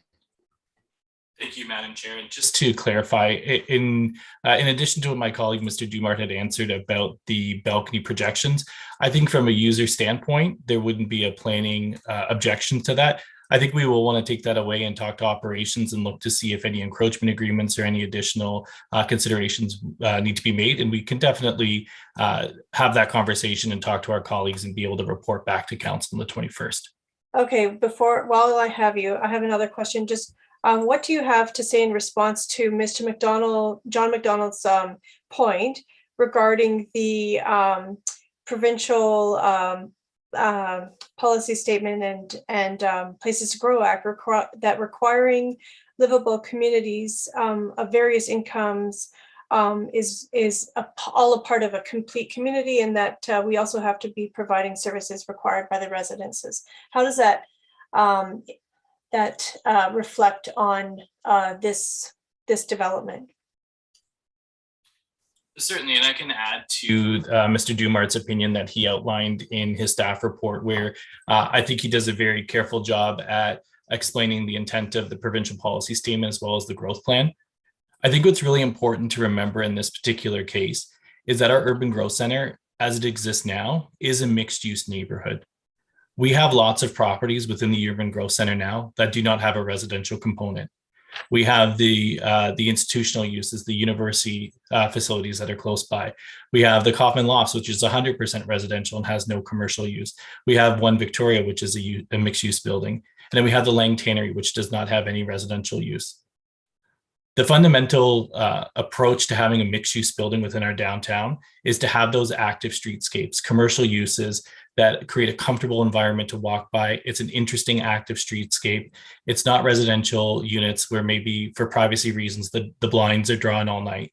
So that's why we want to make sure that we have the non-residential uses on the ground floor. But as a whole, our urban growth center is planned to provide a variety of uses: institutional, employment uses, recreational uses, amenity uses, and residential. And collectively, the urban growth center as a whole is a complete community. So we may not strive to, or we may not be able to achieve a complete mix of uses in every single building. In some, we're going to see more residential uses, and some we may not see any residential uses. But as a whole, within the urban growth center, we want to make sure that there's not only places for people to live, but people to work and people to play. Thank you. One more question, if I may, Madam Chair. So it's my understanding that the school boards are going to be collecting development charges on this property, but that they are also stipulating that that it be registered on title, that there will not be a walking distance school provided for any school-age children that live in the building. Is that correct? And can you help me understand what the heck happened there? So I'd certainly respond in general terms, and Mr. Dumart may want to jump in and supplement my answer if need be. But where there is a school that may not be located in close proximity to a development application, those are typical comments we do get from the school board, and that's more of an advisory because they do deal directly with complaints about lack of schools within close proximity. So it's not unusual that we see that. To the same degree in greenfield subdivisions, we often see comments that the school is not built or not constructed and may not be until their budgets allow, and they provide those advisories as part of greenfield subdivision approvals as well. So they will endeavor, and the school board employs planners that do accommodation reviews to ensure that there is school capacity for all children within their different catchment areas. And I think that's more of an advisory comment that was provided. So, so maybe Mr. Dumart or yourself can help me understand. Are you saying that if the school board planners recognize that there are a certain number of school-age children living within our downtown area in 3 to 5 years, that then they would go ahead and make plans to reinvest in having a school in the downtown core area? Through you, Madam Chair, in my discussions with my colleagues at the school board, that's exactly how I understand that they do their accommodation reviews and what they do when they receive our development applications and notices of decision. So part of the school board planning is not just where our new school is located, but where will new children or new catchment areas be able to support those schools that maybe are in older established neighborhoods where there's enrollment dwelling because of the age of the neighborhood or the age of the children in the community. So from the school board's perspective, they're always planning to optimize to ensure that their resources are used to the best of their efficiencies. Okay, so by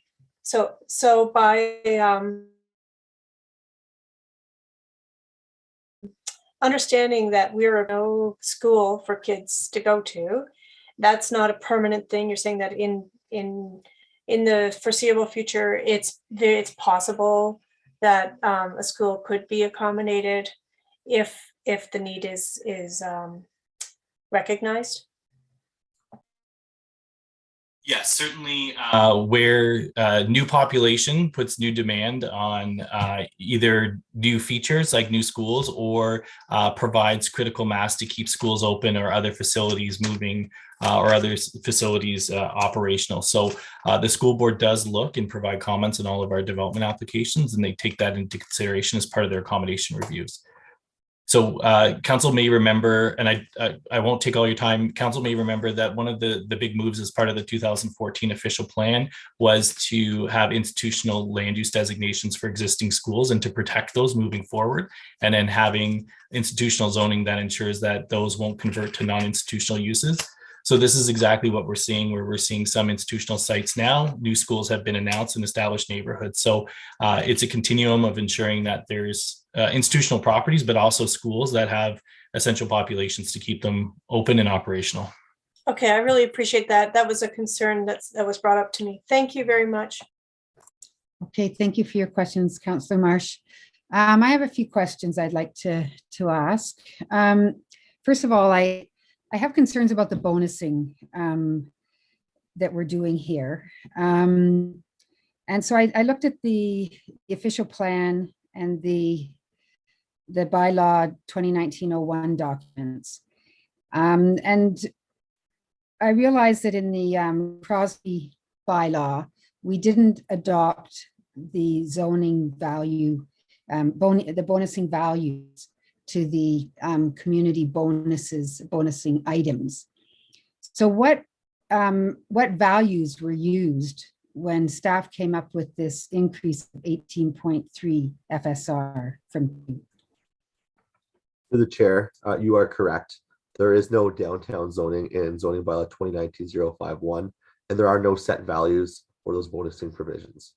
Rather, staff evaluated the bonusing package as a whole to determine whether or not the appropriateness of it validated the increase in intensification, and it's council's decision to make a decision on that this evening. Furthermore, I will note that this will not be setting precedents for other developments, as the ability to enter into a Section 37 bonusing agreement will expire this year as of September 18th, 2022.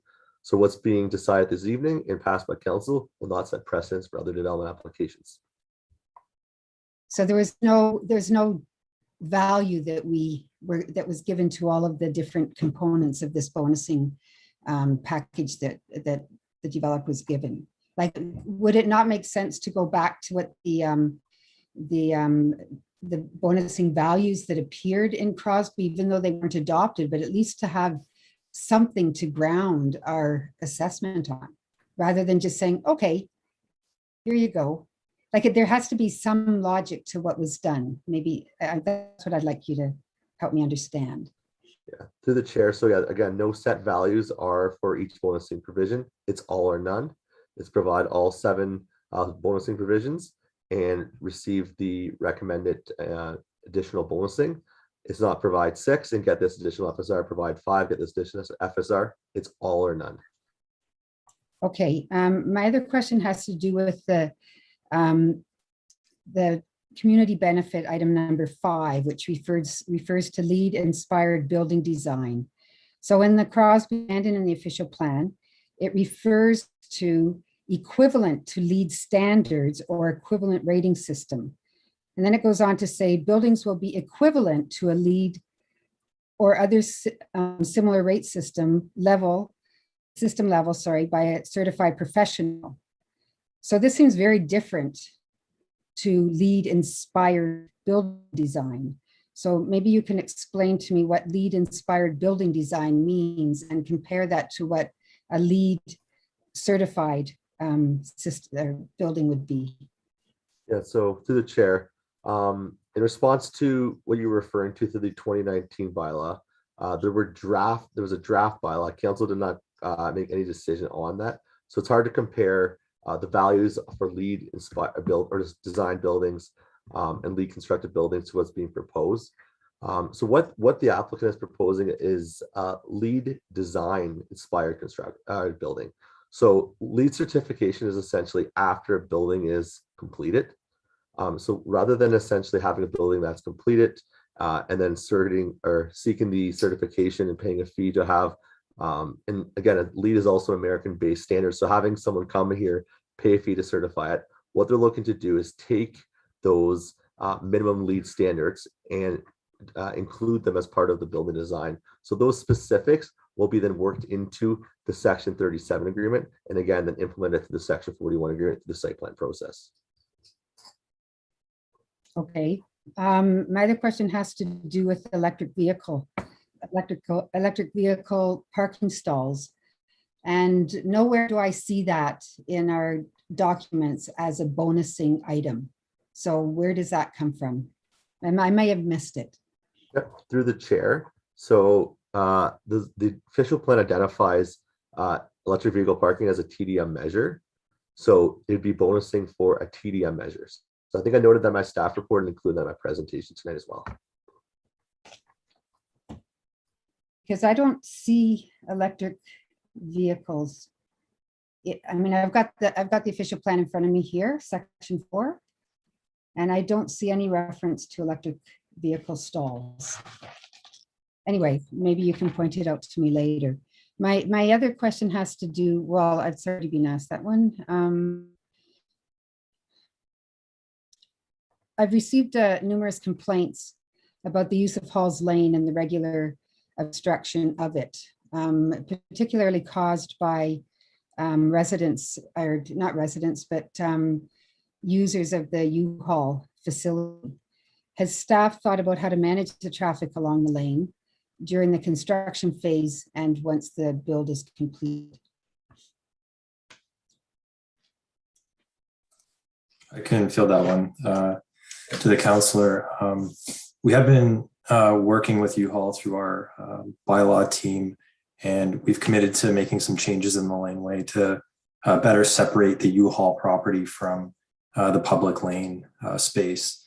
In terms of this development and the site plan that you've seen this evening, a lot of that servicing is happening internal to the site versus using the lane. Having said that, the lane, this lane and other lanes across the city, their purpose is to service adjacent properties. And Halls Lane has been used for that purpose in the past. And there are certain things that we're doing to help manage some of that. But as I've mentioned, a lot of that servicing, like pickup drop-off, visitor parking, garbage collection will happen outside of the lane and internal to the site, which should help alleviate. But it's a pretty small site. Like I look at, you know, with the a big tall building, is it really possible to stay within the site for all of this? Or is the parkland, the Francis Parkette or whatever it's called, is that going to be used for loading or for material? So from what we've seen on the site plan, they should be able to accommodate most of their activity internal to that site. The lane does provide enough space for two-way vehicle traffic. So if needed, there is that opportunity. And we have looked at the generated traffic from this site. We're looking around 30 trips or so in the AM and the PM peak. These aren't significant numbers that we expect are going to create a lot of congestion in that laneway or on Francis for that matter. Okay, thank you. I just have one last question, and this is a follow-up from an earlier question about the density ratio and goals in the Urban Growth Center. According to the provincial policy statement, the density ratio goal is 200 by 2031. And I realize that the city of Kitchener has increased that to 225 also by 2031. So I'm sure we're fine if we've met what the province expects of us, which is 212 people and jobs per hectare. But I'll speak more to this when I make my comments. So those are all my questions, unless somebody would like to answer or respond to that concern about the density ratios? Yes, Madam Chair, I'm happy to speak to it. So Mr. Dumart had presented that we are not yet meeting our minimum density targets for the urban growth center as required within the growth plan. And we have a lot of discussion with council and around these types of applications where we talk about minimum density targets. And it's always our position that they are a minimum density target that is the absolute minimum, and there is a possibility to achieve that, but certainly not a measure of good city building and planning. We have to look at all of the considerations as part of the public interest, not just meeting a minimum density, but what does our community need? What additional uses do we need to bring to existing neighborhoods? And what does a development application and what does a development proposal particularly bring to a community, and what should be considered? So Mr. Dumart has given his position that he supports this application. It will help to meet those minimum intensity, the minimum density numbers. They are a minimum. They're not a goal that we're once we meet it, we'll stop reviewing development applications. And I think what you heard today is this development proposal comes with some negotiated community benefits that will help to address some of the other city building goals that council has set through the strategic plan and through previous directions to planning staff and to the development industry. Okay, thank you. Okay, so I don't see any more questions. So now we have to go through these amendments, and I may have to call on the Madam Clerk for guidance. But if I'm not mistaken, we start with the deferral proposed by Councillor Davey, which would be to defer I take it's any decision tonight until March 21st at the council meeting. Is that what your motion was, or your amendment was, Councillor Davey? Yeah, pardon me, yes. And again, I'll be supporting that, but just to be clear, I won't be supporting the deferral, and I also want to be clear, should the deferral fail, my original motion would stand, and then I would also support at that point a referral for the additional items at that time. Thanks. Okay, so no, you're going to have to re-explain to me what you just said. What are we actually voting on? Yeah, no problem. So my understanding of how this is going to work is first we're going to vote on my changing of the date from April 4th to March 21st is the first thing we're going to vote on, and I'm going to support that because I want it to come sooner. But then I'm not going to support the deferral because I think we should deal with it now. But then if that fails, then I'll move a referral, like approving this, but then referring the other items that other councillors have mentioned. Okay, so the first thing we're going to vote on is a referral to March 21st. Not the referral itself, just changing the date. Then you have to take a second vote to actually see whether the deferral happens or not, right? Okay, so maybe I need clarification here. So if yes. So Councillor Gazzola moved April 4th. The first thing we have to vote on. Hang on a sec. Are we deferring making any decision tonight? We're not going to. That would mean we would not vote on it tonight at all. This part of the meeting would end. Correct. Okay. If the deferral passes. Right. So. I'd like to ask a point of order. Yes, go ahead. I'd like to ask the clerk, I've made a deferral, and is it possible for someone to amend my deferral? I'm asking the clerk. The chair. That is correct. They have the ability to amend the date. So Councillor Gazzola's motion hit the floor for a deferral which takes precedent, and Councillor Davey has requested an amendment of the date from April 4th to May 21st. So Councillor Davey is correct. We do need to vote on the date first. Once we have confirmed the date, we will then vote on the deferral. Okay, so Councillor Ioannidis? I'm just prepared to make a comment because when the time comes for the deferrals. Okay, do we want comments? Okay, go for it. Go ahead. I hope we treat all deferrals in the future in this same manner. Well, I'm just going to put my position out there. I'm not going to support the deferral, but I will support the amendment, but in hopes that the deferral is defeated anyways. Through the chair, my apologies. I misspoke with my months that start with M. Councillor Davy did an amendment to March. My apologies. I believe I quoted May, so I don't mean to add further confusion. Okay, so Madam Clerk, can you just give me the wording for the first vote? You are just voting on the amendment from April the 4th to council on March 21st. Okay, so all those in favor? Recorded vote on it, please. Okay, recorded vote. Ward 1, Councillor Davy, In favor. Councillor Snyder, In favor. Councillor Gazzola, Opposed. Councillor Michaud, In favor. Councillor Galloway Seelock, I'm opposed. Councillor Singh. Oh, not here, sorry, Councillor Ioannidis. Okay, so we're voting on the change of date to be sooner, correct? Yeah, from the 4th of April to In March favor. 21st. Councillor Johnston, In favor. Councillor Marsh, Opposed. Mayor Baranovic, In favor. and I'm opposed. So that means now we vote on a deferral or no deferral. Is that correct, Madam Clerk? That is correct. And if it's passed, it would mean that the deferral would be until March 21st. Correct? That is correct to council. Recorded vote? I'd like to, I don't know, maybe I can't say recorded vote. Somebody else has to say it. I asked for a recorded vote. Okay, recorded vote. Councillor Marsh, Opposed. Councillor Johnston, Opposed.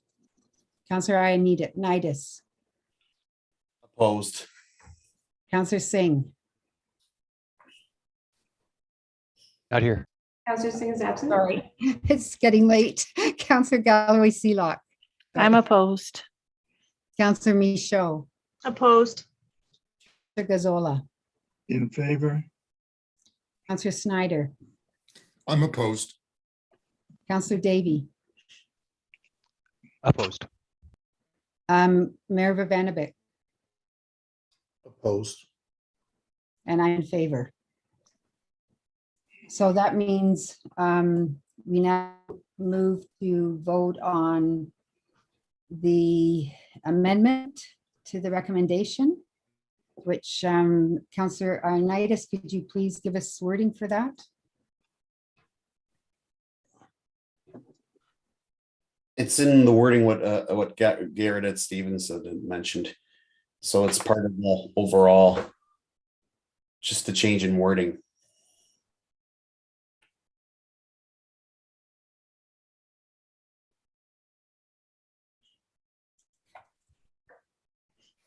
There it is. Would you like to read it for us? Pursuant to the Planning Act, Section 3417, council changes the proposed bylaw attached as Appendix A to DSD-2022-062 as amended by council, and where council has determined that no further notice is to be given in respect of the changes to the proposed zoning bylaw amendment. Councillor Gazzola, did you have a question? Yeah, what is that? What does all that mean? Could Councillor Ioannidis explain to me what all that means? So basically this is put in here so that we can still have further discussion on whether or not we can increase another level of flooring. Through the chair, it's my understanding from Garrett Stevenson, and he's just put his hand up. This probably is a planning related matter, but Councillor Ioannidis, you had made a suggestion to increase the height by 1 story. If that amendment is on the floor to increase the height by 1 floor, then the bylaw would need to be amended, which would then require this paragraph. So if that is not an amendment you are planning on making at this moment, no amendment to the bylaw is required. There is no, if that's what I'm asking for, there's no amendment needed then. Are you asking to increase the height by 1 story?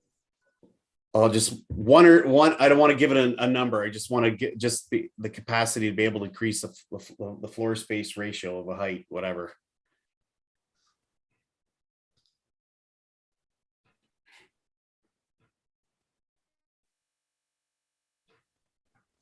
So Madam Clerk, is this, how do we proceed from here?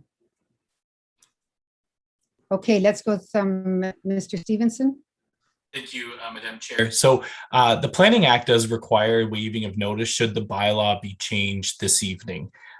Councillor Ioannidis, is if there's no amendment to change the bylaw that's attached to the staff report, this paragraph is no longer needed. Should the bylaw be changed after the recommendation this evening in council in 2 weeks, then we would request that you include this 4th paragraph at that time. So the 4th paragraph there bolded is only needed should the bylaw be amended from any version other than what's attached to the staff report.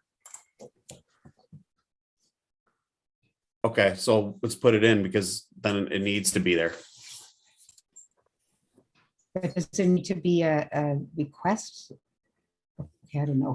Point of clarification, Madam Chair. Go ahead. Mayor Thank Brennan. you. Maybe I can try to help clarify things a little bit. My understanding is that Councillor Davey is moving the motion that's before us, including the motion that's in the report, including the changes that the applicant has indicated that they were prepared to commit to this evening, and referring the other issues for further discussion between now and when this comes back at council on the 21st. At this point in time, if I understand Mr. Stevenson correctly, Councillor Ioannidis's amendment is not necessary because we're not dealing with the additional floor issue at this time. If that were to change on the 21st, then this particular amendment would be needed at that point in time before we deal with the bylaw later in the evening. Okay, so we scrapped this amendment. Am I correct with that? Well, that would be if Councillor Ioannidis is, if he's leaving the issue of the floor for further discussion between now and the 21st, then that is correct. This wouldn't be necessary, but that's something he would have to clarify for you. Right. So Councillor Ioannidis, I thought that's what he was saying, but could you please clarify? Yeah, okay, sorry, it's getting late. So yes, I won't put this forward until if it's needed for next week or whatever the following. So it can be put out. Okay, so what are we now voting on? The full recommendation or the recommendation without the items that the developer has said he will reconsider? So, but do we have a list of that? Like, what does that mean? Do we have a list of those items, or do we need a list of those items? Go ahead, Mayor Brennan. Well, okay, again, I'm not sharing, but I'm trying to help you out. I would suggest that staff have captured them, and there's a video recording of this meeting. Councillor Davey has moved them with the commitments that the applicant has made. And so, that's sufficient and would be captured in the minutes, which don't become ratified until council approves them anyway. And then we will be dealing with this regardless on the evening of the 21st and any other changes that come forward. Okay, so we're voting on everything but those items that we don't have a list of. And those items. That's what Councillor Davey has moved. Okay. So recorded vote. Recorded vote, please. Yes, recorded vote. Councillor Davey. In favor. Councillor Snyder. In favor. Councillor Gazzola. Opposed. Councillor Michaud. In favor. Okay. Now I'm worried about something else. Okay, Councillor Galloway Seelock, I'm in favor. Councillor Ioannidis, In favor. Councillor Johnston, In favor. Councillor Marsh, In favor. Mayor Urbanovic, In favor. and I'm opposed. Now I have a question. So do we no longer have discussion items, like comments? Are we done with this now until the 21st? The council meeting? Like, did we miss a step, or is this all good? Yeah, no, you went right to the vote without comments, and you're entitled to do that as chair. Oh, well, I had no intention of doing that, but I guess it's too late. I'll save my comments for the council meeting. Councillor Marsh, go ahead. It's getting so late, and we have a major item before us yet tonight. And I want to propose that we begin this item even though it's so late. And so I would move that we that we go past 11 o'clock. But I also would move that we look to find a different date to be able to recess and reconvene to, because I really don't think that it's wise for us to make a decision tonight on a second item that is going to take a very long time if we give it the time and attention it deserves. And so, you know, in emails with back and forth just now with staff and the applicant, I'd like to propose that we reconvene just after our Crosby discussion on March the 9th, which is in 2 days on Wednesday. So just putting that to you, Madam Chair. Would you be amenable to hopefully to get through all the delegations this evening and then save the discussion and the comments for the 9th? Does that work with you? I think that would be good with me. Absolutely. I think it's essential that whoever is lined up to speak tonight and is willing to bear with us throughout the rest of this evening, then yes, I think that they deserve to be heard tonight. Okay, Councillor Johnston. Yes, thank you. I was actually going to move that we don't do anything more tonight. I don't think it makes sense to start this conversation. I think that we should do it all on another night. If that's Wednesday, then great. I don't think it's fair to the topic and to the delegations to start that tonight and not finish it. Councillor Michaud.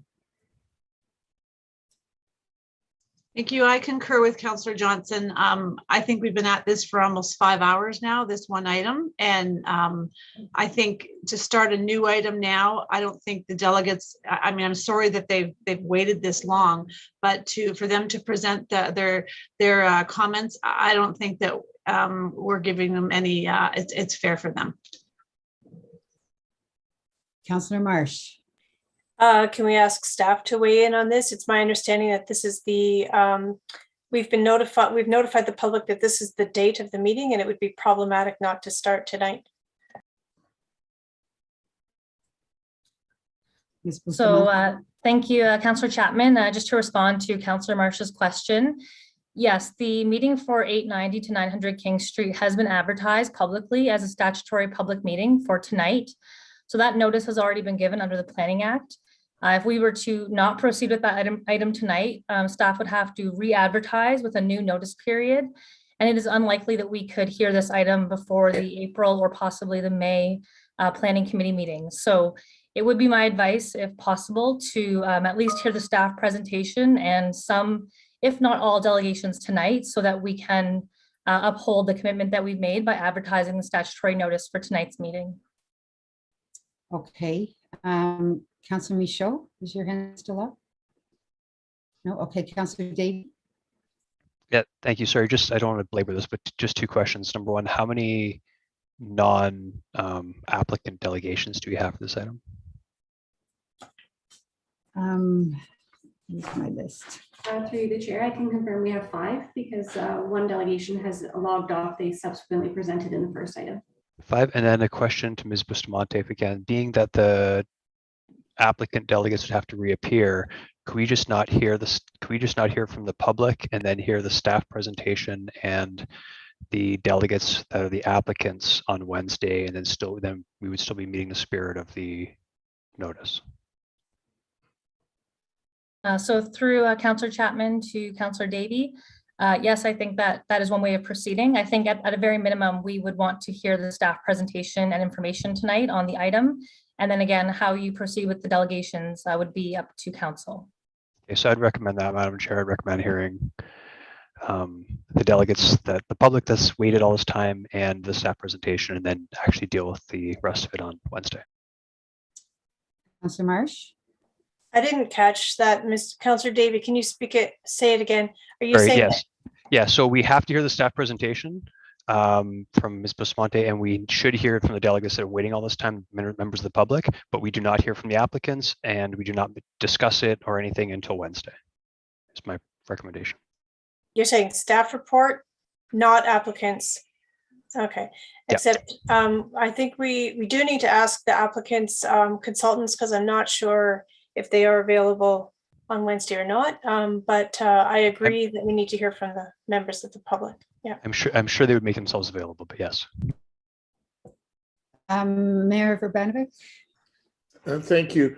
I think that's a good approach. I think we do want to make sure we're meeting our obligations with respect to the public meeting. So hearing from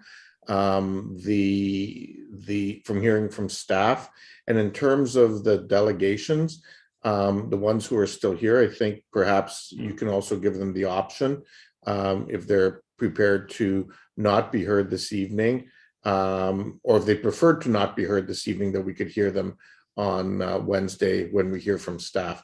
But that choice would be made available to them in light of the fact that they've been waiting all this time. Right. Okay, so can we first have a vote to go past 11 o'clock? All those in favor?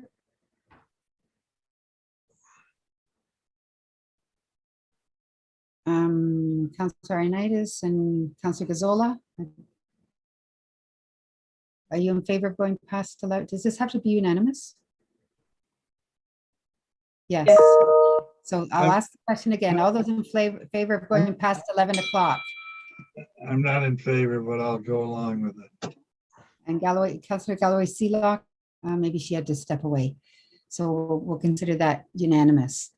All those in favor of just seeing the staff presentation and the delegations this evening, those that would like to delegate? All those in favor? Okay, and that passes. So the next item is regarding 890 900 King Street West. And I'll call first on Brian Bateman, the senior planner, who will provide a 5-minute presentation of this site proposal.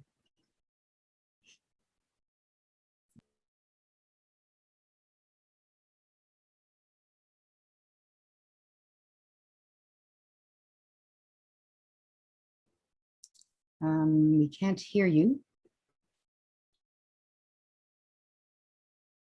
Mr. Bateman, are you on mute?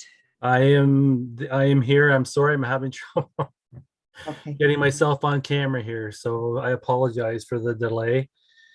Thank you, Madam Chair, committee members, and staff, and residents of Kitchener.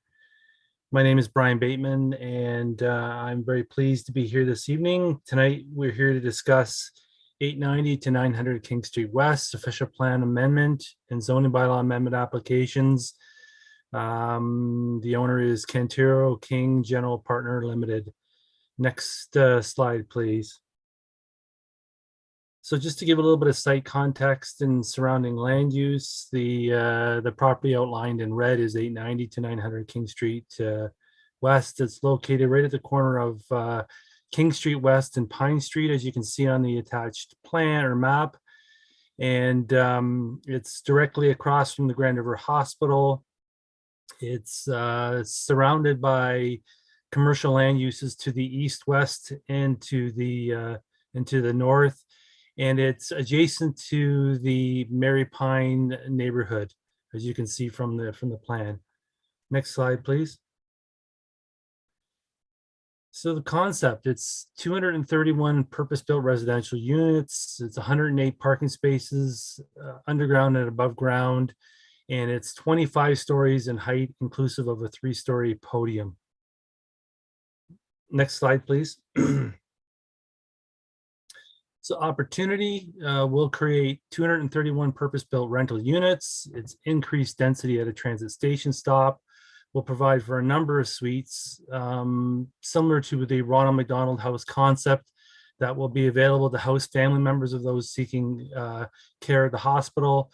Increase housing supply, and I understand there's also an affordable housing component as well. Next slide. So highlights and conclusions, recommending approval of an OPA that would allow for an increase in floor space ratio from 4 to 10.1, along with the zoning bylaw amendment with site-specific regulation 775R that would permit the development of a 25-story building at 890 to King Street West. In the opinion of staff, the proposed OPA ZBA demonstrates good planning principles, are consistent with provincial, regional, and city planning policies. And I'd also like to bring to the committee's attention a 4th recommendation to my report. Just bear with me. This is in response response to some amendments to the zoning bylaw amendment that are required. The recommendation is item D, and it's pursuant to the Planning Act, section 34, subsection 17. Council changes the proposed bylaw attached as Appendix B to DSD 2022-09 or 089 as amended by council, and where council has determined that no further notice is to be given in respect of the changes of the proposed zoning bylaw amendment. 2 changes are proposed. Section 77.5B7, and this one's at the request of the region. A section is being added to prohibit geothermal wells on the site. And then a second regulation is being added, 775C, subsection 7. Clarification is added that this regulation is to clarify that the tower setback from Dodds Lane is 5 meters.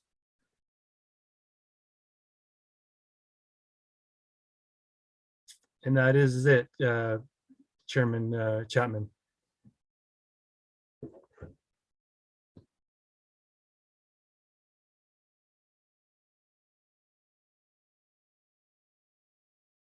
You're muted, Debbie.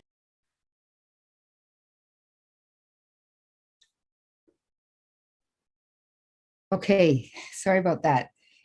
So before we get into the delegations, I just want to say that please note that there have been written submissions on this matter received from Andrea Sinclair, Matthew Garretts, and Rita Thomas, which will be recorded in the minutes as part of the public record. And as agreed upon a couple minutes ago, we are going to go right into delegations of residents, and then we'll defer the rest of the meeting to the 9th.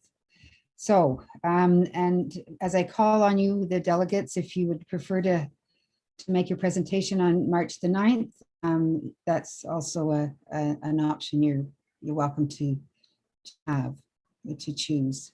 Councillor Marsh, go ahead. Just before we begin, I want to clarify that one of the members of the public who is a delegate is a representative from the Grand River Hospital Foundation, and they are unavailable on Wednesday. So I would ask, Madam Chair, that they be heard tonight. Okay, I assume they're on my list here. So that's fine. Jane, the first delegation I have here is Jane DeBarretts.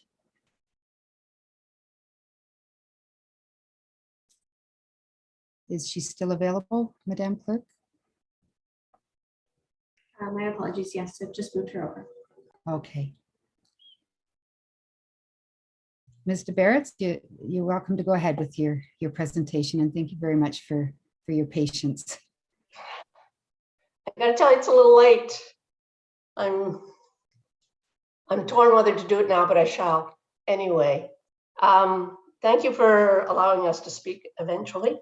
My name is Jane Deveraz. I live on Mary Street near the corner of Pine with my backyard on Dodds Lane. And this is a view of Mary Street in warmer weather. Next slide.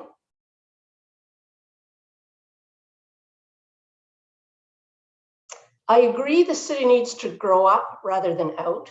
However, that does not mean that every property is suitable for a high-rise, such as the King and Pine location. This is a photo of Grand River Hospital from Dodds Lane, looking across the property in question. The corner of King and Pine is right at the entrance to the emergency ward, along one of the most congested sections of King Street. In front of the hospital, there are non-stop street lights at every corner from Green to Mount Hope. Next slide. Not only is this stretch of King Street congested, it offers poor accessibility to Pine Street. There's no left turn to or from Pine. Left turns require a U-turn at either Mount Hope or Green Streets. Do you really want more vehicles making U-turns in front of the hospital? Next slide. This is Dodds Lane. It's an even worse roadway for a high rise. Dodds Lane is technically two-way traffic, but it's only one lane wide.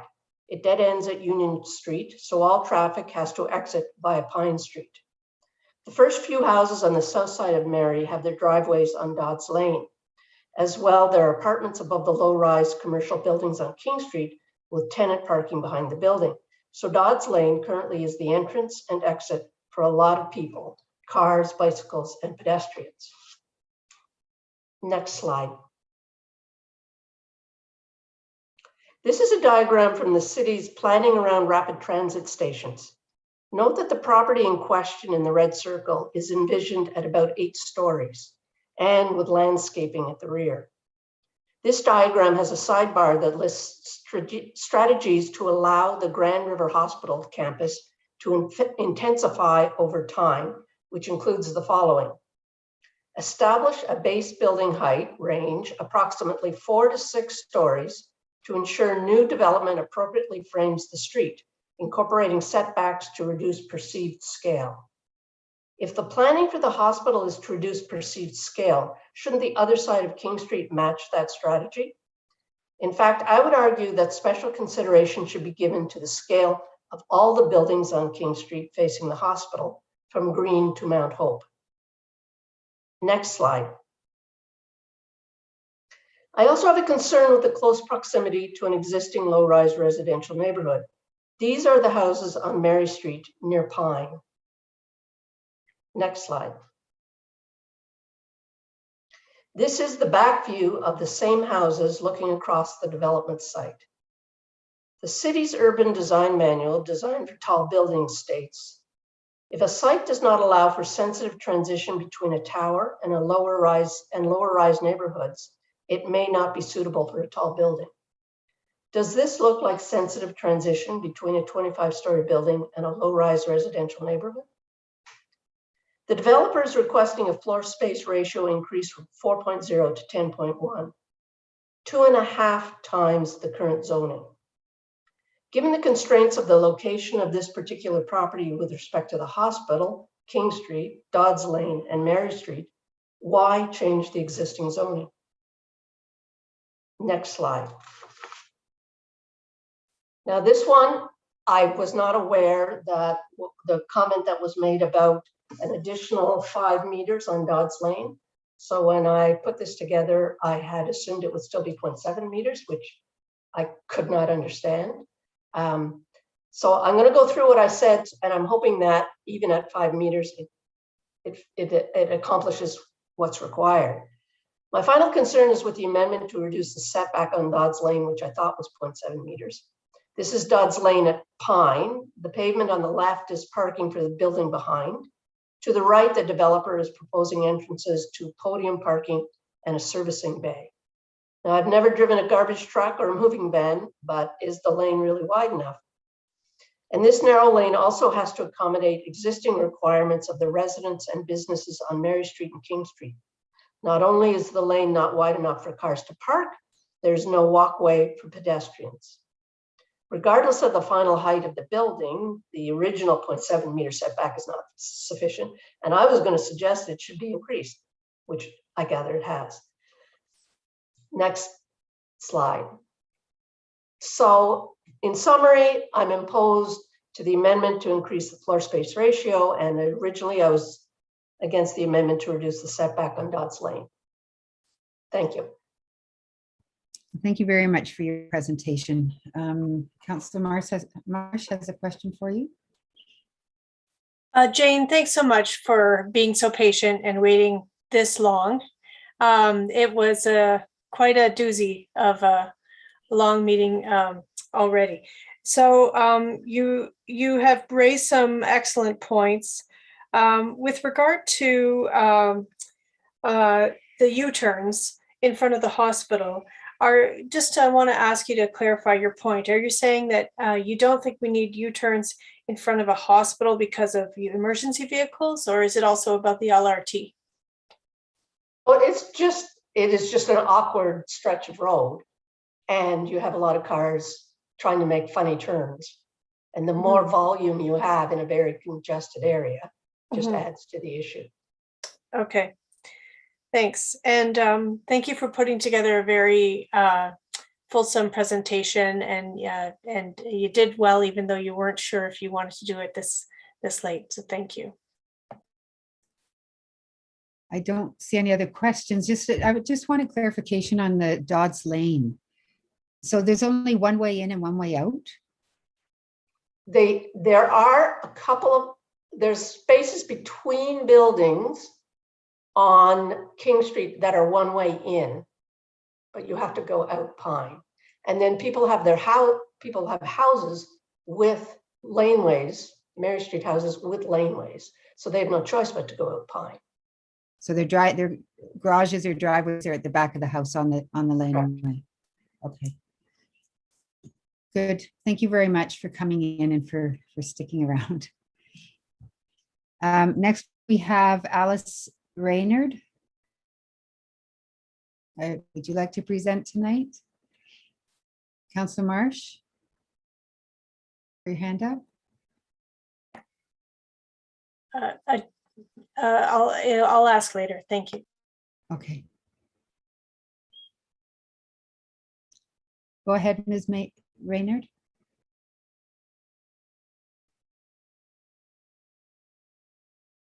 You may be on mute. I'm not sure. We can see your presentation. Can you hear me now? Yes, we can. Thank you. Thank you. Good evening, councillors.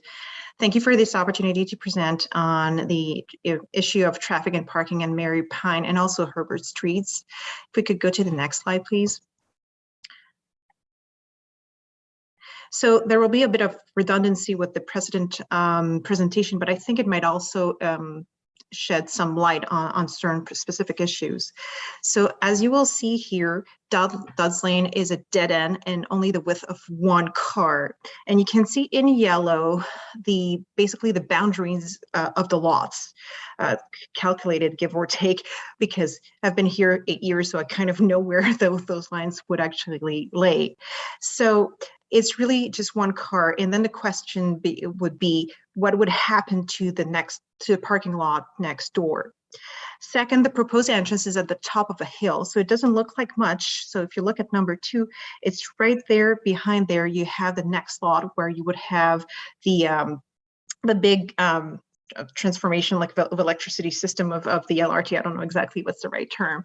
And then there's a fence around it. So it's really hard to see where the cars are coming from. And I mean, we have lots of kids on those streets, and my son has learned how to bike on Dodds Lane, and it's rather, hopefully people are so far what I've seen rather prudent, but it is very dense.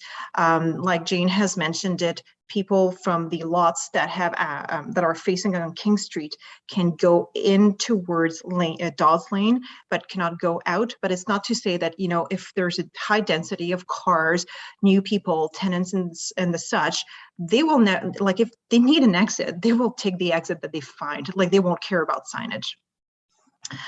Number 3, there's, like I said, a blind corner, and overall there is no signage, and there's no signage that will really make sense. You have to be actually physically there on the lot to figure that it's really hard. Like there's no place for the building, the former clinic there. You're not going to just like plant a post there. So it's from a signage perspective, it's really hard to figure what will the city be able to put in place. If we could kindly go to the next slide. So Jane has mentioned this, that the reduction in the rear facade would go from 1.5 meters to 0.678 meters. So roughly speaking, if you can look at me, I'm about 50 centimeters wide. If you're adding 10 centimeters on each of my sides, that's basically the width of this so-called sidewalk that will be at the rear of the building. I really ask, is this safe?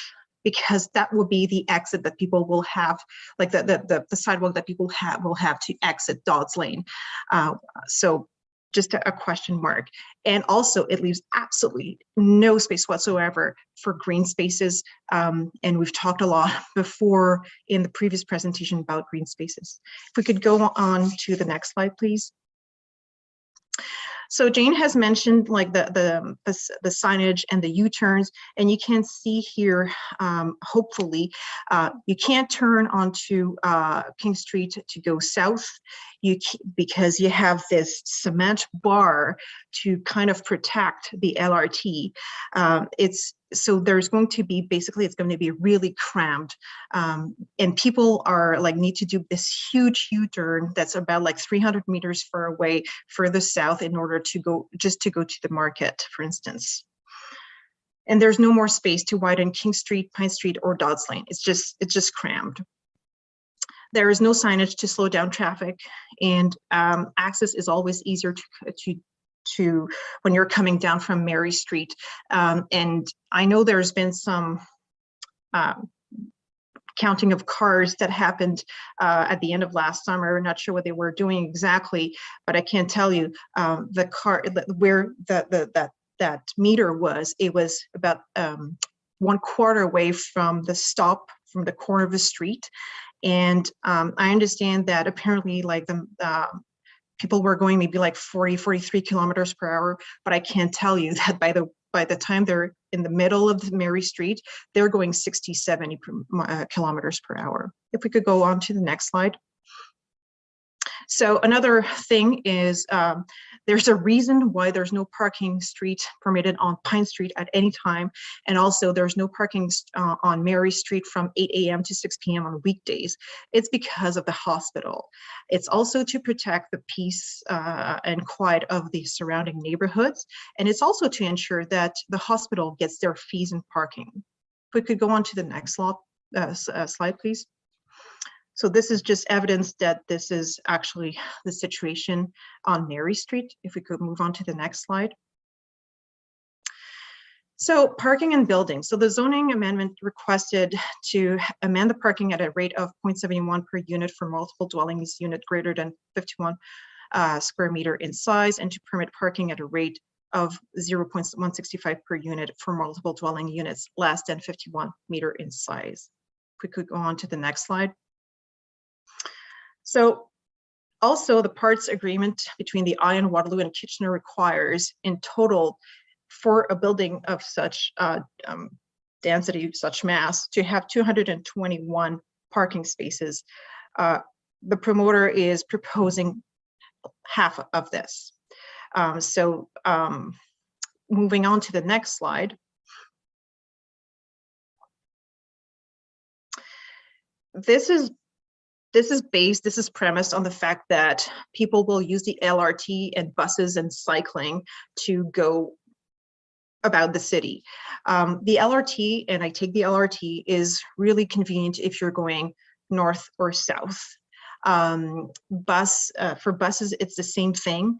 It's really difficult if you want to go, for instance, if you have an appointment on the boardwalk because your doctor has moved there, if you want to go to the movies, if you want to go shopping, people will take cars eventually. So it's not necessarily realistic to say that we only need 100 parking spaces. As for cycling, this is great. And you have in front of you somebody who cycles most of the year, who runs outside most of the year, knows the conditions in the sidewalks. This is not a reality yet. And it might be in certain cases, but the vast majority, like everybody that I talk to, everybody knows, eventually they will need a car to go around the city. If we could go on to the next slide. So this is just to go on about the parking spaces that the lands can function appropriately and not create unacceptable adverse impact for adjacent properties by providing appropriate numbers of parking spaces. If people don't have parking within their building, they are not able to park in King Street because it'll be a one-way street. So obviously they'll get honked at if they park there illegally. They can't park on Pine Street unless the zoning changes, and I would beg this council to think twice before allowing for parking on those streets. And on Mary Street, it is a quiet neighborhood. We have many a family on Mary Street and on Herbert Street, and as well on Pine Street. The families are coming here because we have good schools and we are in the core of, obviously. And next slide, please. So in summary, we're saying that the proposed plan doesn't respect the number of parking space and creates some of the following concerns. So Dodds Lane, it's a dangerous pathway for pedestrians. It will create some serious traffic jams from time to time. And you know what people do when when drivers do when they are pissed off. They go out, they find the next exit, and then they accelerate because they have to let out some steam. So they will accelerate on Mary or Pine Street. And then it's a one-way narrow alleyway, especially during the winter. It's also like kind of steep. And as you've seen, the asphalt is a total nightmare. Mary and Pine Streets, like I've laid out, it's already dangerous traffic for children. It's zoned at 50 kilometers per hour, but quite frankly, honestly, and that might not be for this committee, but if we could have speed bumps or maybe have signage for 40 kilometers per hour, it'll be some improvement.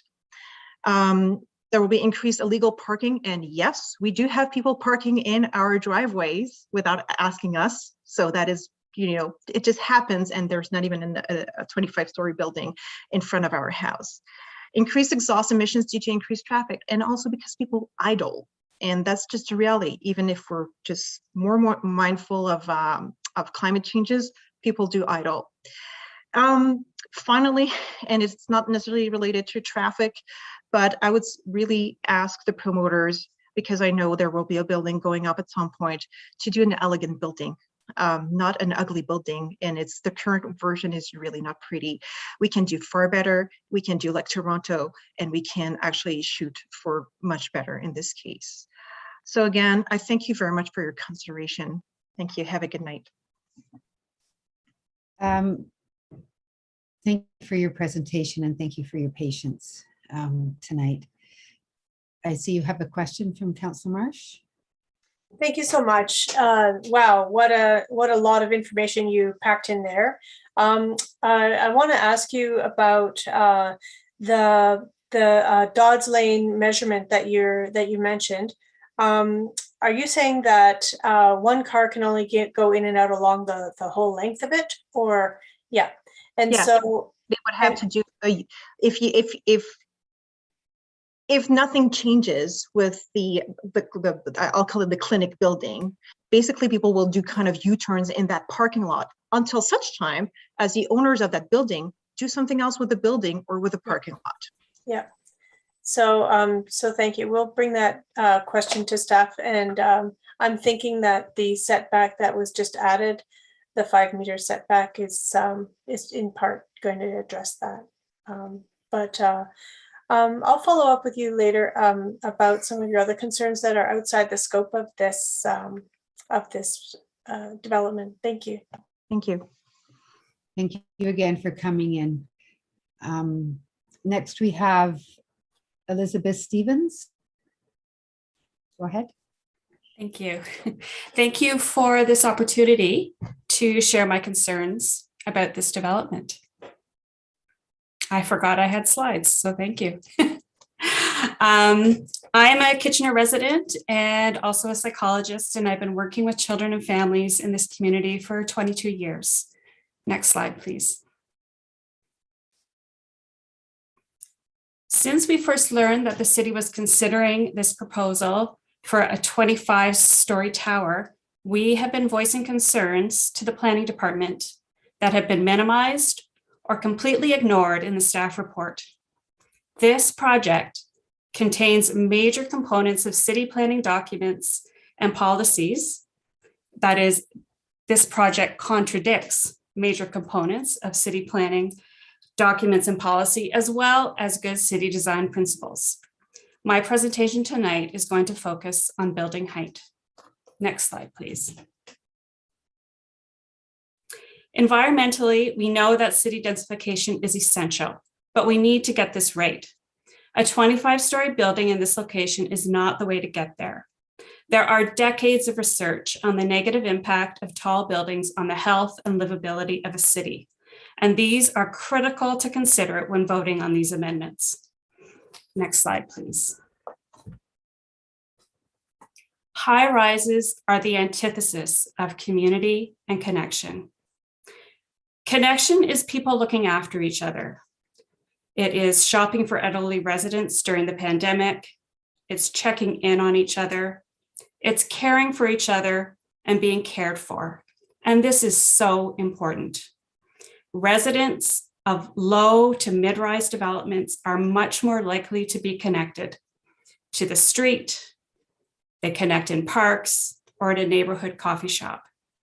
The research is clear that if you live on the 20th story of a high rise, you're much more likely to live your life and be siloed in your unit. Low and mid-rise buildings support connection. High rises do not. Next slide, please. Detachment and isolation are risk factors for poor mental health, and isolation grows with increased building height. And just reflect on the isolation that you've probably all experienced to some degree during the pandemic and how that affected your mental health.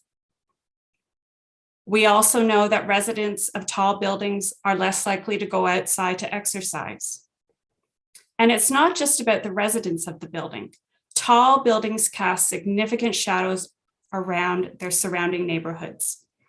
These long shadows can compromise the health and well-being of people, of animals, and plants. Think about vitamin D production, sunlight and its effect on mood, circadian rhythms, and photosynthesis. Next slide, please. Research, even as far back as the 70s and 80s, have shown us that tall buildings are less safe, and they are associated with higher crime rates, both within and around the building.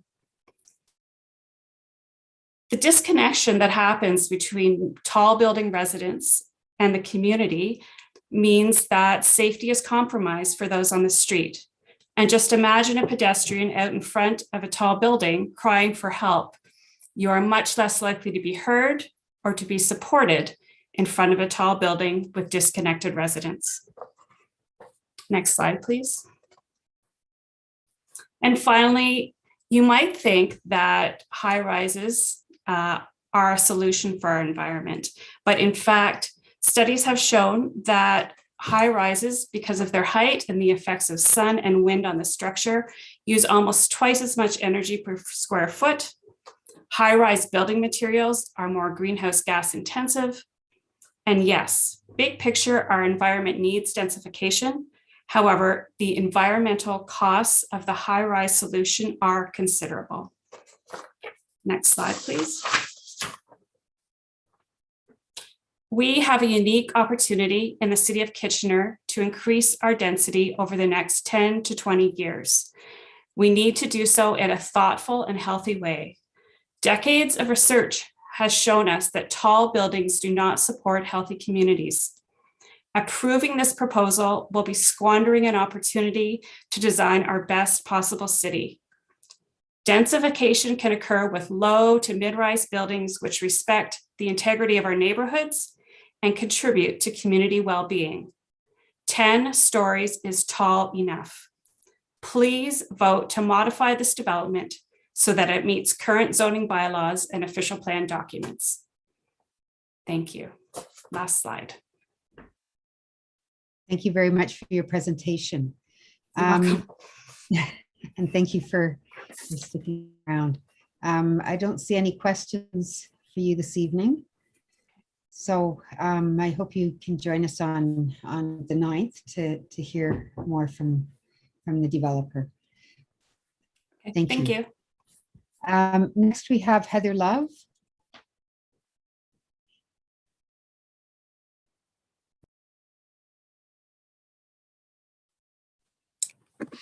Good evening, Hi Heather. there. All right, just take a moment. So can everyone hear me okay? Is it coming through? Yes, we can. Wonderful. Well, thank you for your patience, everyone. Good evening, members of the committee. I'm really glad to have a chance to speak with you this evening.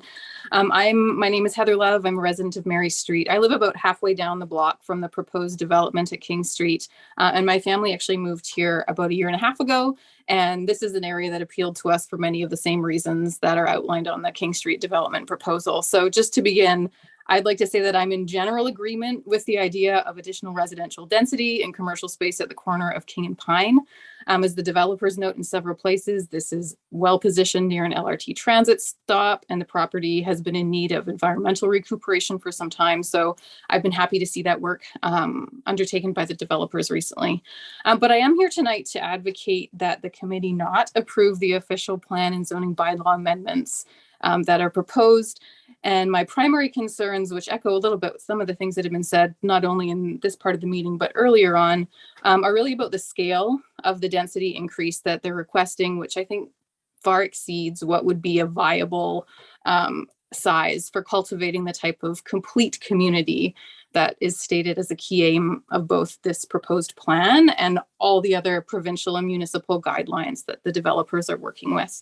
So the main issue that I'd just like to draw everyone's attention to is the lack of green space available for outdoor leisure and recreation in this area. And this is an issue that I know we heard a lot about earlier tonight, but it doesn't appear really as a major concern in any of the documentation I've reviewed for the King Street proposal. And that's despite some brief mentions of things like parks and open space as part of provincial directives for healthy, livable, and safe communities.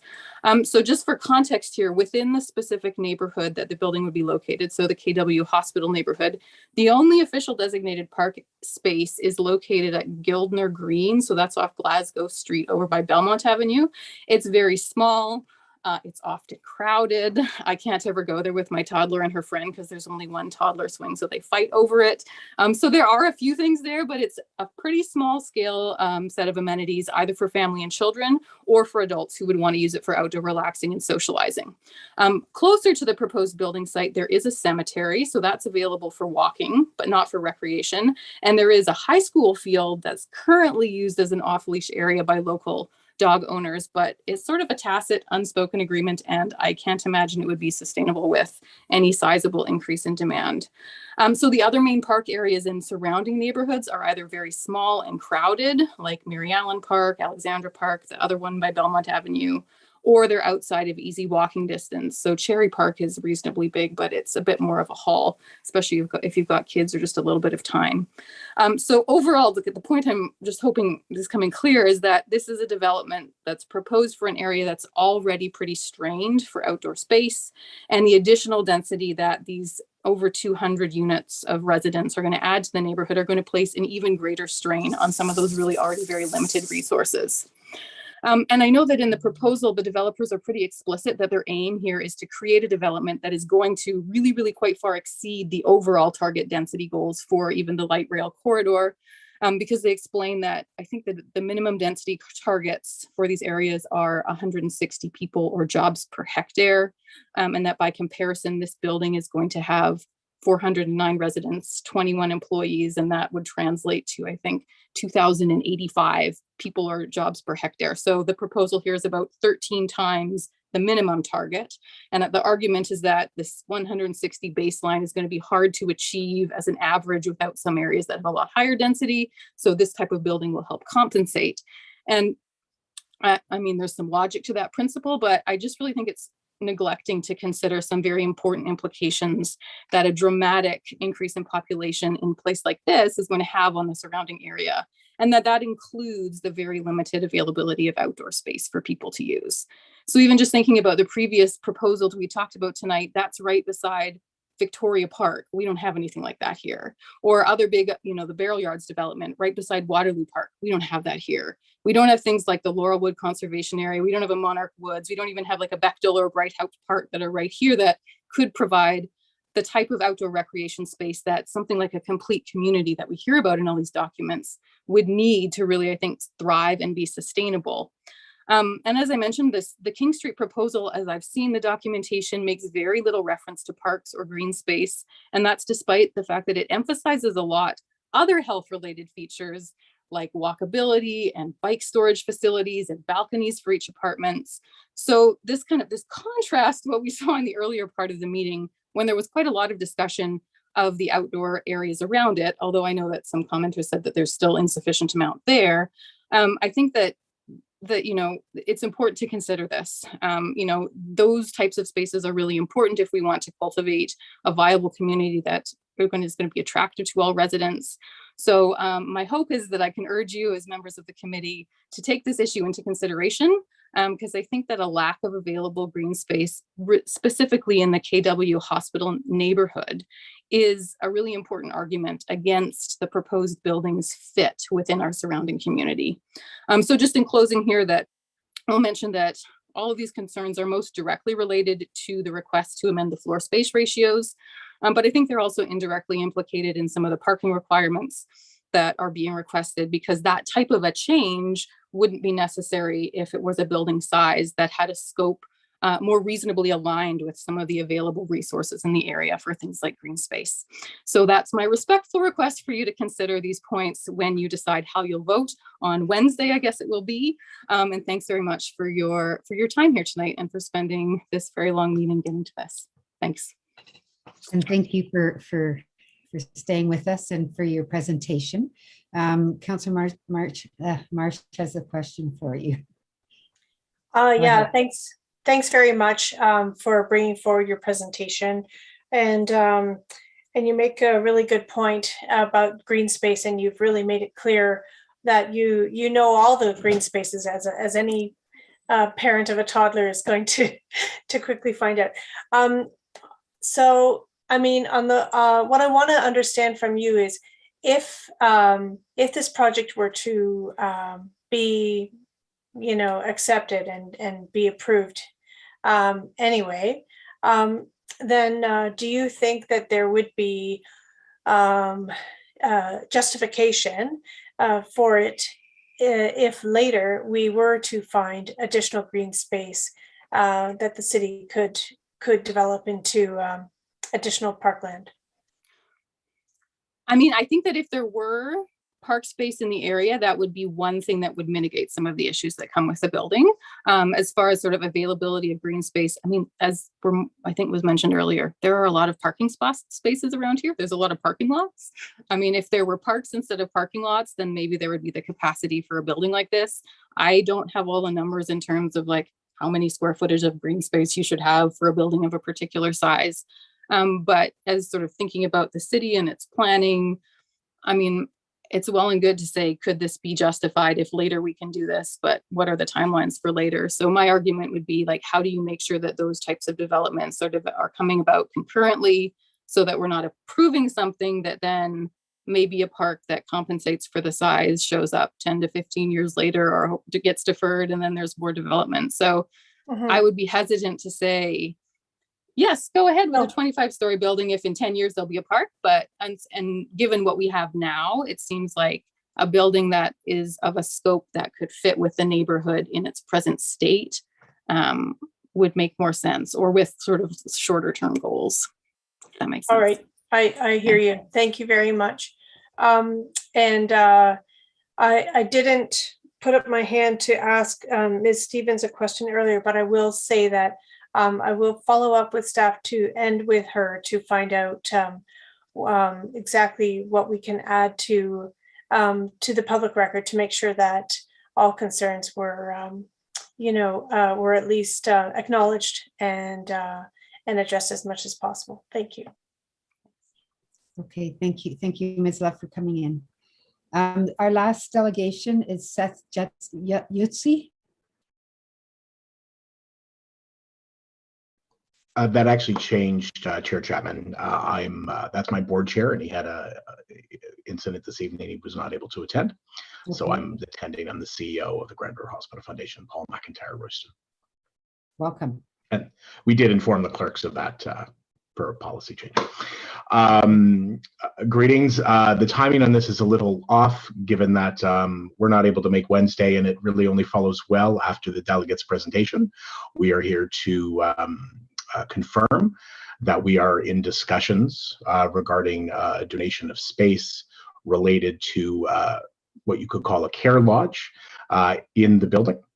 We're not confirmed or finalized those details, but we are in discussions with the delegate. And I'm happy to answer any other questions around that. Okay, Councillor Marsh, go ahead. Yeah, so thanks very much for hanging in there tonight.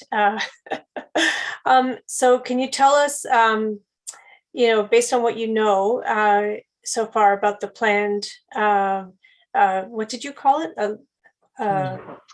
Compassionate Care Lodge. A compassionate care lodge. Would the needs that you've seen be met? The needs of families of patients is what I mean.